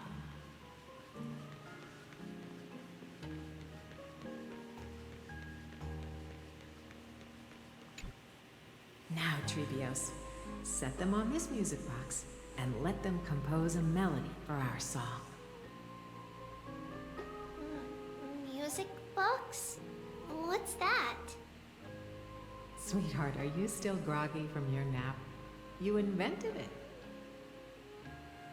I invented it? What does it do? Oh, my lovely Trebi. You're usually so bright. What's gotten into you today? Well, you might as well see for yourself. Put your good friends on it and see the wonders it can do. Put the dolls on.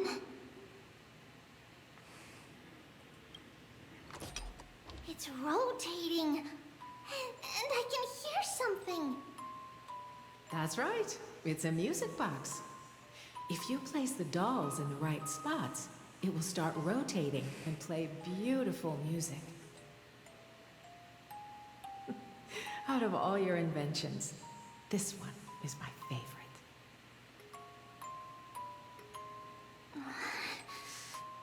I don't remember. It's all right, my child. I'll sing along to the tune, and it will help jog your memories. Happiness abounded in this lush land by God's chosen. Giants raised their glasses in a toast, beheld by the 12 constellations. 3 carved the heavens and the earth. 3 wove the threads of fate. 3 molded life with their hands, and 3 guided calamity's gate. They declared the world too unstirring, hence wished endless laughter upon the living.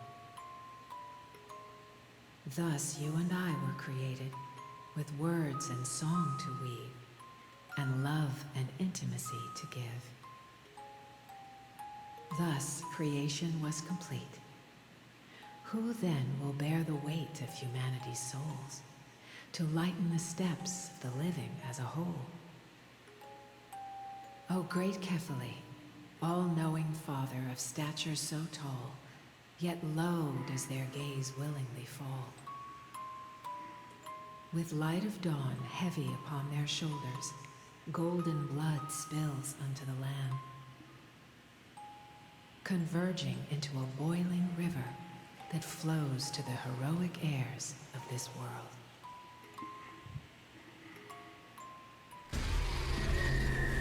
What the heck? What's going on?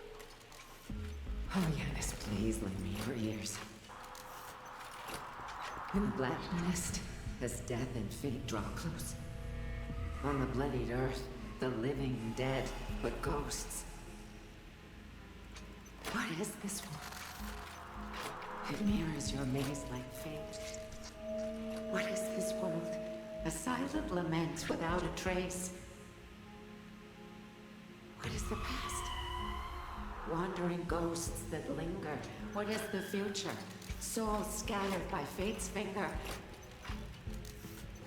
What is the start? A voyage born in solitude. What is the end? The spirit, lonely and subdued. Lonely and subdued. And subdued. And subdued. Subdued. Subdued. Subdued. Subdued. Subdued.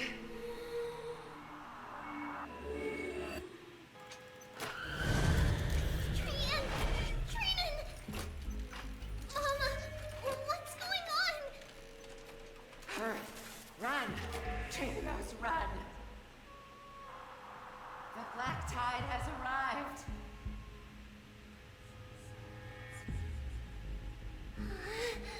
Where can I go?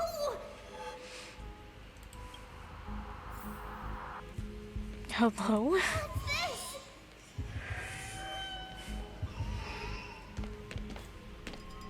Why? Why are there souls everywhere? This is the sacrifice of a holy maiden. You won't make it to the Only one person can. I know. It's fine if we can't reach the end. Our minds are made up. Go. Bid your farewells, Triples. Time is running out. Mama, are you going to leave me? My sweet girl. I will never leave you.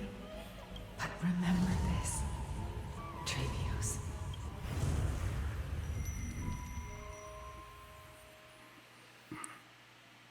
All shall bid farewell to one, and that person alone will witness the miracle. Since your mind is made up, then traverse the black tide and dispel the fog for Amphorius. I shall see you tomorrow, my dearest Trios.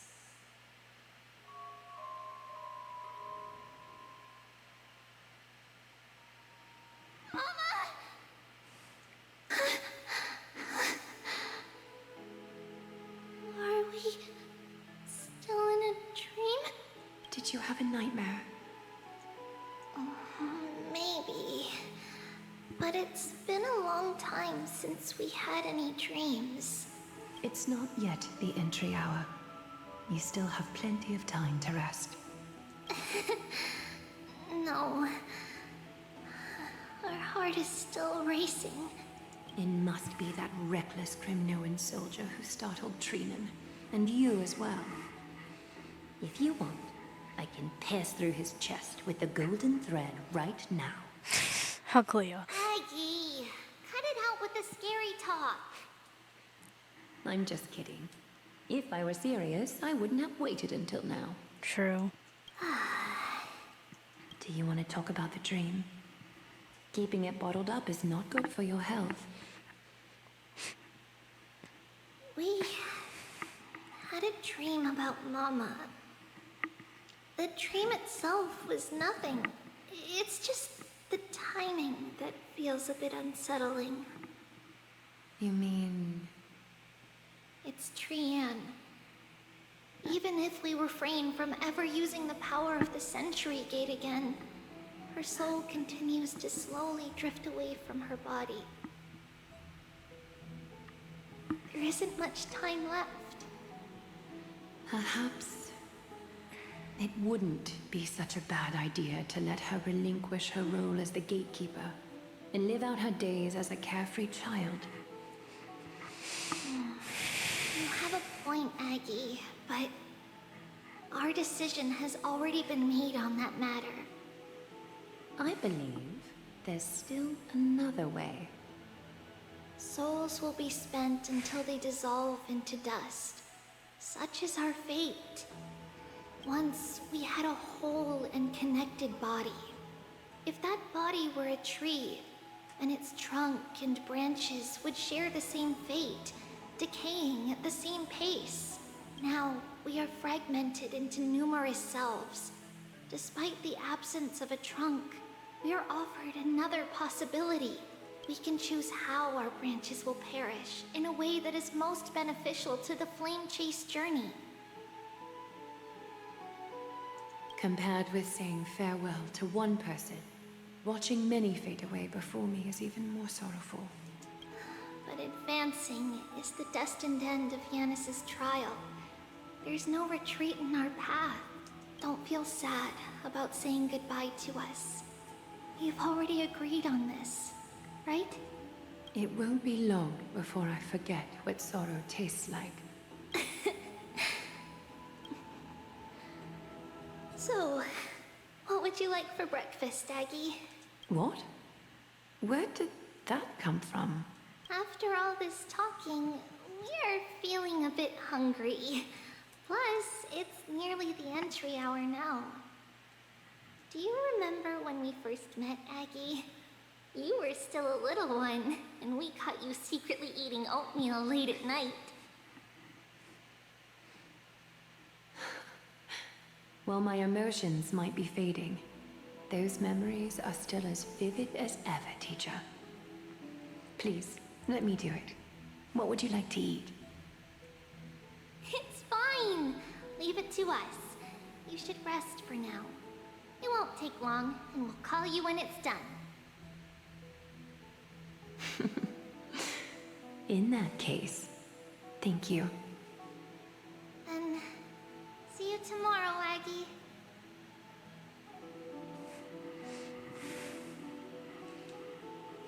Nevertheless, that nightmare is ominous. Memories are slipping away. Even the image of Mama. Just as expected, another trip must be made into the abyss of fate. Hopefully Orynyx will be willing to help us. At the same time, somewhere in Akama. Long time no see, Professor Anaxa. Who are you? It's been a while. I'm the one who once overthrew the entire classroom in that spiritual physics lecture. Imagine being known for that. Oh, it's you. No way. Do you really still remember that, Professor? I remember that glib tongue of yours. What brings you here? Surely you're not here to reminisce. He looks so tired. You could tell. Of course. You only beat around the bush when you have a hidden agenda. That's not true. I'm here to seek enlightenment, as always. Could you please teach me everything you know about the black-robed swordmaster? Rumors sure travel fast. Unfortunately, I too know nothing about it. I can only tell you that it is clad in a black robe and wields a greatsword. At least, it looks like a greatsword.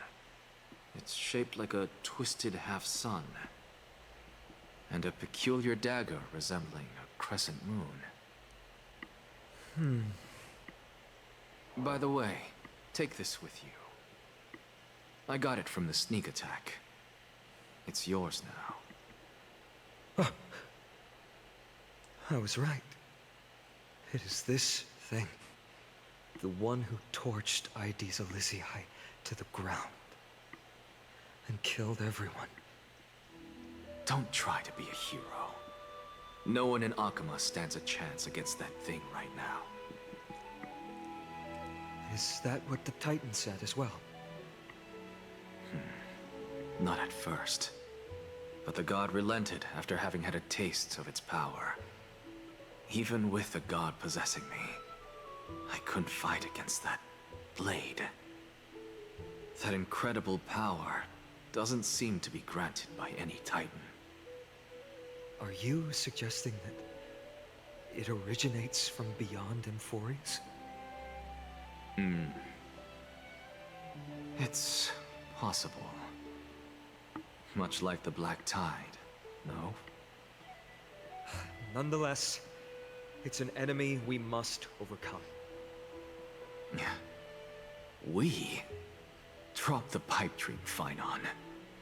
No one wants to see you fall by their blade.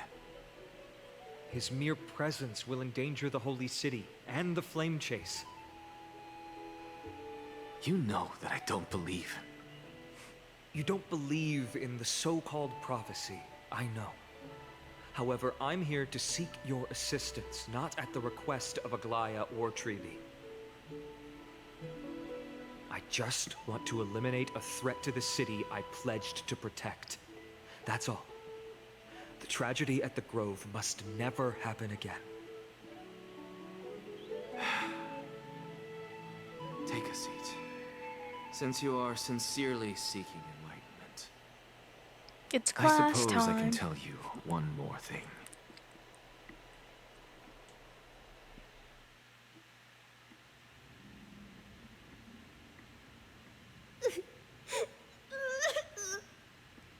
What's wrong, Trian?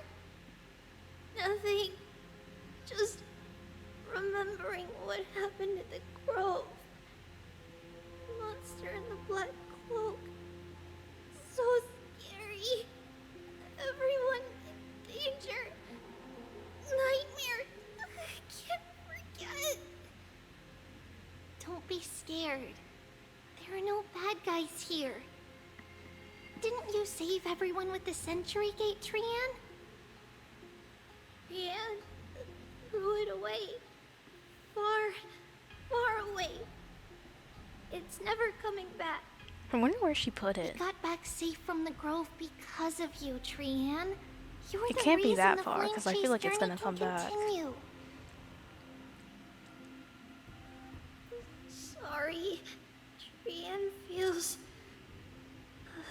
a bit dizzy. Why are we here again? For the same thing, of course. Remember? Tomorrow we will reveal the prophecies past to everyone. First, we need to restore the memories that have been blurred by the fragmentation. We hope to present the full truth to everyone without hiding anything. Since Yanis caused the fragmentation, we can only turn to another Titan or an X for help. Also, remember to get breakfast ready for Aggie before the Lucid Hour tomorrow. Oh, yes! Trian remembers now. Oh, on that note, we had better prepare some saffron before we meet with the Titan. Saffron? Huh, it's an essential offering for rituals in the Temple of the Three Fates. You think we shouldn't go to Orynyx empty-handed? Yes, it's also a symbol of Yanisopolis. If we are to replicate memories, we need to use something that is experienced those days. And when we first met Aggie, we added that to the porridge we made for her, and she really loved it. I see! It's like killing 3 birds with 1 stone! But it all depends on whether Orynyx is willing to help us. This could be a problem. After all, it was us who took the core flame from Yanis, from Orynyx's kin. We will have to give it a try. If there's truly no other way... In our current state, we probably can't do anything to them. We'll cross that bridge when we get there. Leave it to Trian. Trian knows how to play cute. In any case, let's look for saffron first. I hope there's still some left in the temple, untouched by Mikador's soldiers. I remember that aged saffron is preserved in sealed jars. Let's be on the lookout as we go.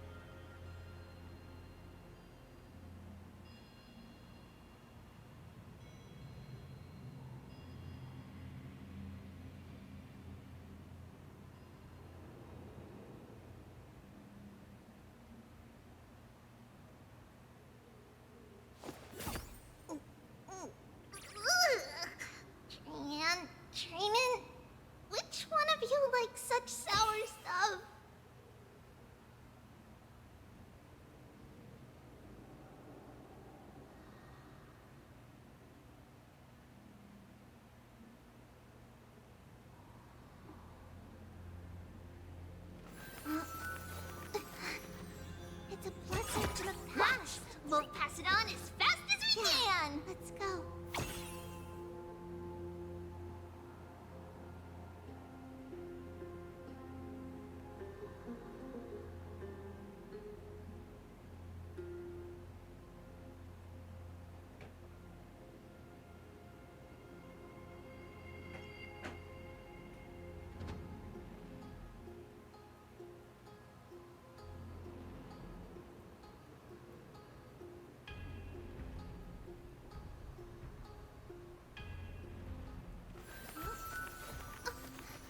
It's a letter to the future. Watch, we'll deliver it as fast as we can. Let's go.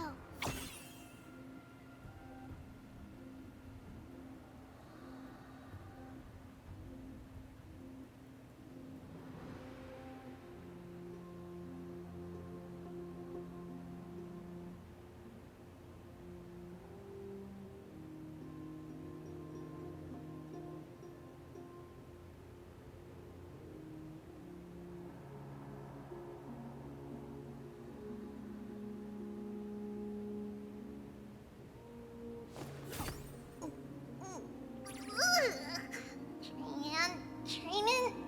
Which one of you likes such sour stuff?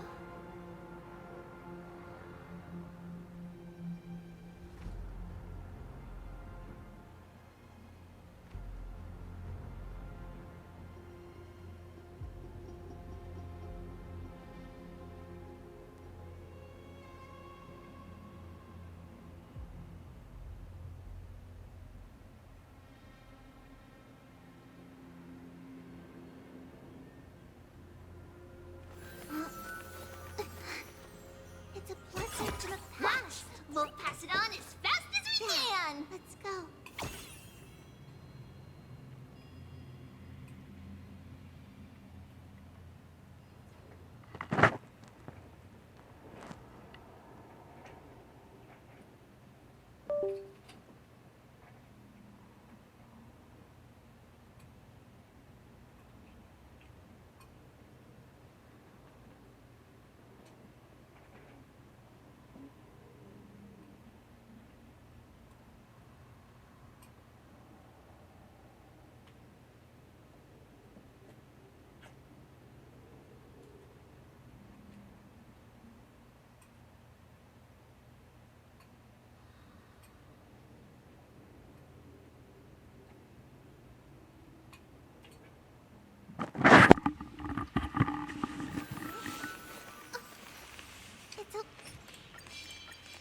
Letter to the future. Watch, we'll deliver it as fast as we can. Let's go. There's strength in numbers.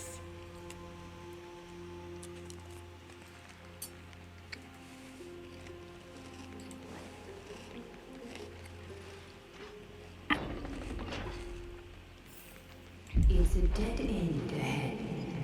Turn back, teacher. What? Aggie? No, it's an illusion. Wow, this room is huge. Trina, did you? Yeah, I saw it. Was that a warning from Oryx? What are you two whispering about? Treeby? Trina? Trian can't even hear our own telecommunication. Well, never mind. Trian suddenly feels like this place is quite familiar. Ooh, there's a whiff of safari in this room. It's right over there. Over here! Follow Trian! Trian, slow down!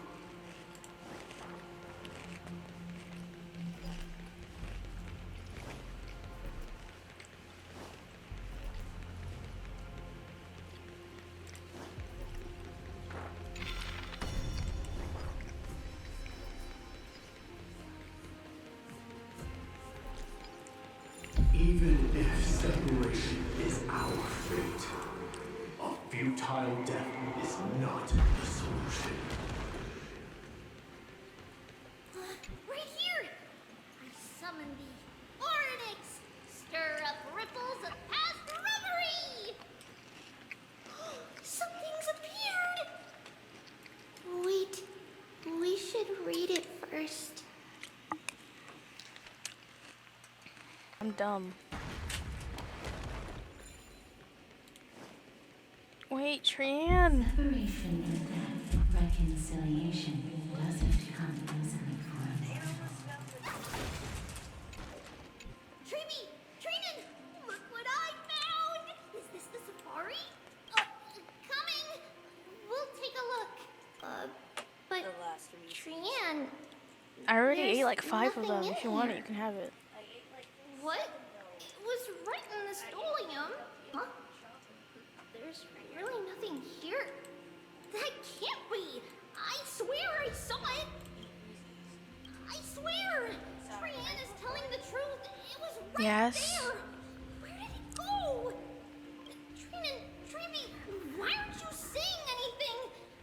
Trian can't seem to hear you at all. We were just lost in our thoughts. Don't worry, Trian. What you saw was likely, Yana's hair. We must have startled it away. Okay. Could Oryx be trying to make us falter? But why would they do that? Something feels off. Treeby, don't you think this temple is a little too quiet? What do you mean? It might just be an illusion. But Trinan wonders, is Oryx really putting us through a trial?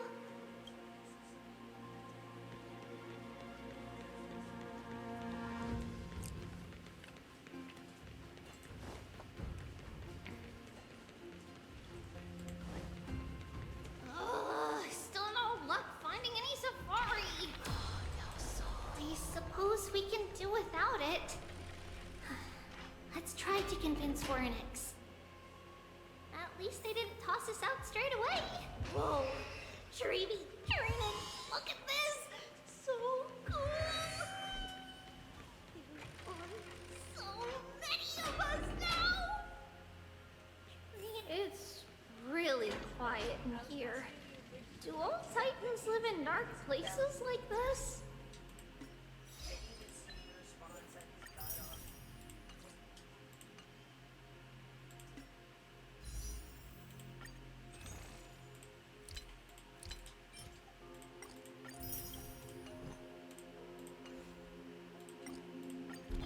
I've made 101 out of 100 Anexapulls. That feels nice. Now I need to increase this to 160. Actually, we'll do 150. We'll slowly creep our way to 200.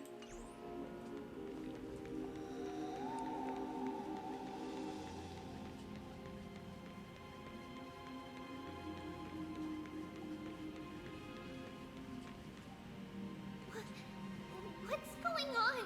What just happened to her mouth? Oryx disappeared?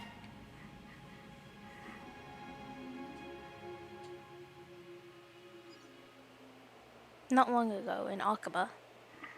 There's a lot of these. Are you back saying to that the black-robed swordmaster is not just tied to the Black Tide, but is also hunting for core flames everywhere? This is the most plausible possibility. First, it has a vessel that can hold core flames. Second, I'm one of its targets. Let's start with the first premise.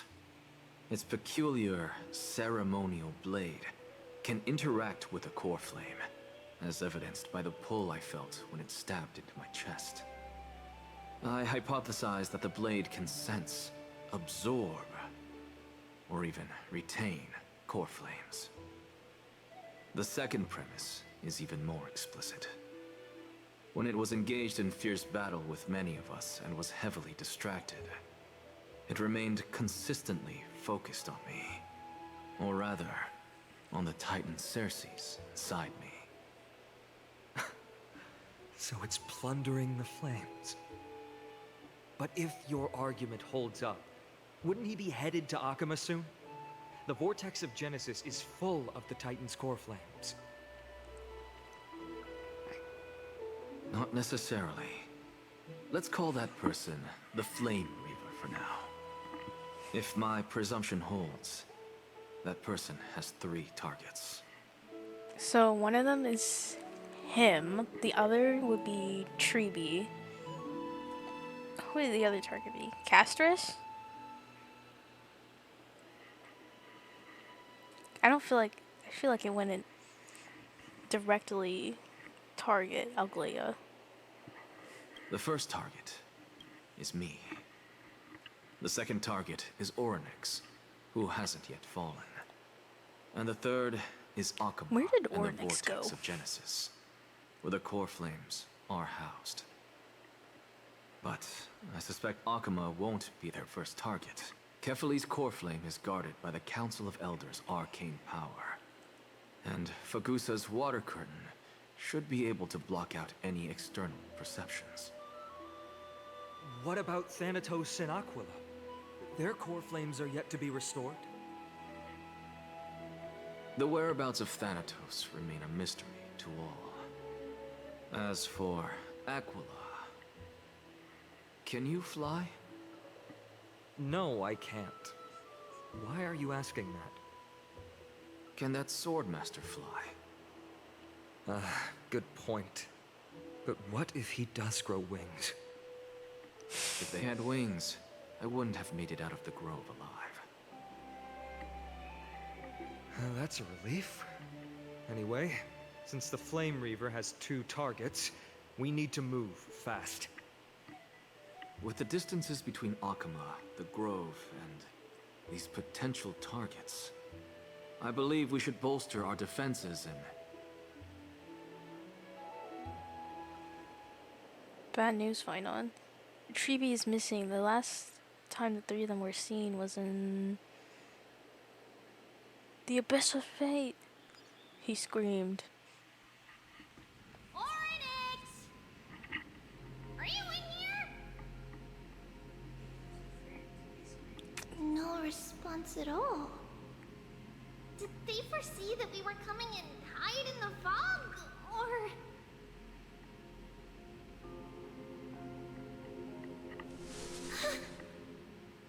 Treeby, we should leave. This temple has other people in it. Who was in here? What? Trian, move. Trian, no. Listen, footsteps. Fast ones. 3 or 4 people coming this way. Come on, we need to hide. Whoever they are, we can't let them see us. Treeby, Trinan, come check this out. Oh no. What's this? Trian feels like it's so familiar.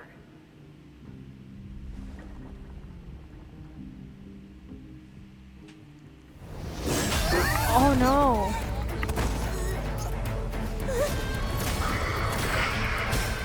Don't hurt the children. I didn't want to be right.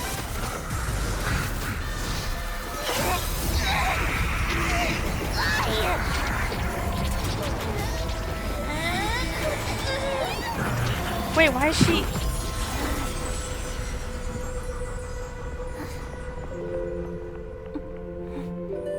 Treeby?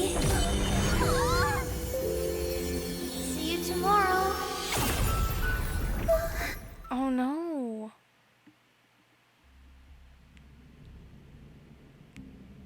Oh my gosh.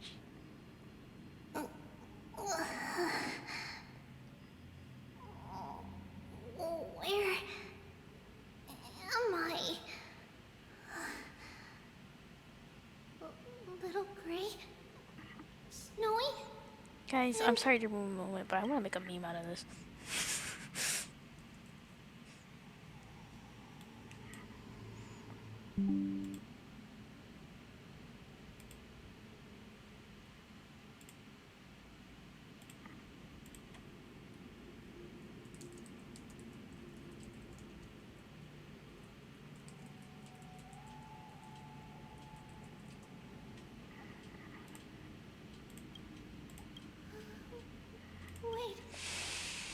Miss Trianne, is she back?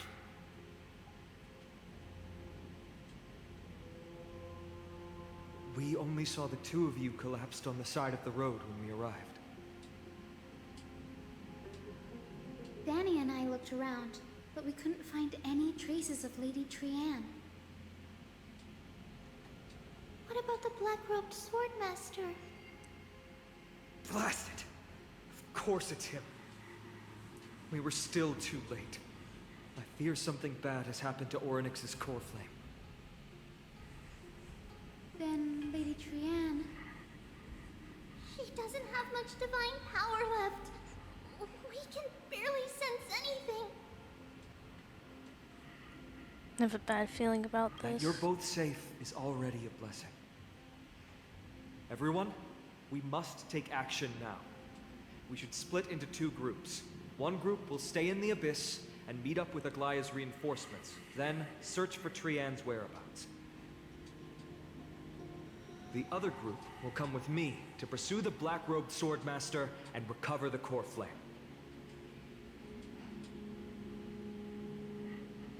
Do you know where it's headed? I didn't get to tell you this before, but Anaxa and I already have our misgivings about the Black Tide, so we've made preparations. I'll tell you the details as we move. Opportunities are fleeting on the battlefield. We should hurry. Oh, goodness. Lord Finan! Lady Treby and Lady Trinan. I'm glad you're all right. Did Aglaya's people get here? Yes. Lady Aglaya already knows about the situation and sent along a message. Finan, I understand that Swordmaster is of great importance to you. But if you charge in without a plan, I fear that you won't be the only one who dies in vain. I understand. Hatred is a hero's deadliest poison. I have no intention of fighting alone.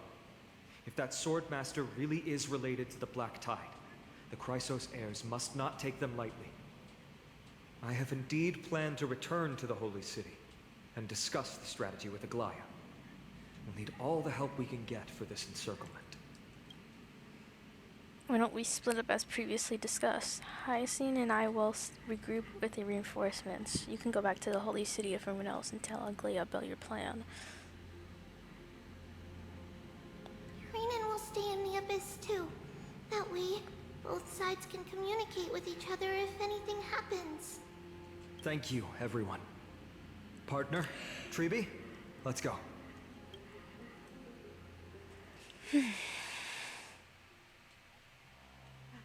We're back, Aglaya. You should have come to me first, Finan. Aggie, there's no need to scold Snowy.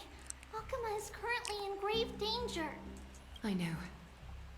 It's beyond my imagination that the only two titans humankind can still rely on fell in such quick succession.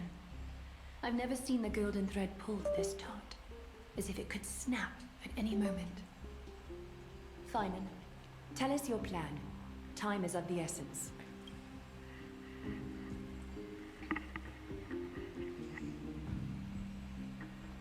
This being is not just hunting titans, but taking the core flames too? Yes, just like the Flame Chase journey is doing. Professor Anaxa thinks the Flame Reaver's arrival is likely a sign the Black Tide has spread further. Regardless of whether you're right, this being is still far more aggressive than we expected. But its madness is also an opportunity for us. If its goal is the core flame, then that means us humans can lure it into a trap. Anaxa had already left the Holy City with Circe's core flame while we were on our way to the Abyss, so he can make preparations for the battlefield. Tell me, what makes you think this won't end with us losing another core flame? We don't really have another choice. Because this time, the power from beyond the sky is also at our side. That too, we're kind of OP. He is the key. I knew it would be me. Of course it's gotta be me. We need your other companion too. Ma'am, do you mean me? Mem has been gone for 75 hours. Fine. That battlefield you mentioned. Is it Castrum Kremnos? Yes. I'm sure everyone remembers the astonishing miracle our partner here performed with his companion during the battle with Nikador, and how they awakened Castrum Kremnos' past. That will be the key to our victory. We will use Orynyx's power to once again open a passage to the past and lure our enemy inside. Then, we'll seal the Flame Reaver in the maze of time. Impressive. Orynyx has fallen, and Yanis's divine power already belongs to Akima. Once we take back the core flame, the Swordmaster will have no means of escape. It's very clever, using the element of surprise instead of brute strength. Can you do it, little one? Speak English! You were just talking 5 seconds ago.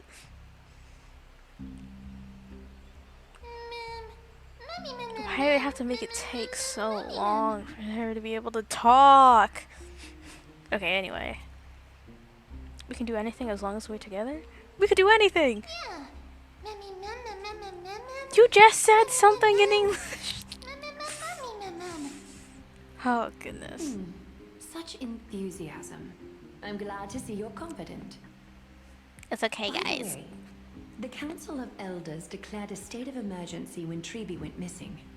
Kynus and her following have heard tell of the incident at the Grove and are galvanizing support in secret. I fear she'll make her move before the next assembly of the citizens. What are they plotting? I don't trust these short-sighted politician people. Likely believes the Chrysos heirs have outlived their usefulness and is making preparations for her next step. That ugly side of humanity is something we'll have to deal with eventually. But that's a problem for another day. I've sent Casterus ahead to the council with a message. She should be able to keep the situation under control for the time being. Finan, it is my hope that we can come to an understanding on this. We must take down the Flame Reaver in one go and retrieve the core flame. And in doing so, grant ourselves an advantage against the Council of Elders. Of course. You may count on me to lead the charge. I apologize for tasking you to spearhead the plan once again, but Akima is currently beset by Very enemies used to from it at within this point, and Alglea. without. The situation brooks no delay, and we have precious little time to confer and discuss the plan with you. That being said, you are the key to our success, and I shall respect any decision We you need to make. help at this point. We desperately need to help. We need to go.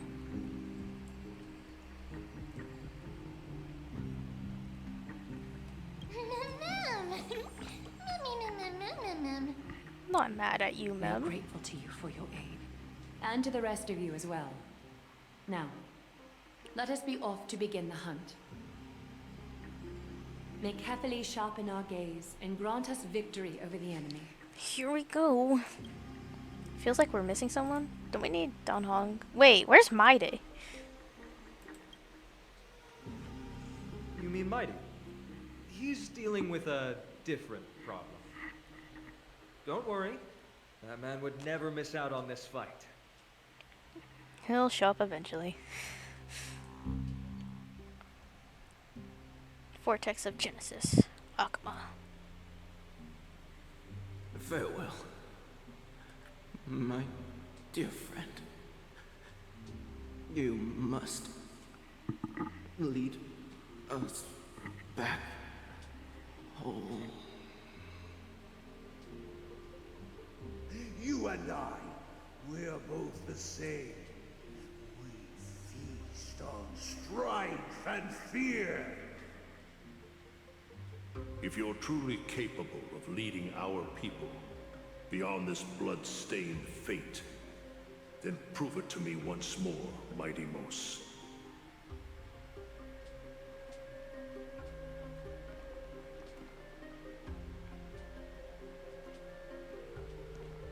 I knew you'd be here. I heard you're about to set off on an expedition. That's right. It's going to be a tough battle, and our destination is... turns out to be Castrum Kremnos. Is that why you're here? To pray to the dead Nikador? No, just the opposite. I'm here to tell you, you can entrust the front lines to us this time. You can't afford to lose your upcoming battle either.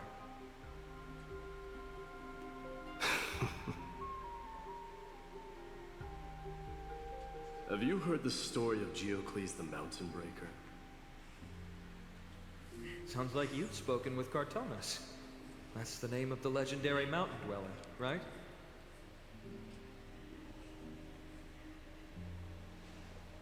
Let's have a chat before we go our separate ways. Cartonas told me that back in ancient times, the mountain dwellers lived in seclusion. They spent their days quarrying and gathering, living a simple and peaceful life away from strife. But Geocles was different. He resisted their traditional way of life, yearning for the world beyond the mountain.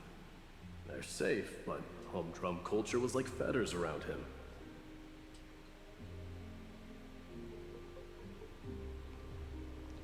He sounds a lot like you. Yes, that is why he too faced the same dilemma as I do. One day, during one of Geocles' many ventures beyond the mountain, he spied a battalion of Laedonians stationed at the foot of the mountain. The Laedonians were at war with their arch-enemies, the Companions, and they used the mountain as a base to carry out guerrilla warfare operations. When Geocles, who had taught himself the common tongue, approached a soldier, he learned a shocking piece of news. Laedonians were planning to plant mines and explosives all over the mountain, and then lure their enemies within. With danger lurking with every step, the mountain dwellers' homes were no longer safe. Geocles quickly returned to his village to bring the news to his people. But... let me guess. They refused change and chose to put up with the situation instead. that's right. The mountain dwellers were fearful of even the smallest change to their lifestyle, let alone leaving their home. Despite the imminent war, the elders would rather negotiate for peace instead of leaving the mountains.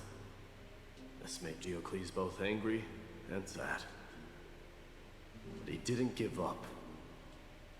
If you were in his shoes, what would you have done? Lead my people on a resistance, perhaps. I'm not sure. I can't think of a solution that would make everyone happy. A solution that would make everyone happy, huh? That's how naive we are. Well, let me tell you what Geocles did. He took the mountain dwellers' store of gemstones and traded them with the Laedonians for a massive amount of gunpowder. But he didn't do this to fight the Companions. Under the cover of night, he set ablaze the forest surrounding the settlement, forcing his people to flee the mountain. That great fire marked the beginning of mountain dweller history.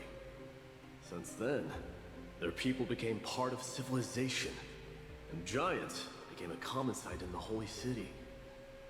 Meanwhile, that mountain they once lived in has turned into little more than foam inside the black tide. But leaving their homeland also brought many mountain dwellers misfortune. They were hunted by Kremnoans or enslaved. Indeed, that is undeniably also part of their history. But that is Geocles for you. The merits of his actions, or lack thereof, have been scrutinized by many, but historians nevertheless hail him as the Mountain Breaker. Why do you think that is? It's simply because he took action and enacted change with his own hands. He didn't try to make everyone understand him, nor did he even waste time trying to make everyone happy. He started a great fire and burned the shackles of tradition to ashes. Then, forced everyone to march toward the coming of a new era. You've made up your mind, haven't you?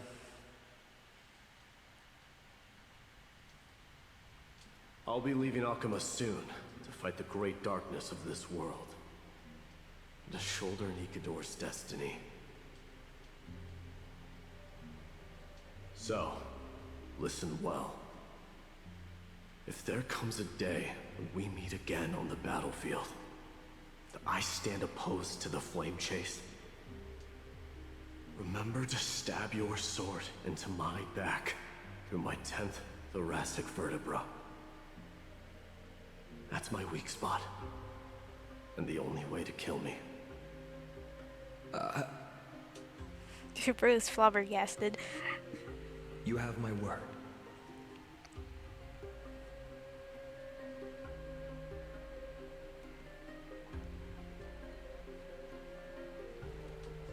Go now. The battlefield calls. Send that flame-thieving hyena to their death. But if you find yourselves with no other recourse, pray to that blade in the sky. Loudly call out the name of the new god.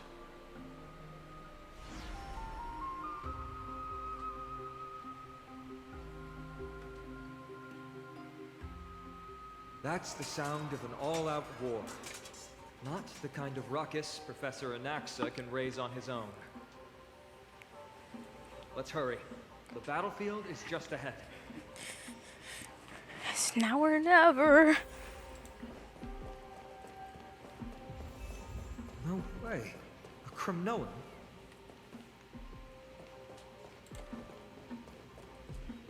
I didn't think she'd managed to send the Kremnoans to assist. Brave warrior, what's the situation on the front line? Nakaman, why are you here? What? Didn't Aglaya tell you? We have been instructed to assist you in trapping the Flame Reaver. Aglaya, that vile usurper. I spit on her name. Our king will be back soon. He'll be able to deal with you and that black road.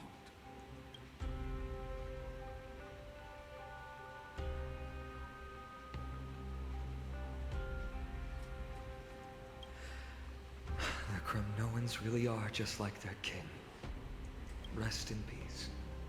May your glory last forever. Did they come to fight on their own accord? I can tell you must become king.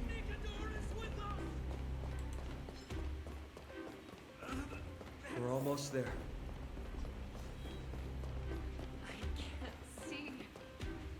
Once we take back the core flame, Yanis's passage will open. When that happens, you must evacuate immediately.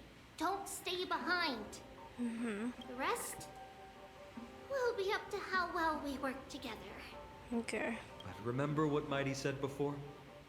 Cast aside all distractions once you're on the battlefield. Let's go, partner. Today, destiny shall stand with us. Oh, here we go. Finally.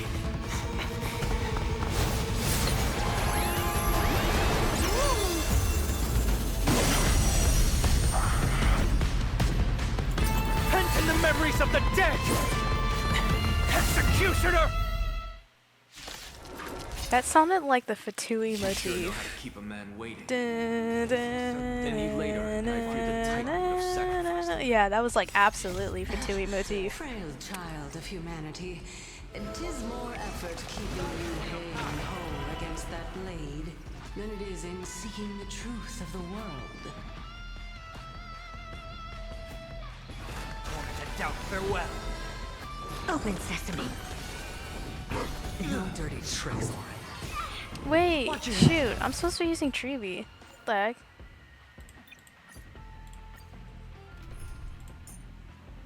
Oh, never mind. She's not here.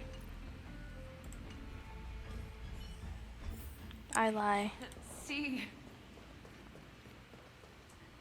Once we take back the core flame, Yanis...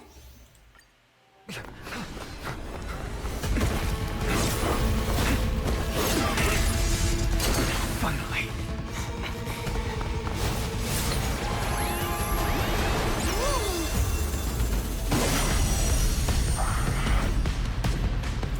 Pent in the memories of the dead! Executioner! You sure know how to keep a man waiting.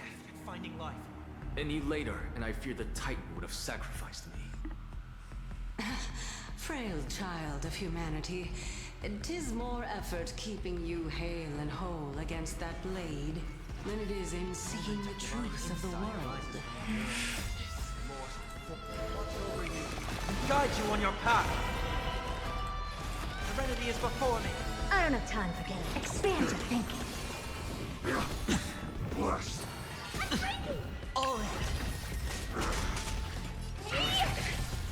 Sure, I'll play. Spend freely. The dice have been cast. Bust. Or maybe I'll take it all. Watch your head. I'll overcome the thorn torment and doubt farewell. Never seen perfection before? This mortal.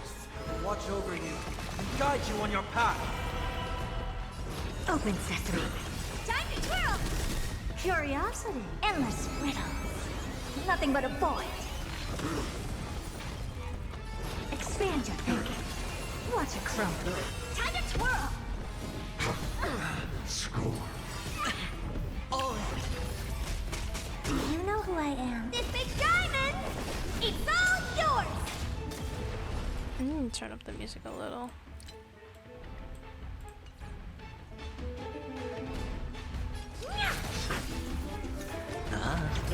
Heard the call. Serenity is before me. Never seen perfection before. Open sesame. Time to twirl! Curiosity. Endless riddles. Nothing but a void. Get ready, Croft. Can't hold.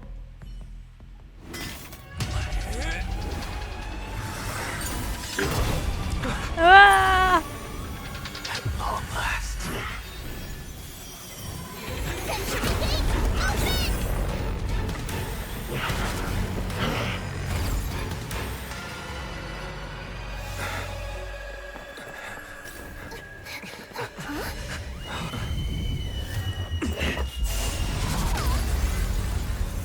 How embarrassing. You didn't come down from the sky? No way. This city is mine anyway. So why shouldn't I go through the front door?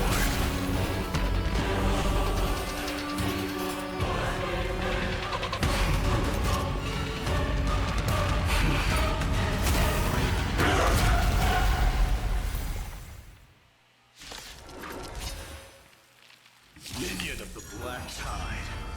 I, King of the Kremnoan Legion, be your opponent today. He got out so fast. That was literally just to like flex.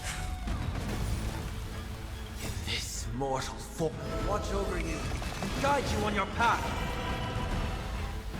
Torment and doubt farewell. I don't have time for games. Expand your thinking.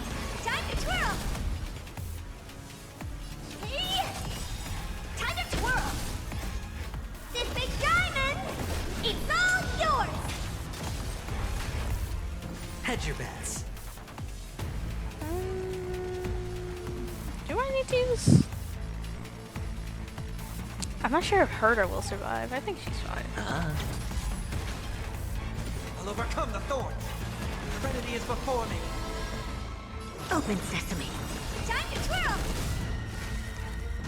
Curiosity. Endless riddles. Nothing but a void. Time to twirl! Such petty tricks. Never seen perfection before? Expand your thinking. Watch it crumble.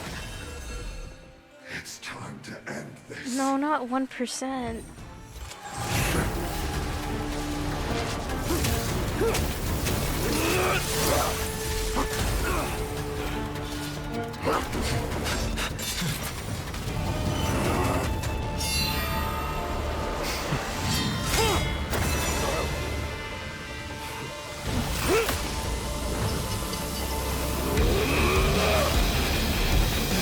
Yo!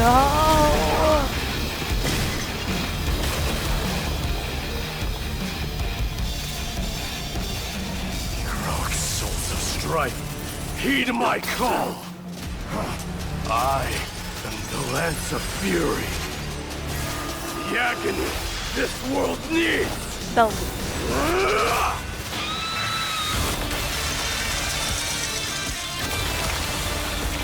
Oh my gosh, he's so cool!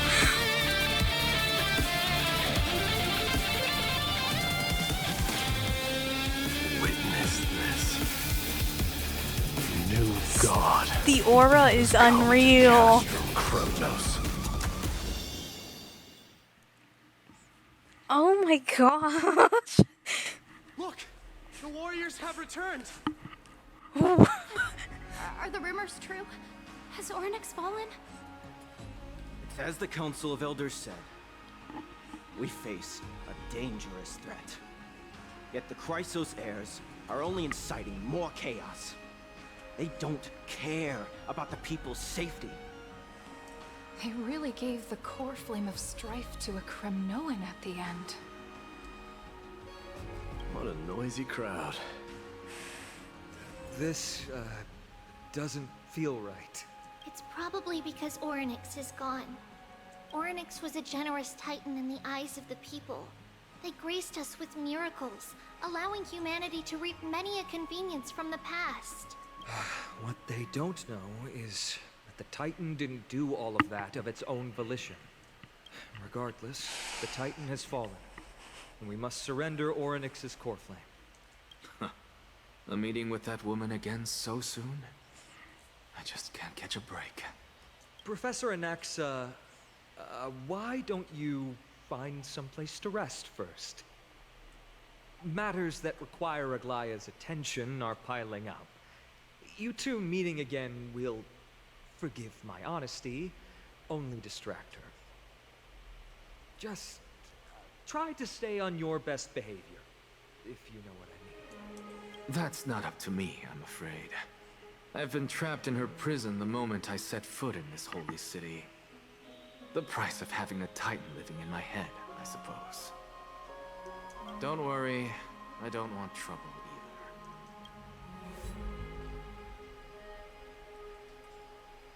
either. They have differences in ideology. All right, I suppose that's putting it lightly. Don't worry, you'll figure out the intricacies of these relationships sooner or later. I'm sure you don't need my help handling Ornyx's core flame. So I'll be off. I have some personal matters to attend to. It somehow feels like D has closed himself off even more after he completed his trial. Yeah, a lot has happened in the past few days. You've been lost in thought for a while now too, Treeby. Did Trinon bring news? Yes. She has found Trian. She was at the bottom of the valley outside the temple. But that's where the good news ends. I'm sorry. Oh no. It's alright. They also found someone else besides Trian. He was no better than a corpse when Trinan and Hyacinth arrived. He had suffered more cuts than could be counted and leaped off a cliff from a great height. All to free Trian's body from the clutches of the black-robed swordmaster. What a brave soul. Do we know who he is? Yes, it's Krateros. Oh no. It's just trauma after trauma after trauma after trauma.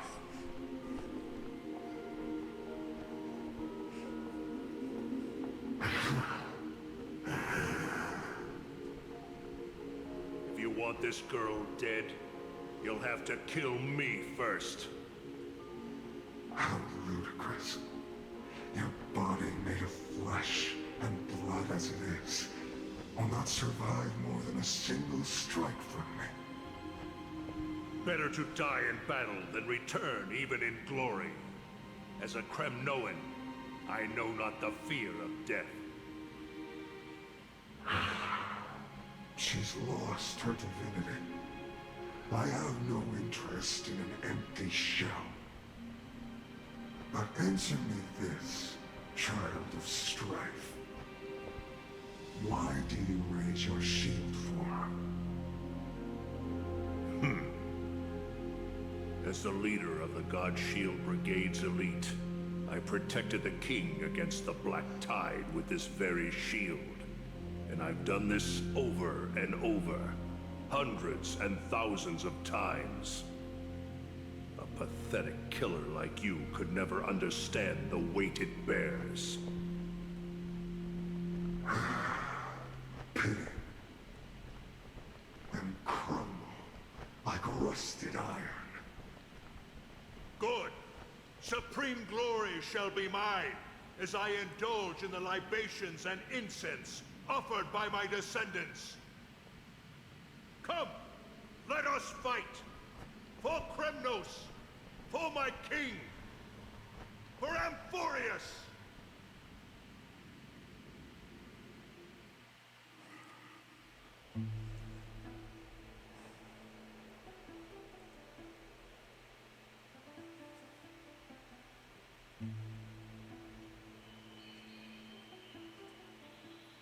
We foresaw this cruel parting 1,000 years ago.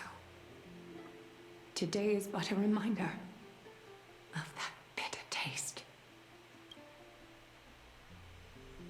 But Lady Aglaya, I don't understand. It wasn't life itself that Lady Trian lost. Why does she look like she really turned into a doll? I don't understand. Don't be sad, Hyacinth. Trian has used up her borrowed time from Yanis, that's all. Her spirit is now riding the west wind, flying ahead to a world free of sorrow. If a world like that truly exists, does that mean everyone from the Grove is there too? It exists, Hyacinth. Do you not remember?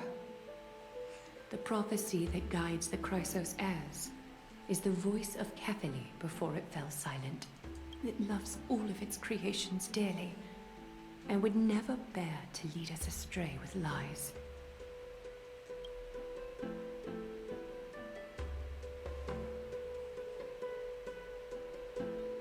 What about the Kremnoan veteran? How is he doing? The Twilight Courtyard has done all we can. Even so, we've only managed to keep him from breathing his last. I had to use the Sky Priest's techniques to help him to walk again. But if light ever disappears from Akama for good... No. Let's hope that never happens.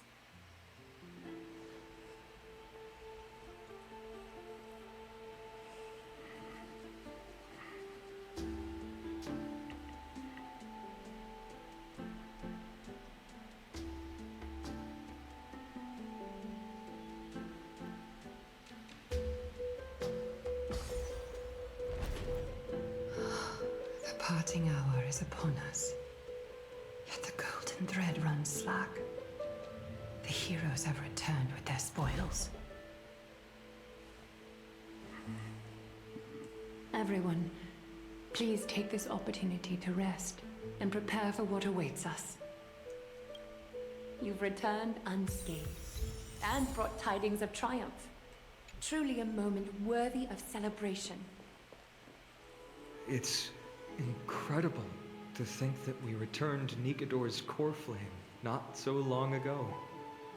It wouldn't be an exaggeration to say that you and your friend's arrival has melted the glaciers of history.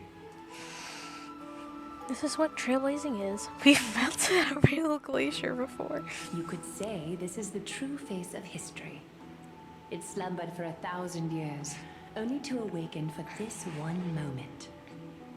Alas, now is not the time for a study of history. I do not see a Naxa around. Was this under your instructions, Finan? Yes. It just seems much more efficient than letting you two go at it endlessly. A rash decision. After all, he still bears a core flame with him. I do concur with your assessment of efficiency, though. Now, let us table the issue concerning him for the moment. The more urgent matter is the core flame of Orynyx. The Chrysos heirs had initially crafted a plan regarding the order to return the core flames. For titans like Orynyx and Circes, who harbor no intentions of harming humanity, our strategy entailed assuming their divinity only at the very end. But this unforeseen turn of events has thrown everything into disarray. If we don't return the core flames to the vortex of Genesis, and we leave the Titan's divine positions vacant, we can't even begin to imagine the disaster that would follow. But the most pressing issue at hand is that we haven't found the Chrysos heir capable of bearing Orynyx's divinity.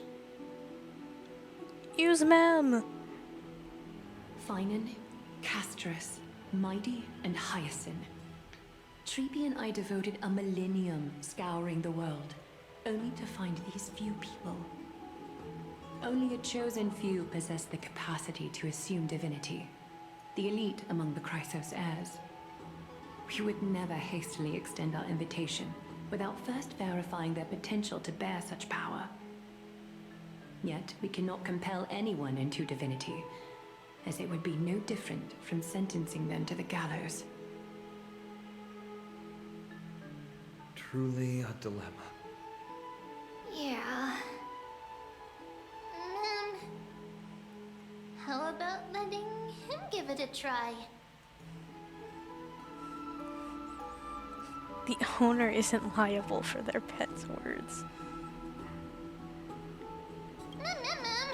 Mem special, mem. I was saying you should have it, not me.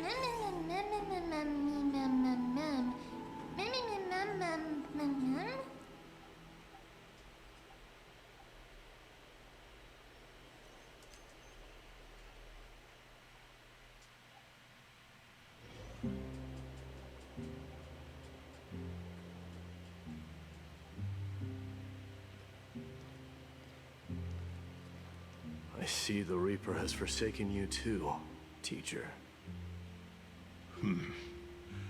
It simply put my life in the hands of the Twilight Courtyard. That priest girl's medical talents are truly exceptional. She might be far from the ordinary girl we envisioned. But this isn't about me, Mighty Mos. I saw it. You finally decided to embrace your own fate.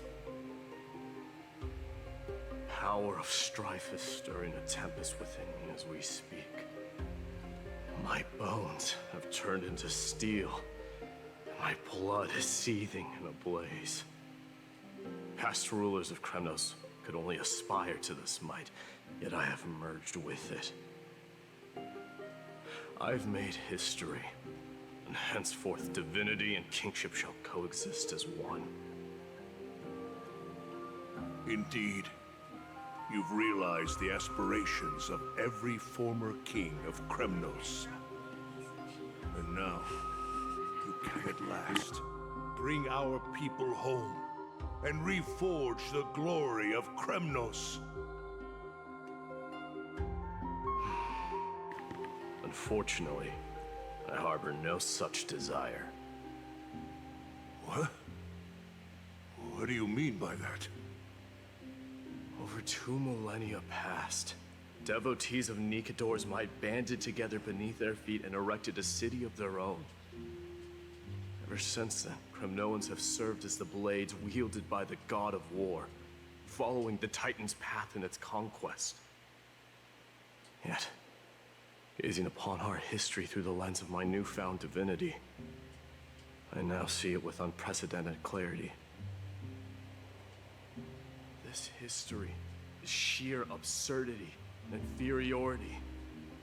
People surge onto the battlefield like ants, plundering and slaying for their own greed, only to be trampled upon like ants.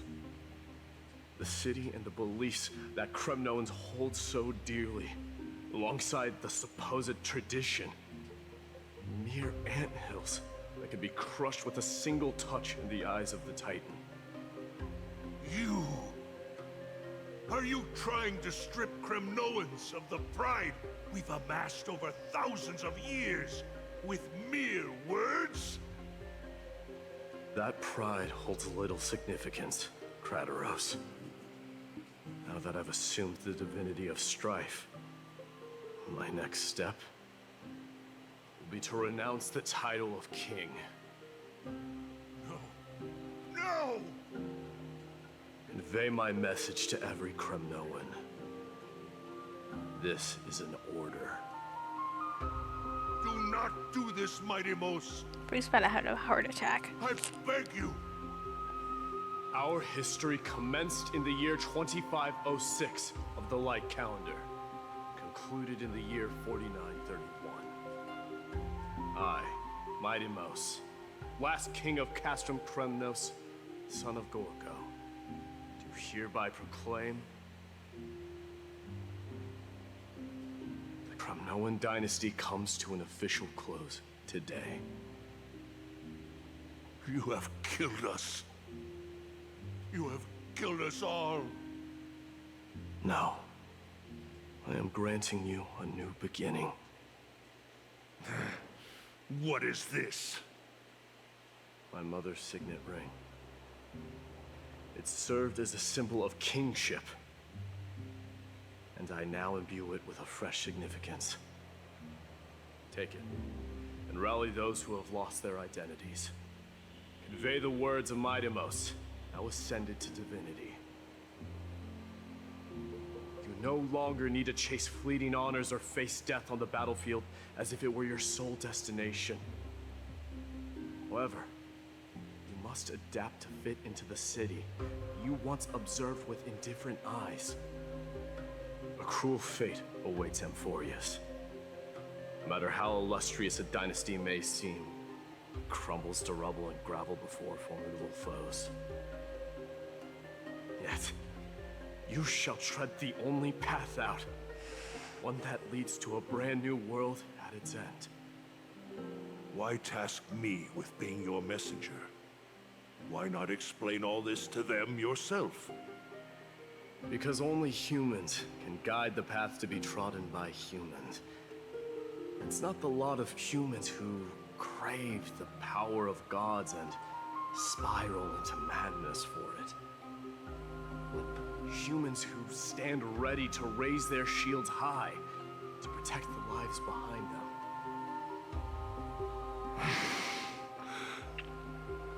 I failed to save that child. That is irrelevant. As demigods, they have long been prepared for it. What truly matters is that you showed up there and shielded her. The one who persuaded Aglaya to set me free that night. Was that you, Mighty-Mos? Yes. She's not one to easily make a concession. What did you offer her? I staked my mother's name to guarantee the integrity of your soul to her. And I promised her that I would dedicate all I have to the Flame Chase journey. And what is next, Mighty-Mos? Where will you be headed now? To the place where I belong, to fulfill my promise. The madness that has plagued Nikador and the darkness that has consumed Amphorius. It's now my turn to fight against it. There are some people to meet with before I leave. Let's go. Oh, the story is so good. It's so good.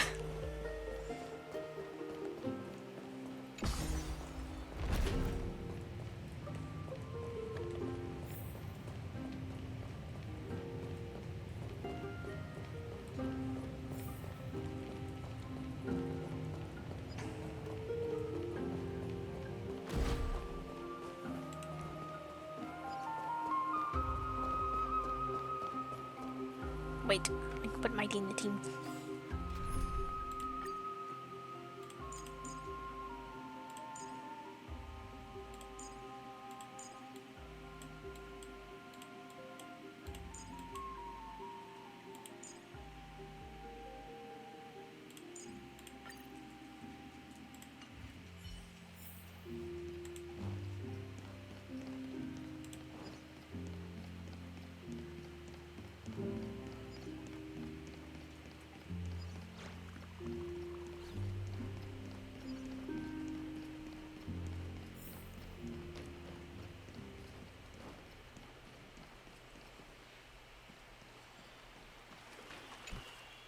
You're here, Maitwovtuber. It seems that you are prepared. Yes. You aided Akuma through yet another trying ordeal, and my gratitude knows no bounds. Isn't that exactly what you wanted? Not everything unfolds according to my plan. In the current state of the world, I can only proceed one step at a time. Furthermore, you are ready to dedicate all that you have, regardless of the promise you made to me, aren't you? Throughout my time in the Holy City, I've gleaned valuable lessons from you. Strategy, leadership, adaptability to change. Yet, it's only recently that I've come to realize the truly remarkable quality you possess. And what is it? It's the magnetic allure in your presence. It draws people to gather around you willingly, to seek your guidance. They strive not to disappoint you, not due to fear of repercussions, but out of sincere alignment with your ideals. That is precisely what every ruler of Castrum Kremnos has been missing. I am truly honored to hear that.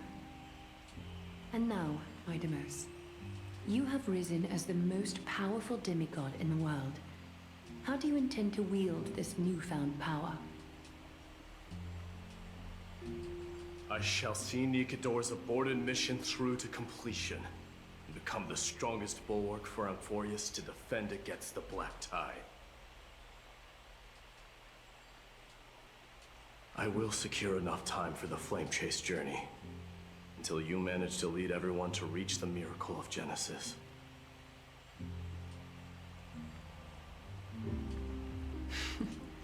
Maitwovtuber, a new chapter awaits Amphorius. Yet, the one who guides the people to the destination need not be you and I. Huh. What did you see after assuming Nestia's divinity? Despite the passage of 1,000 years, every word of that prophecy remains as vivid as ever.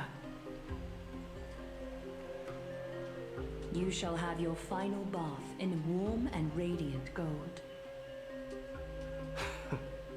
Just as cryptic as all the other prophecies.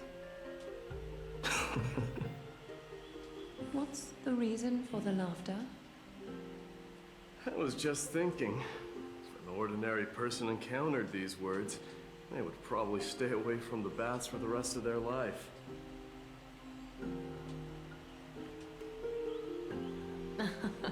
But I cannot forgo the delightful experience a bath offers. So, I assume you also glimpsed yours, Maitwovtuber? One day, you shall die with a wound in your back. No way. Well, that is a rather straightforward scenario. If I were to be terrified by drivel with no basis, I would not have attracted your gaze and joined the Flame Chase journey in the first place. You speak the truth. May you be destined for a powerful fate, and may we reunite in the promised new world. Farewell, mighty.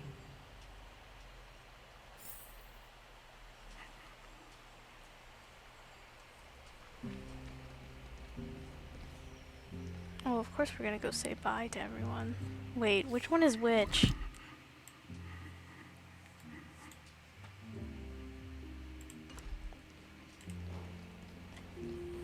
I don't want to go to the wrong one.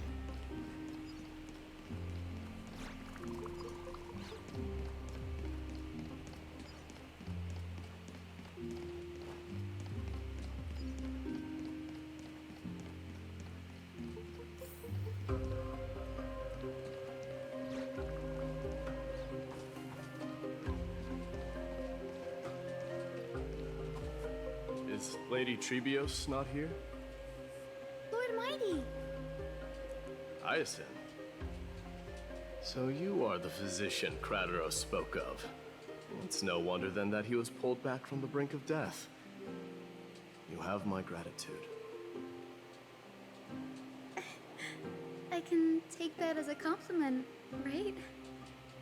I've heard about what happened at the Grove.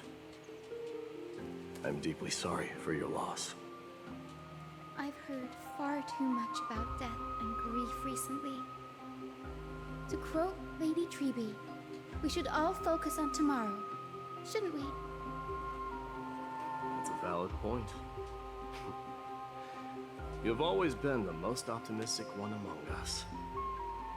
Well, I must say, it feels quite incredible to see a new demigod standing right before me. You should prepare yourself as well. Humanity has already taken hold of strife, and one day it will also reach the sky. Do you really believe I can do it? Even my ancestor, that hero of legends, couldn't conquer the core flame of Aquila. Given your good rapport with the demigods, you should know that the path to assuming divinity is never limited to swords and spears.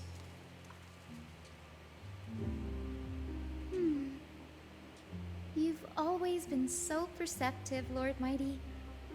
Rest assured, if fate has truly selected me, I'll be ready. Right. You are here looking for Lady Treeby and Lady Trina, no? They're not around at the moment. Is there a message you'd like me to pass on to them? No need. I've already bid farewell to Aglaya. Meeting with the Oracle is simply a matter of courtesy. You've bid farewell? I'm heading back to Castrum Kremnos to fight against the Black Tide. In all likelihood, I will never again return to Akuma. Oh. Aww. Second thought. There is something that I'd like you to help me convey to them. I'm all ears, Lord Mighty. I'll make sure to convey every single word. Tell them that there is no longer a need to send scouts behind enemy lines. With a single message, the Lance of Fury will target anyone who dares oppose Akuma.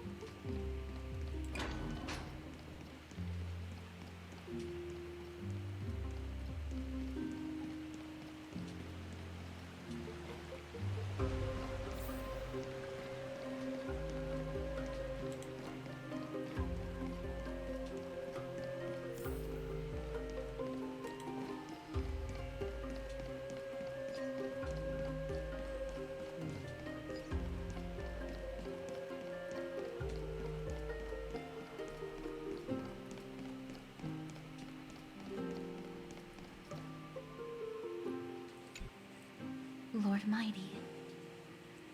I'll be embracing my destiny before you do, Castorus. Can you feel Thanatos right now?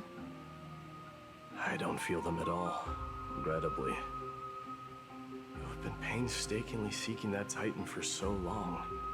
Have you ever considered reaching out to me for help?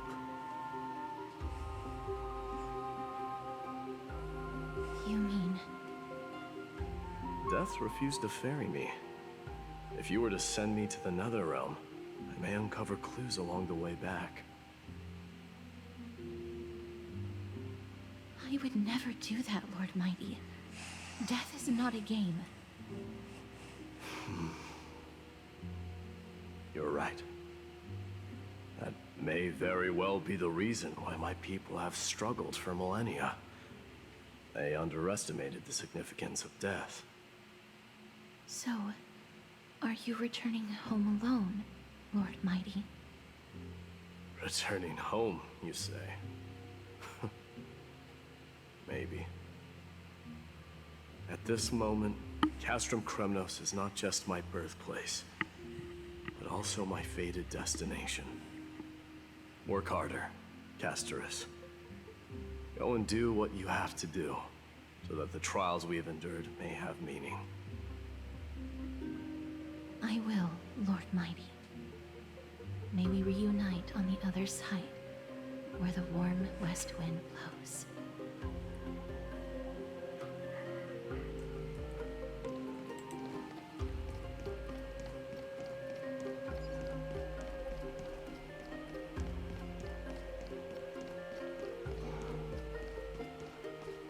I don't know why I lag so hard. Did the dinosaur just spawn?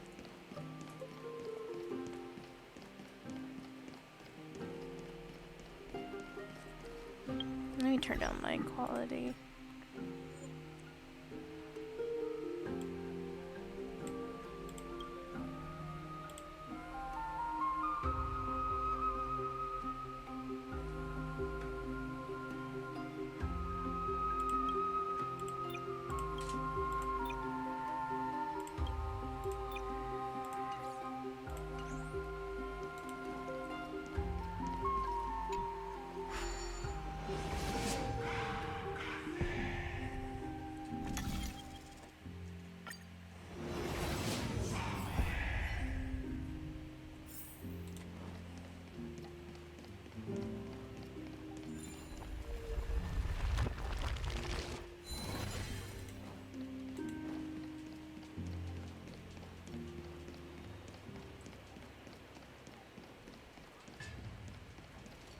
The King of Kremnos, without the signet ring, but looking more like a king now. I'm no longer the king, Grand Craftsman. Matters not the title. Surpassed all former kings your achievements have. I will honor your trust and liberate the world from the clutches of fear. Nevertheless, I must request that you continue to watch over Phainon, Cartonis.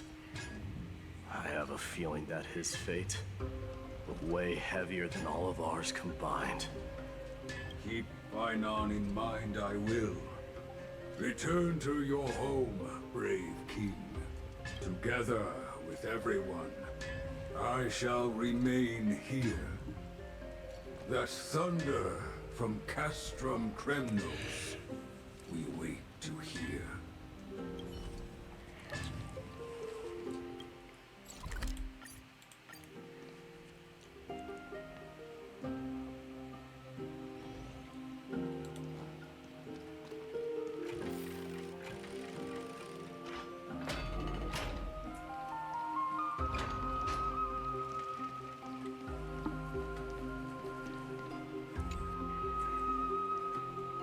Mighty? Outlanders?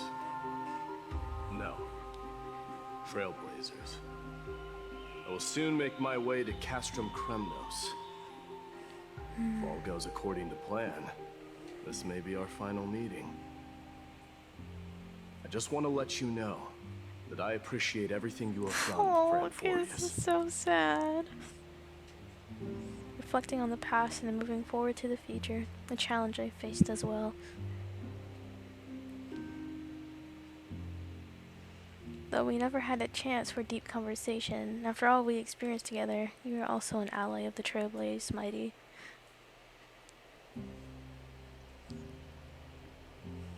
That means a lot to me. May success accompany your trailblazing wherever it leads. How about you let me guess what's on your mind?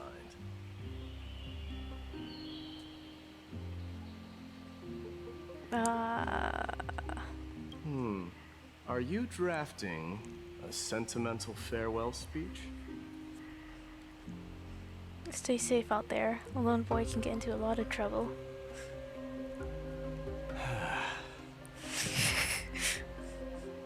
Just smile if you don't know how to respond. Now that I bear the divine within me, I can get the vague feeling that you have a great significance for the future of Amphorius. With this departure, I fear that I will never again return. Can I entrust you both to watch my back? And to continue supporting the Flame Chase journey in my absence? Rest assured, we'll do everything we can. You have my gratitude. Then, farewell. Hold on. Yes? Let's at least snap a photo together to capture the moment, shall we? Okay. Sure, let's do it.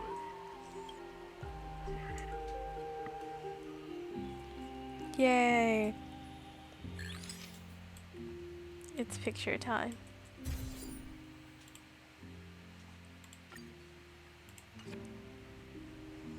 Looks pretty good. What do you think, MYDEI? Well, feels peculiar, I suppose. I'm not talking about your photographic skills. It's just that I rarely take photos. But this one, it's pretty good. I never failed to impress. I'm glad you like it. Make sure not to leave any regrets behind. I wish the same for you during your time in Amphorius.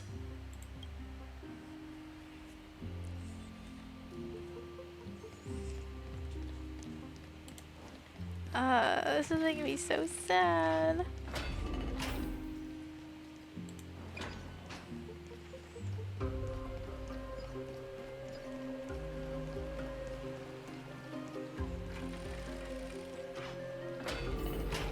Guys, I didn't think I would like MYDEI this much.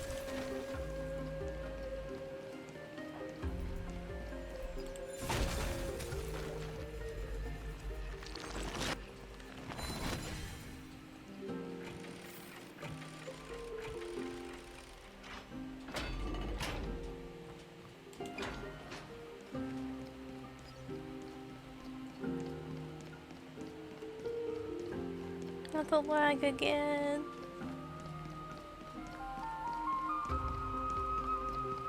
Goodness, I'm probably lagging because I just played this whole story in one sitting. The computer's just like, stop! When are you gonna stop?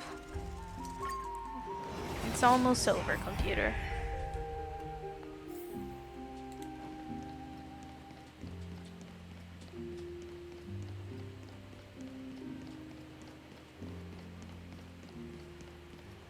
Children?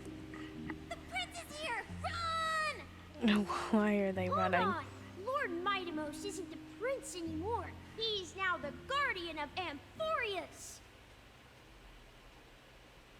What's going on?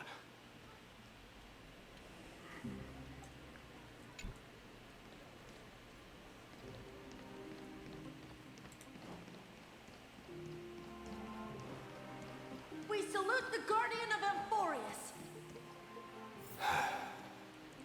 Of course, Finon did. Of course, Finon did.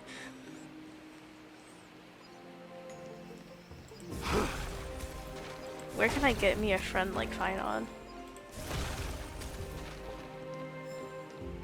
We salute you. Farewell, Savior Kremnos. It's been a while, Guardian. I should have known you were the master. Look at that little happy face. Look at his happy face. He's so proud of himself. Hey, don't go pointing fingers without cause. I swear I'm innocent this time. See those kids over there? They're the ones who brought everyone together.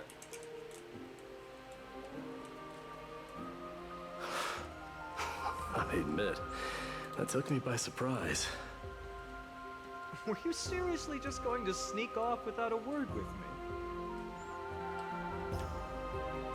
Well, I was actually on my way to bid farewell to you, but ended up running into this.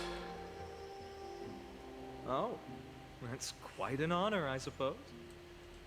We better not leave them waiting too long, don't you think? The road to Castrum Kremnos from here is long.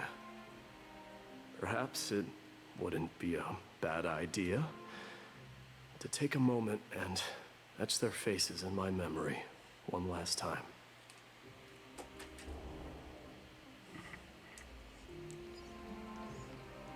Wait, I'm coming, I think I Pookie. see more than just the Kremnoans here.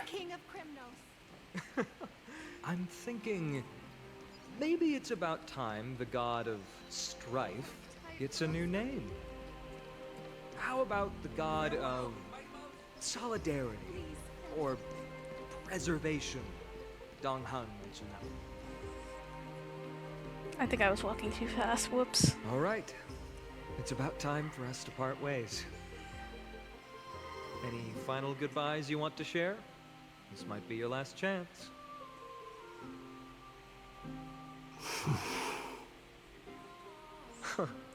Why so quiet?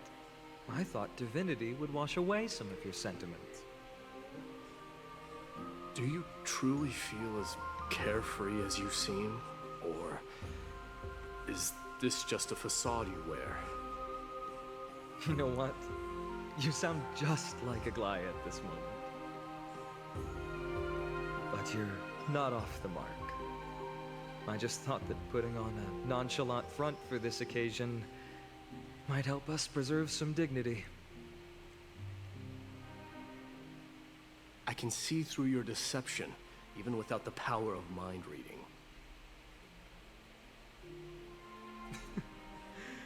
Am I really that terrible at controlling my facial expressions? Well, with that said, thank you for aiding me in defeating my archenemy, MYDEI. No need to thank me. This triumph brings no delight, nor does it signify closure. You understand that more than me. Indeed. In the end, I still haven't unraveled the mystery behind that black-robed swordmaster. And I can't even ascertain their demise. Maybe I've never managed to cut off my destiny. But that matters not. Pain may be cured, but scars remain. This should not be effaced. Even with the divine might of Ornyx, you cannot stop the past from leaving its marks in our blind spots. Can you genuinely let go of everything as soon as that swordmaster is dead? That's impossible. Revenge is merely an obligation that must be carried out, and no one can find mental fulfillment through it. You're right. Look forward.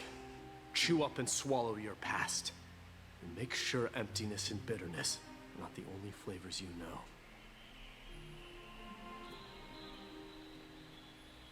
Remember that there is a whole world behind you waiting to be saved.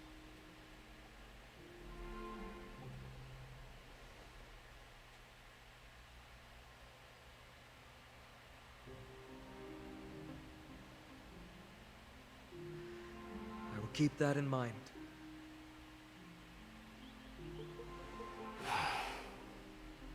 I have a final favor to ask. Please look after the Kremnoan warriors in my absence. They will undoubtedly face challenges while assimilating into Akuma. It is my sole regret that I cannot stand by them during this time. Do not worry. Leave it to me. And, while I'm at it, I'm going to find out if the Kremnoan language is really missing that many words.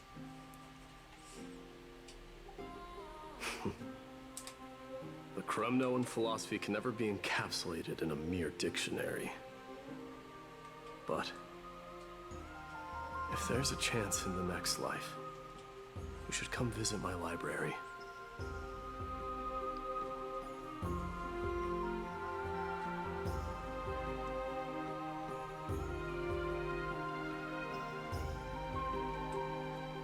I'll be on my way, Deliverer. Remember to stay alive till the final act. Yes. Same goes for you. Don't die too easily.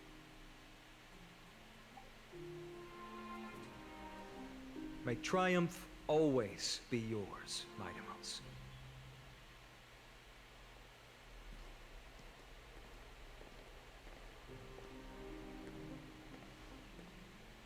Oh, right. One last question. Go ahead. You better not leave any regrets behind. Are you the one who told Cartonis about the signet ring? Well...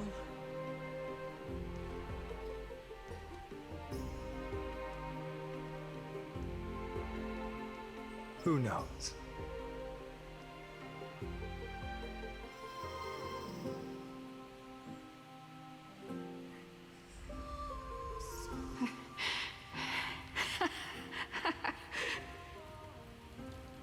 Get up, my son. You showed great courage in today's training. Let's wrap it up for now. Yes, Mother. Mother, there's something I want to ask you. What is it, MYDEI? Why must we learn to fight? It is for glory and honor, my son. For Kremnoans, mastery of swords and spears is ingrained from birth. And the battlefield is our destined end. Is that really the way it is, Mother? What makes you say so? Because you don't sound entirely sure. You're right, MYDEI. I once believed those words, without question. Until your father cast you into the Sea of Souls. It was at that moment I realized how everything I believed in was utterly hollow.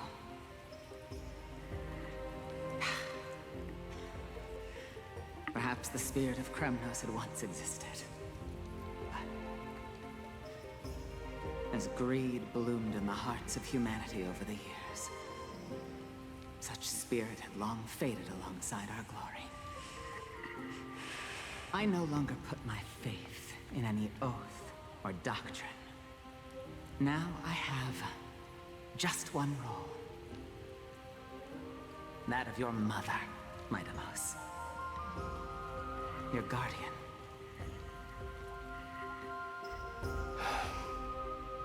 That dream always ends there. The journey back to Castrum Kremnos is proving to be longer than expected. Krateros said that shortly after my fall into the sea, my mother challenged my father to a duel. She died through father's treachery, and I never saw her face. Yet each night she would show up, waiting by the flickering firelight. I always anticipated the sequel to that dream, believing she had more words of wisdom or guidance to offer. But now, think I finally come to understand. That is all she wished to tell me. And now, I too am left with but one role.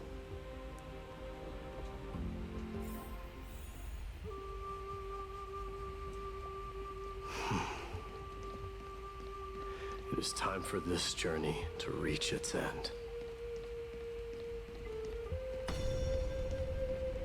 Look! MYDEI is back! Glory belongs to you! We've got fresh pomegranate juice. Want to try some? Welcome back! We meet again.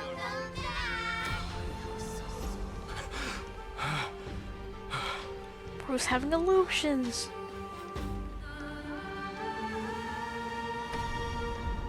How was your training? Say, come and check out what I just wrote. MYDEI, did you just come back from training? It's been a I'm while. gonna beat you at the festival. Welcome home, MYDEI. Have you found some? Oh, whoops.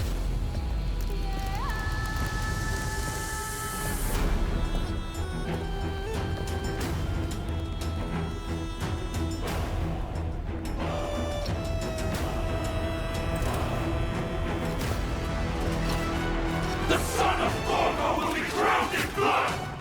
The son of Gorgo will be crowned in blood!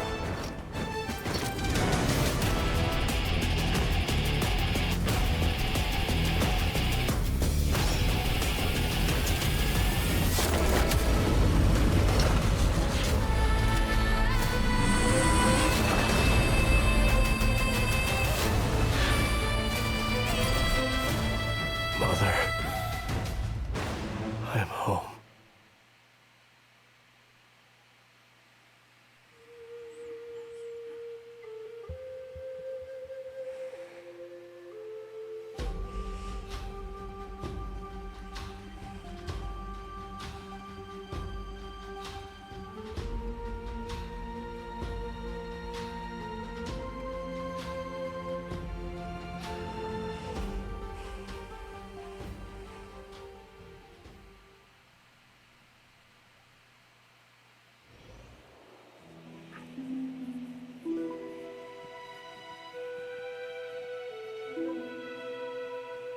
I smell sunlight and the wind of Akama.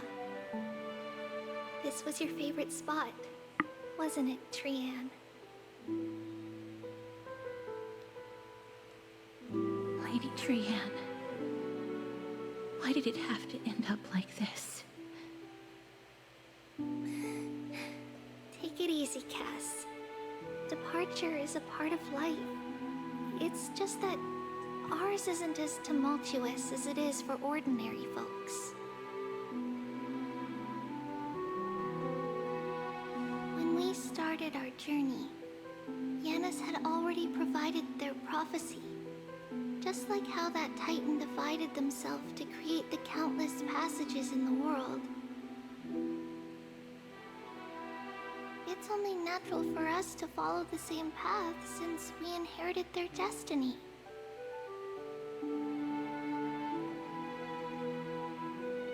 If you don't mind, Treeby, are you still willing to unveil that past for us? The past regarding the prophecy?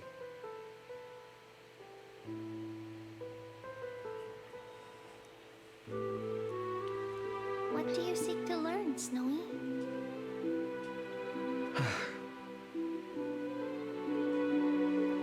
MYDEI has left the city to face his own fate. That is, the fate of every demigod.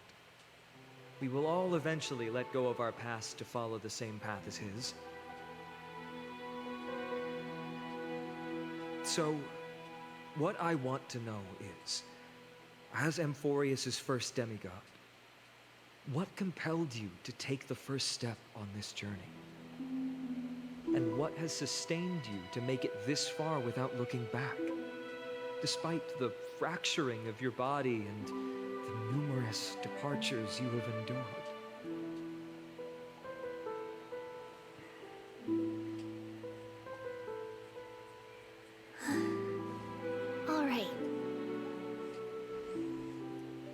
Teacher, are you sure about this?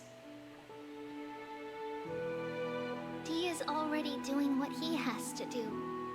What reason do we have to keep it from them? Let's go, everyone. Let's go to the Abyss of Fate and see how it used to be.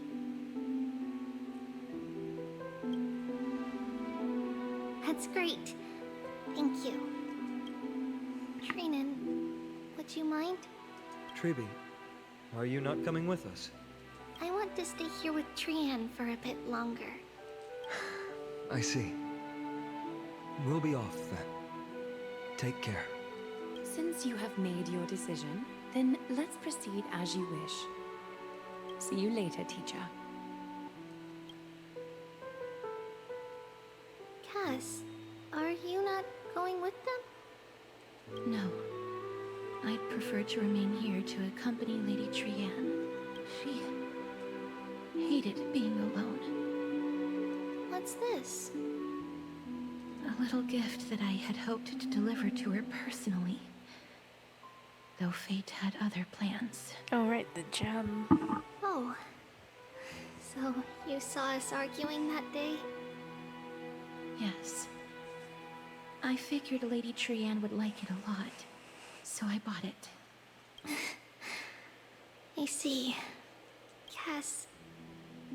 You know, I recognized it immediately that day. It truly is an authentic piece from Yanisopolis. Then why? It's just that Trian had forgotten far more things than I. For example, she forgot that this glass object meant something unfortunate according to the traditions of our homeland. I'm sorry, Lady Treeby. Should I? No need to apologize, Cass. At that time, I simply didn't want her to be trapped by our past, especially considering how much time had passed since we left home. But now, it might just be the perfect gift for Trian. All shall bid farewell to one, and that person alone will witness the miracle. While you and I have long accepted this absurd fate, they remain fresh and inexperienced. Teacher, don't let the weight of that cruel prophecy crush their spines. But it would be even more cruel if we allow them to ignorantly fall before the gates of the new world. They will eventually need to know the truth. We just need the right opportunity. This, to me, feels like the right opportunity.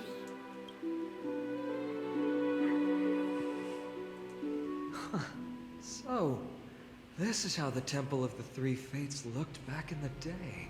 At this point, Yanisopolis still resides under Aquila's protection. Yet it is already fated for decline, and only contains a beautiful facade. Is it because Amphorius has entered Arabelica? Yes, strife remains distant from this part of Amphorius right now. But in 5 years' time, at the same entry hour, this temple will become the source of another war. Then, where are you at this time? Right over there.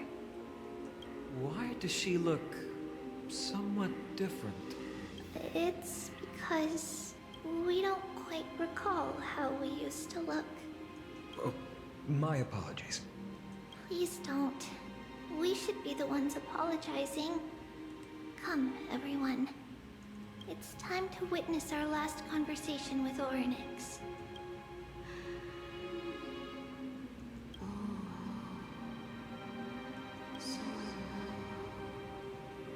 You're here, Orynyx.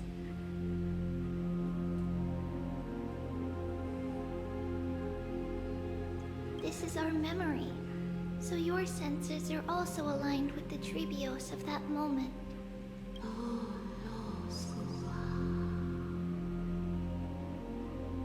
False prophecy, huh?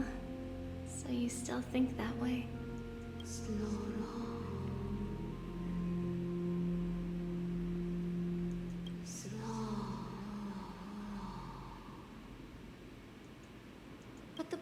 tide has already arrived, and Yanis remains in slumber.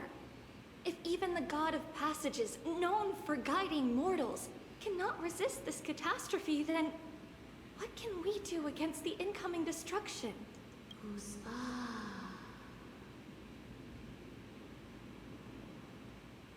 Those chosen by fate would never have their family taken from them. And how can I alone remain safe and secure while watching the entire world crumble before my eyes? This might be our last conversation, Orynyx. I will do everything I can to protect you from the Black Tide. The family she just mentioned. It's our mother. She fell from the spot into the valley a long time ago. It was during a grand ceremony held to seek Yanis's guidance, but things took an unexpected turn. It was Kefali who responded instead. Did something go wrong with the ceremony? Yes, but those two occurrences were in fact unrelated. Kefali's response was simply a coincidence. On that frosty night with treachery abound, as the holy maiden of Yanisopolis met her demise, the world-bearing titan also fell in another corner of the world. Let's keep up with her. This story, she should be the one to tell it. That thing ahead. It's the altar of Talantin. But that's not our destination. We're heading to the left.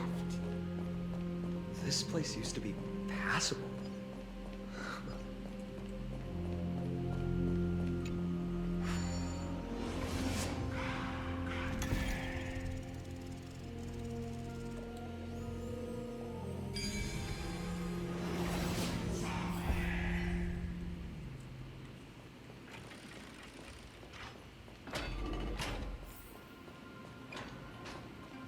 I never thought there would be such a hidden space in the abyss. Is this Yanis's maze that Trinon used for divination in the past? Not only that, it also serves as a lock. Our childhood abode lies sealed within. This is the largest puzzle I've ever laid eyes on. And it even acts as a door lock. Should have expected something like this in the homeland of puzzles, I suppose. So, how are we going to solve it? Just follow the designated path and let the stone ball fall into the pool twice. Seems pretty straightforward. Even MYDEI might be able to complete it in a single try. How dare you talk smack about MYDEI behind his back? That's not talking smack. It's clearly a compliment. MYDEI. If he were still here, we'd probably take a lot fewer detours to solve our issues. Enough with the talking. Let's just get started.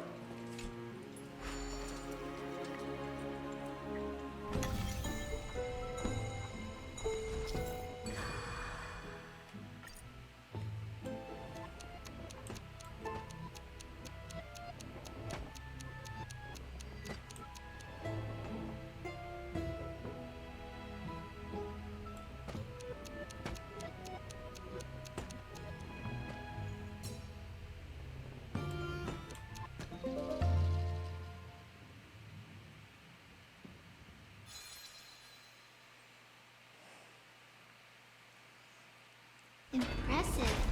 You too have the makings of a high priest now.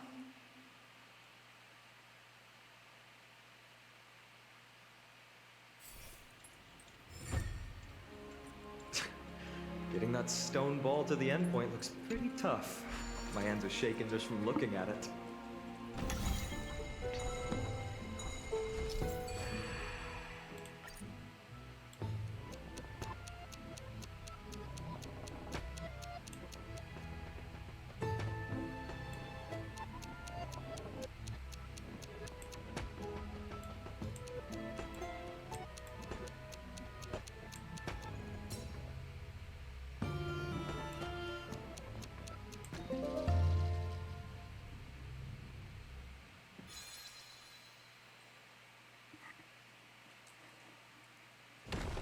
They should make more of those. That's a fun puzzle. The secret door is open. Go inside, and you'll see the place where we grew up.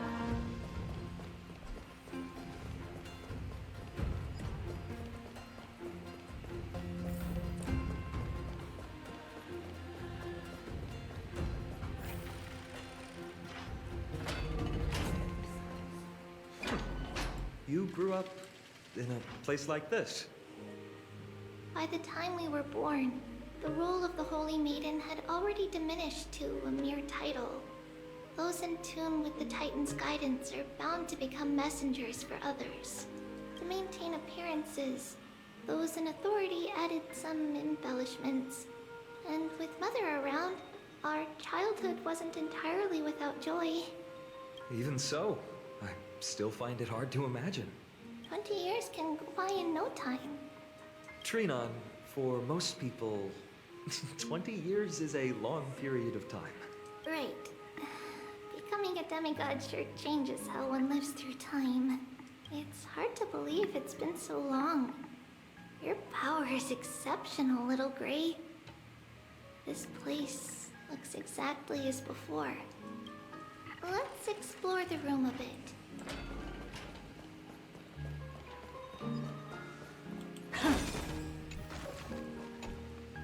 There are so many boxes here.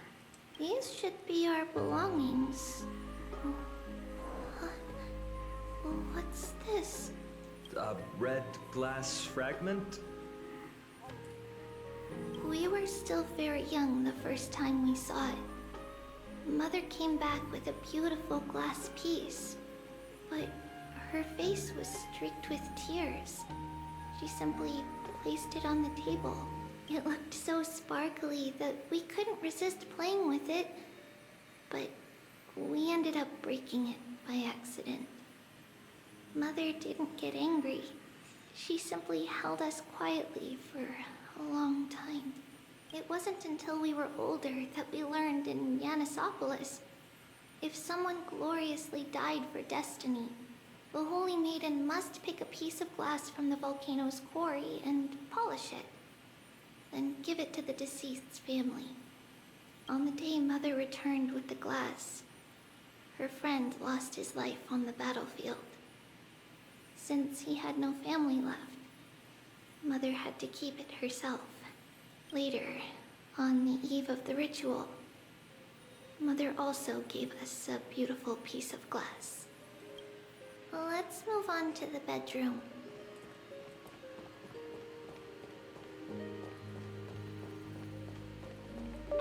It's Trebios. Just as expected. It's time to get going after all. Mama, are you going to that ritual tomorrow? That's right, my sweet girl. What's the matter? I wish I could go too. I have something to ask Yanis. Oh. What do you want to ask? I want to know how to chase the black tide away. Ah, I see. Unfortunately, it's a secret ritual, and only I can preside over it. If you want me to consult the Titan on your behalf, you'll have to promise me something. What is it? Be a good girl and go to sleep now. And whatever you dream of, don't be afraid. Just sleep through the night until morning comes. Until the next time Aquila opens their eyes.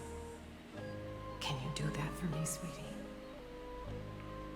That's it? Of course I can! Trebios is the most amazing Holy Maiden of Yanis! Well, little Holy Maiden. But why, Mama?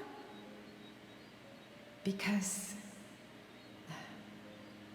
this ritual might take a long time. How long? Tomorrow, my sweet child. I'll be back tomorrow. If not tomorrow, then the next tomorrow. If not, the tomorrow after that. But if I still haven't returned for a very long time, that means the ritual has succeeded. It means I've found a way to chase away the black tide and reach the new world on the other side. But for various reasons, I can't return to bring my sweet girl with me. But I'll be waiting for you there. As long as you stay brave and kind, we'll meet again in that new world. It's the end of the West Wind, the black tide's other shore. A radiant sea of flowers, blessed and protected by the gods. In the rosy horizon, you'll see a silver-white shoal. It marks the end of your voyage. A haven, free from storms, cold, and heavy rains. No sorrow can linger there. That is where I'll be, waiting for you. Wow, that sounds just like the island from my dream. Oh, I know. I'll turn the moon into a ship and the stars into sails to go find Mama. Pinky promise? Pinky promise. As long as you sail toward tomorrow. As long as the sun will rise for the next day, our wishes will come true together. If the final murmurs of the Titan are true, if such a place really exists on the shore beyond the black tide at the end of Genesis, then our promise still stands. Please, wait for me, Mother. After those 10 years of darkness, when Aquila opened their eyes for the last time, we finally set off. Where did she go?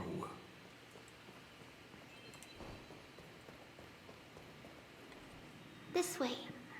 Now, we'll go through this shelf. But how? With Yanis's power? Indeed. We hadn't acquired their power back then. So, this obstacle, it was simply a mirage? Yes. The answer is right on the shelf. Go ahead and give it a try.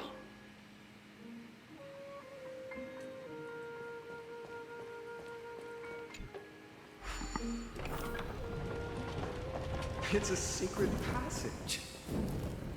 It was a secret passage prepared by the Holy Maiden's supporters for Mother and me as a precaution. And now, it has turned into our passage to escape, just as anticipated.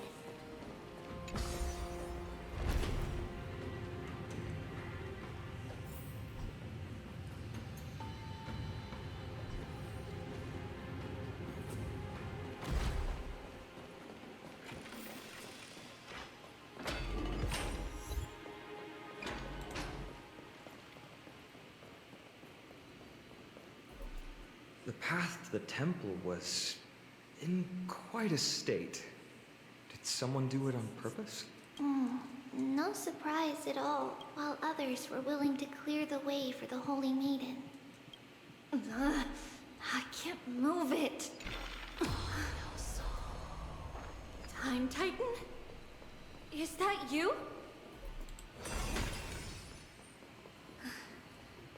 Someone will help me.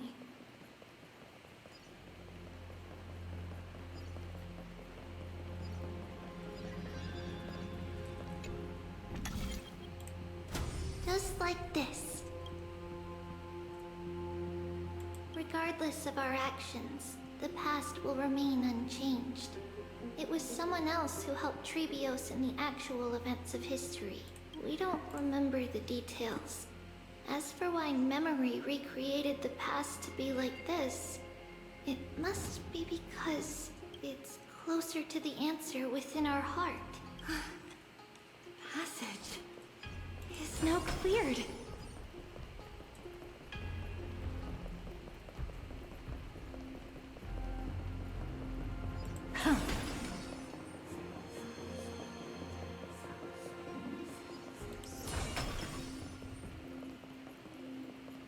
or names. Thank you, nameless god.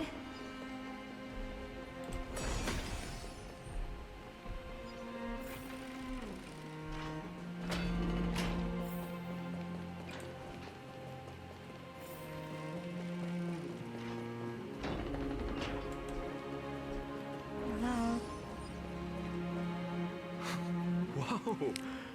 It looked truly magnificent back then. Relax. Take it easy. All these people, they're just civilians, not enemies, correct? Mostly, but it might not be the case later on.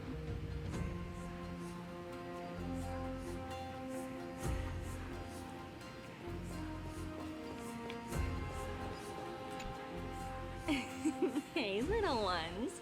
How did you sneak in here? Please keep it down. We had to be really sneaky to get in here. Okay. But what did you sneak in here for? I heard there's a lovely holy maiden living in the temple, and I want to meet her. I couldn't stop her, so I had to think of a way to sneak her in. Oh, really? I was here to meet the Holy Maiden as well. Huh? What a bummer. Mommy even asked me to bring her gift to the Holy Maiden. It's getting late. We couldn't go home now, okay? Okay then. We'll come back next time. Thank you. By the way they are dressed, the siblings look like civilians living outside the temple. Mother mentioned that when she was a holy maiden, she caught a girl sneaking into the temple to steal the tributes. Stealing from the temple was punishable by death. But that poor girl had no family and just wanted something to eat. So Mother took her outside and even gave her some food. Perhaps these two children are the descendants of that girl from back then.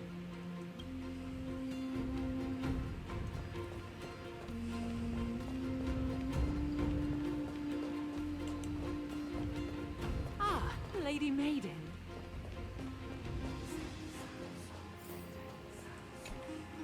Lady Maiden, you need to dress warmer. It's pretty cold out. Let me get you a blanket. No need to trouble yourself. I'm just going for a quick walk. All right, but please take care of yourself. Your mother made us promise to look after you before she left. It's been a while since I last saw you. I just realized you've grown into such a beauty. Just like your mother. Oh, here, have some of my sweet pastries. She used to enjoy them, so maybe you'll like them too. What's wrong, Lady Maiden? I'm fine. It tastes really good. This lady is Mother's old friend. When we were little, we sometimes got to eat the sweet pastries she brought back. We've always remembered the familiar taste, and only now do we learn where it came from.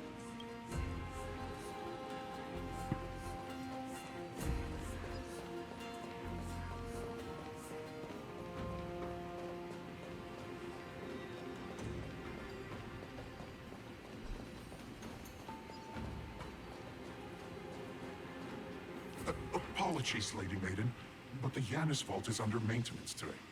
Perfect. That way, no one will disturb me while I'm talking to Mother. All right then.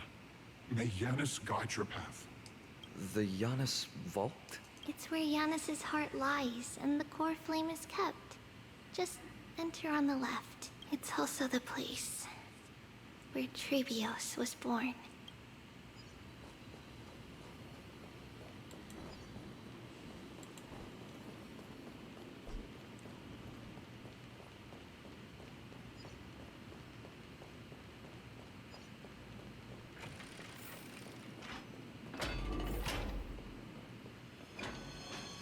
Trebios.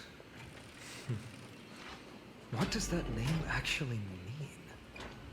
The one with 3 lives. Mother believed our birth was blessed, but the three titans of fate. She named us thus to express her gratitude. Looking at how things have unfolded, fate might have had a role in it.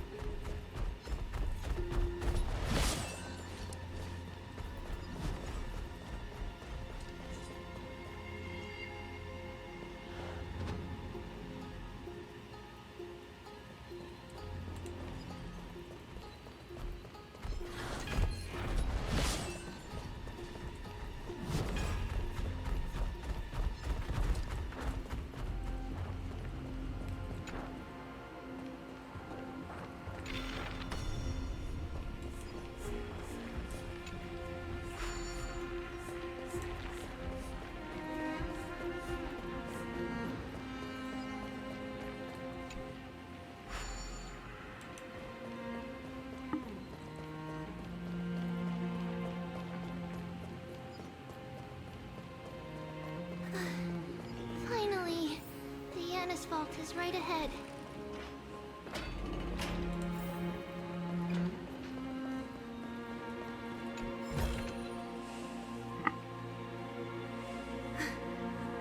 At long last.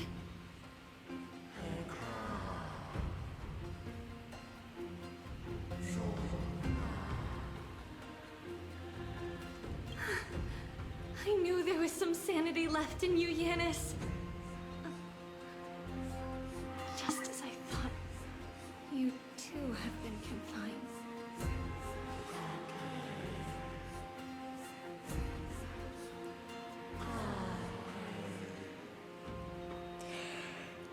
No, Yanis. I've come here to take on your fate.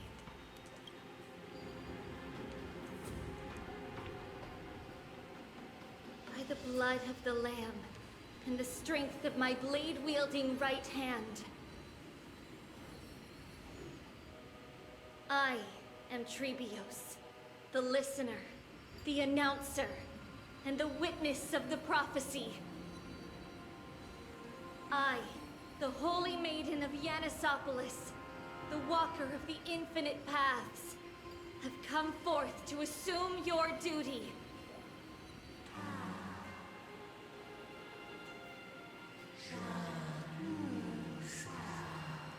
Just as I wished. This journey promises to be a long one, with 1,000 selves to accompany me. I'll never be lonely.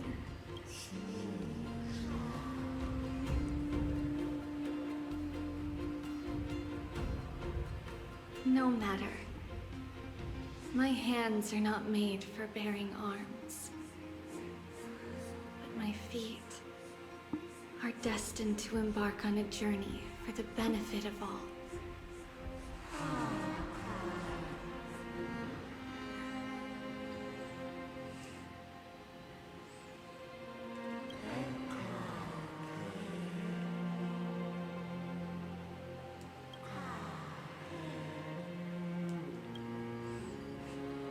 Without a doubt, Titan. Let the prophecy shatter me, so that I may open a myriad of paths for this imperiled world.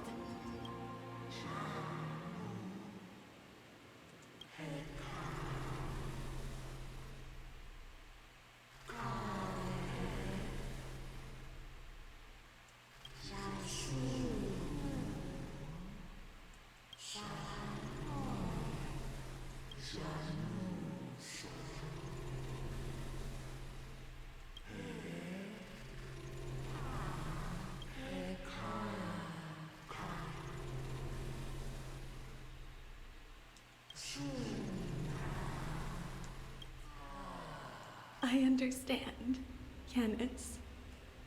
Thank you. Now, may you rest well.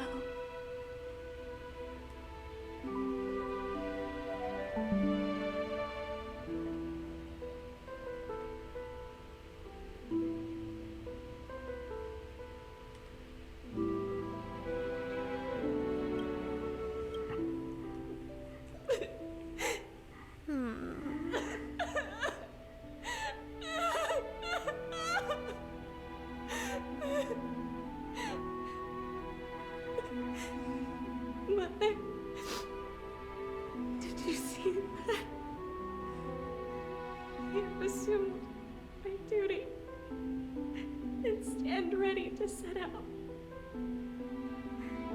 we will step over the gods' corpses and wander among humanity. And thus, we shall sweep apart Amphorius's pitch-dark fog. May we... May the world follow the myriad paths trodden and reunite at the end of the west wind, where flowers bloom in spring. Mother, I shall see you tomorrow. Who dares lay hands on the core flame? Drop your weapon and surrender at once! I knew this would come. It's opening up! Move aside and get ready! The Holy Maiden?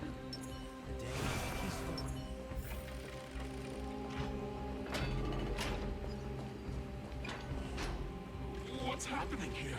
Lady Maiden, where's the thief who stole the core flame? Look at what she's holding, you buffoon! She is the thief! You buffoon. Take your positions and ready your arms! We're taking back the core flame!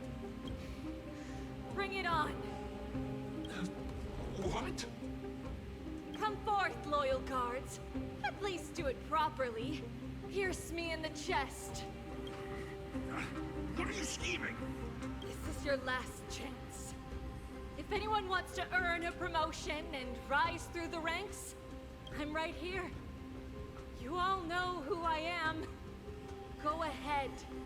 However, if there's still any loyalty within you, step aside for the Holy Maiden.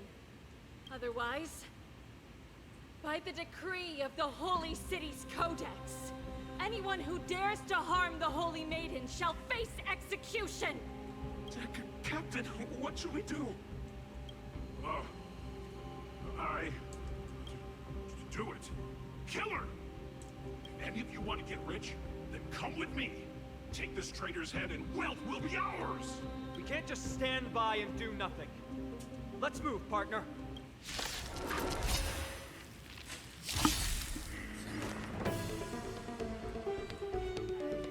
In this mortal form, watch over you, What? guide you on your path. Torment and doubt, farewell. I don't have time to expand your thinking. Time to twirl! Goodness. Curiosity. Endless riddles. Nothing but a a void. How's that possible? Could the Titan actually be on her side? That woman is the traitor! I should go. Let's keep up.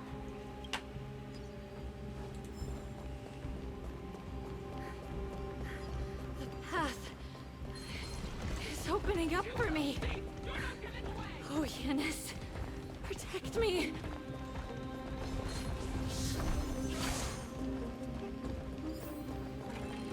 Ah! No!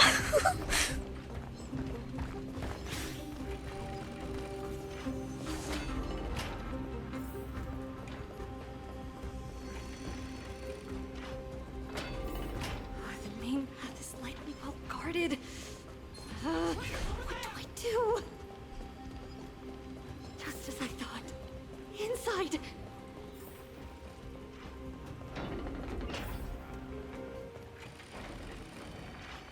There are guards here too. Don't alert them.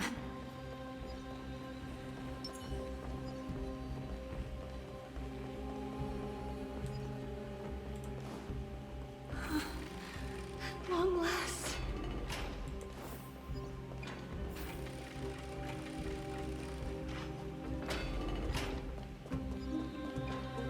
A creature of the Holy City Guards, but I'm already so close. This should be the last fight, but I don't get it. Who has been aiding Trebios in her escape?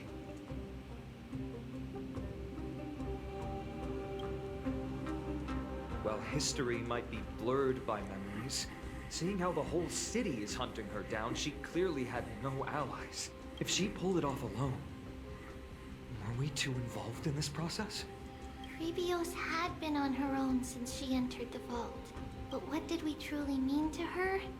You'll find that answer at the end of this memory. In that case, let's focus on the mission at hand now. Impressive. Almost. Facing death, yet finding serenity is before me. This mortal will watch over you and guide you on your path. Never seen perfection, but open sesame. All right. The dice have been cast. Bust. Or maybe I'll take it all. I won't pray. What are you looking at? Curiosity. Endless riddle. Nothing but a boy. Time to twirl. Expand your thinking. Glimpse the unknown.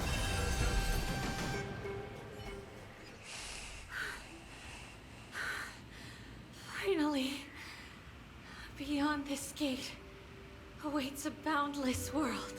This is where my journey begins. God of passages, can you see me? I will complete the path that you started.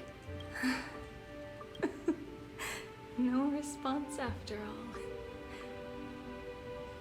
Yanis, may you have a good dream. I can't stay here much longer. It's time to leave. Well, looks like this is the end of the memory. Not yet. The question that has been puzzling you. She's about to reveal the answer. Oh, this is so But pretty. nothing happened.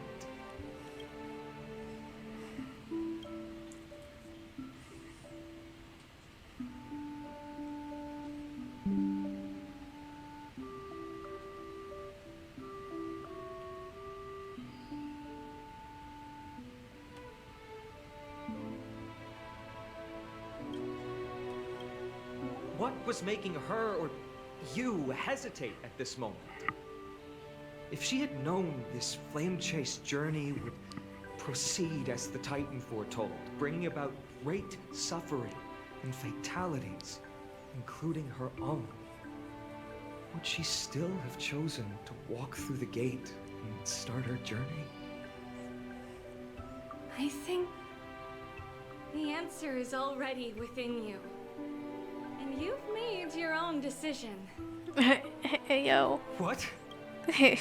Fine, I'm creeped out right now. He's like, what the?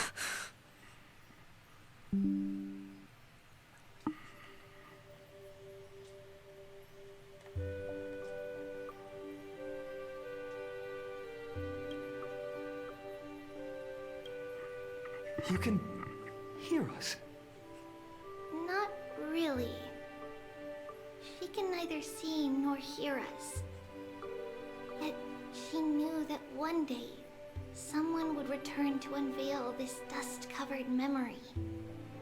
We can never know for sure who helped us back then. But that kindness was forever engraved in our hearts, motivating us to move forward. Time has modified this memory into a special letter, so that we do not forget our original intent. It's a letter written by Trebios of the past and sent to her future self. In this memory, it is Trebios of the future who overcomes all difficulties for her and sends her on a long journey toward the tomorrow where we are. Yes, you'll remember it all. And then find your way back to the gate where everything began. Here, I will set sail toward the distant horizon. Here, you have traveled far on your way home. Such is the maxim that unveils Trebios' fate. You shall shatter into 1,000 fragments and wither on the soil of foreign lands. So, if you ever feel lost, return to this place. I'll keep this memory here for you. Or worry not. The loss is something we've grown used to. Our resolve and our pledge are what Trebios will never forget. Each one of us has never failed to remember. Losses are a constant on the flame chase journey, among which even life itself holds little value. The hot blood of the sacrificial lamb will not be spilled in vain, like my mother and I. the libations poured are guaranteed to bear fruit, just as my blade-wielding right hand is not a hollow formality. Surmount the myriad passages of Yanis, and we will once again ride the west wind and let the wings carry us far away. So, this is your answer? That's right. In the name of the three fates, I stand by my answer with no regrets. Now, with or without the god's blessing, I run towards the world's agony. If I can truly pierce through the utter darkness, we will meet again at the end of the west wind, where flowers bloom in spring.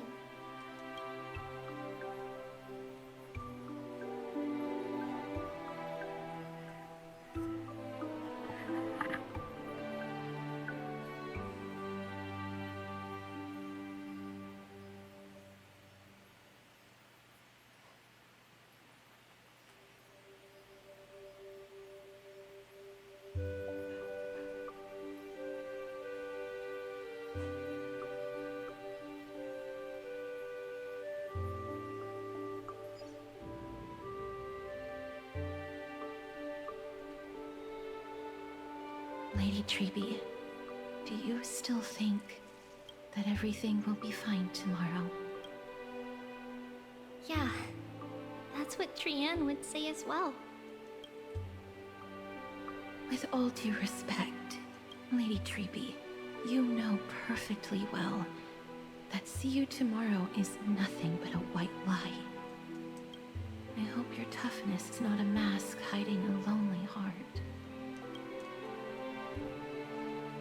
Cass, that's not a lie. See you tomorrow is the greatest prophecy in the world. Prophecy? Listen, in every corner of this land, every heartbeat carries a prayer for that prophecy to come true. It may be that only a few heroes will bring tomorrow to the new world, but the prophecy of leading everyone to tomorrow belongs to all in Amphorius.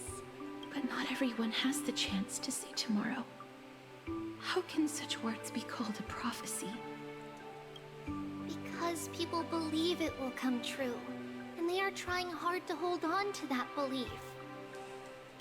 Even as the world teeters on the brink of collapse, everyone is pressing forward, longing to reach farther and move toward tomorrow. And that is why a holy maiden exists to lead the world toward tomorrow. And why Yanisopolis' prophecy unfolds as passages. Fate is not about the outcome, but the journey. It's not the flowers that bloom at the end of the road, but rather the paths that lead beyond the gate, where people tread toward the sea of flowers. So, Cass, if anything is troubling you, just set it aside for tomorrow. There's no difference between demigods and mortals. The troubles we encounter can only be resolved by our future selves.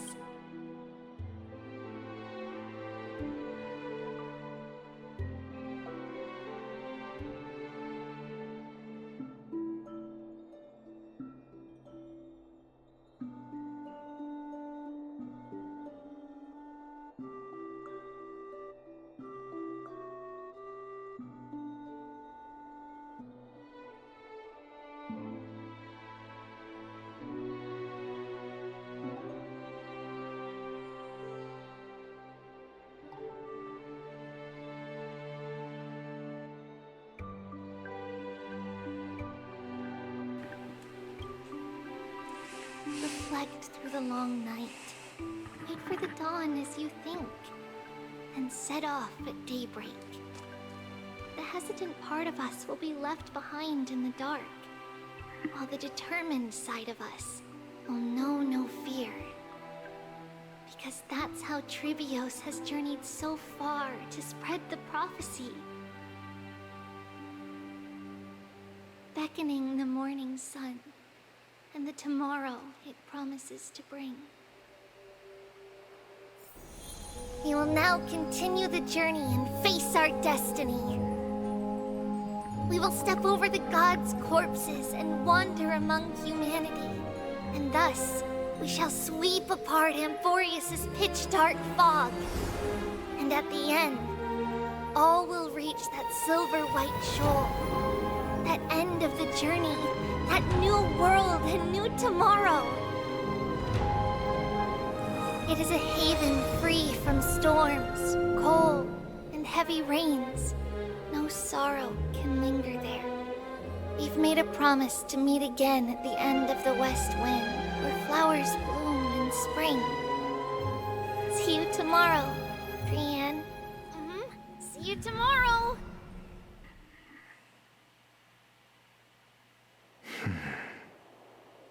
Child of humanity, surely you are not waiting for the arrival of night. Nights do not fall upon Akama. That's why it's futile for you to wait here. Honestly, I didn't expect the renowned Reason Titan to behave like this. And that's all thanks to you. If your soul weren't as prickly as a hedgehog, I wouldn't have to act this way. If you were more accommodating, you wouldn't be opposing me all the time, and I could teach you more freely instead. It was you who insisted on implanting the core flame in me. Forget it. Cut the sarcasm and just say what you need to say. Fine, fine. All I want is to remind you. There's not much left in your soul. If you don't do something soon, I will have to take over this body. If I'm not worried, why should you be?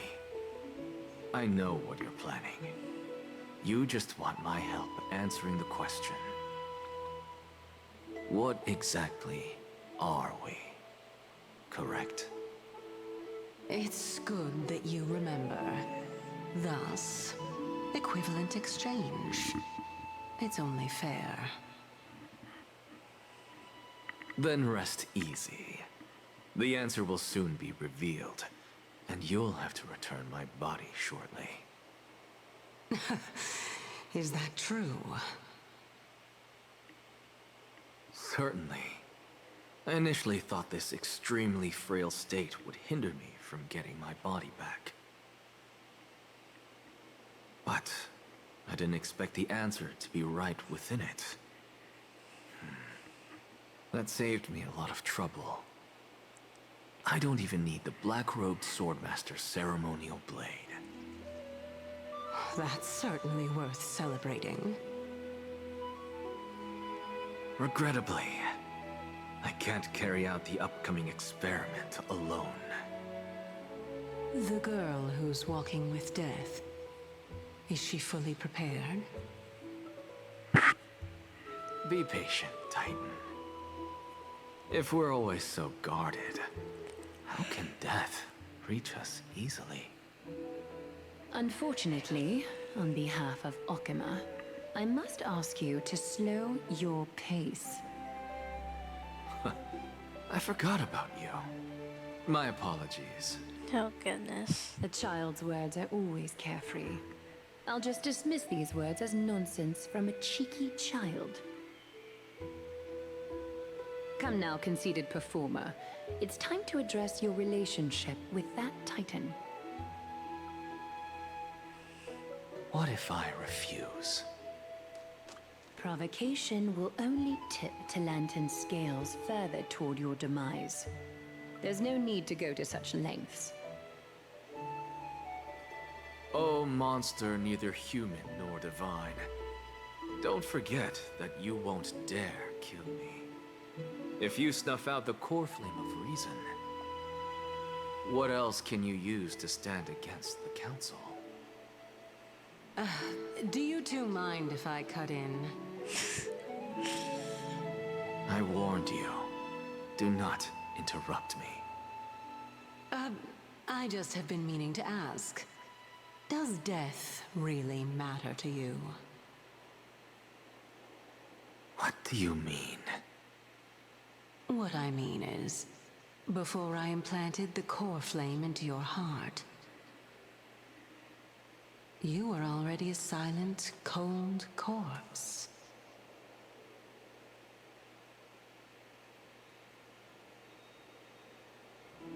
The whole place needing to load it.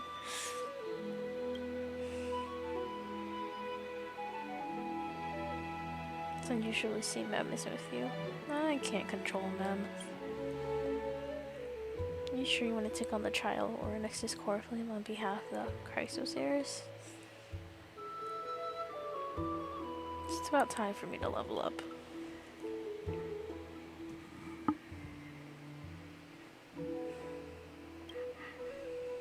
You should be extra cautious and watch out for yourself. Based on the experiences of those before you, the trial is no walk in the park. What concerns me even more is that you'll have to further bind yourself to Euphorius. Yeah, that's kind of like concerning.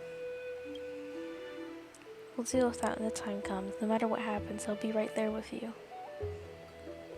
Thanks, bro. Where were you earlier? I got held up by two people in guard uniforms and ended up missing Trian's farewell ceremony. They said they were messengers of the Council of Elders and wanted to verify my identity. But I suspect we've been on their radar for a while, and they only made their move once you and I got separated. Their questions were quite specific. From how we arrived in Akuma to our relationships with each Chrysos heir, they even asked about what we did in the market. Luckily, those pawns aren't the brightest. I managed to brush off most of their questions, so they'll probably leave us alone for a bit. Dark undercurrents.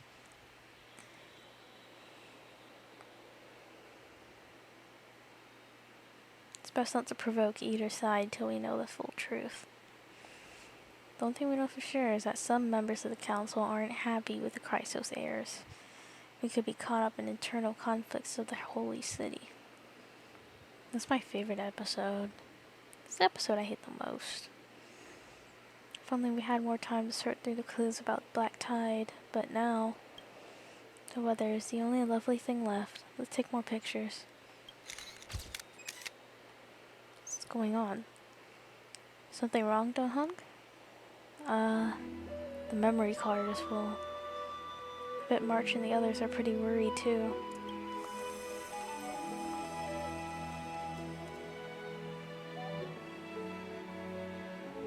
And so, this long day passed for Akuma. Some people arrived, and some left forever. Just like every other day of this journey, where we, stumbling, move forward. We have long been prepared. If we are to chase the flames, then we must grow used to farewells. And yet, no one back then could foresee death. Its arrival would always be so sudden and so momentous. It's okay, bro. We have the revive.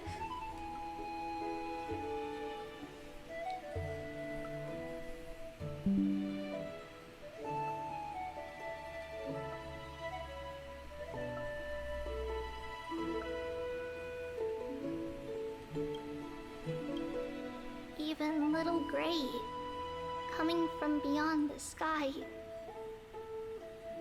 Could not escape the Reaper's two hands. And what people gained and lost in that trial of death was far heavier than life itself. Just like the destiny that the prophecy revealed for Cass. At the end of the Sea of Flowers, the souls of the living shall warm thy fingertips. Why are you And giving after me an spoilers? embrace, there shall be eternal separation.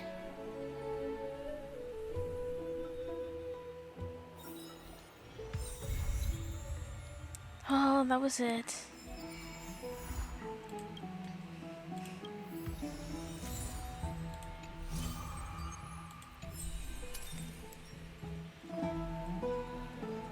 Wow. Let me head to somewhere more quiet real quick. Alright, that was the Euphorius 3.1 quest. I'm gonna be honest, I don't remember the last Starbound quests I enjoyed as much as that. Maybe 2.1 and 2.2, but wow. Just the way they handled everything. The way they handled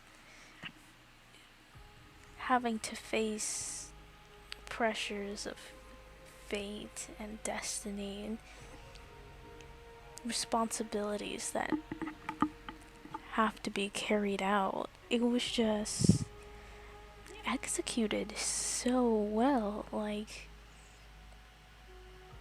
there's only been a few Star Rail versions where I could sit down, do the whole quest, and not feel exhausted at the end. With 3.0, I kind of felt tired. Doing it in parts didn't really help my exhaustion, but it's probably because of how long it was. 10 hours is a bit much. But like, this is around 6-7 hours, which it's not that bad. It's definitely not 10 hours. But I was not expecting to like MYDEI that much. I already like Triby because like she was cute, but she's more than just cute. She burdened a lot of responsibility for everyone else, and she started this whole thing just so she could save Euphorius. And MYDEI, I genuinely was not expecting them to make him such a fleshed out character, because they could have so easily just went with dense war battle maniac who really doesn't care about anything except for like killing people, but he's not like that at all. It surprised me, to say the least. Like, he has manners, he has layers of vulnerability and pressure that was weighing on him, and him slowly accepting that yes, he will do this, but he's not exactly gonna be like what everyone else wanted him to be. And he went out and carved that path for himself. And that takes another type of strength. Not just physical, but the strength to not worry so much about everyone else around you and to start something. And I was just really surprised they put that into MYDEI's character. I guess it's because I just haven't seen a lot of characters like that. That, they do have the capacity to be very physically strong. and he likes being physically strong, but it's not just about that. It's about how he also deals with being weak. And they really made him a great character. I haven't felt a quest in Star Rail for a while now where I kind of like didn't get frustrated, or the story just wasn't like that good. It was just okay, but this was genuinely, this is probably my favorite. And it feels tough putting this over Kakavasha and Acheron's backstory, but I don't know, the development of MYDEI here in Tribute was just amazing. Anyway, there's more Star Rail videos on the way, and we will come back with the next one. See you tomorrow.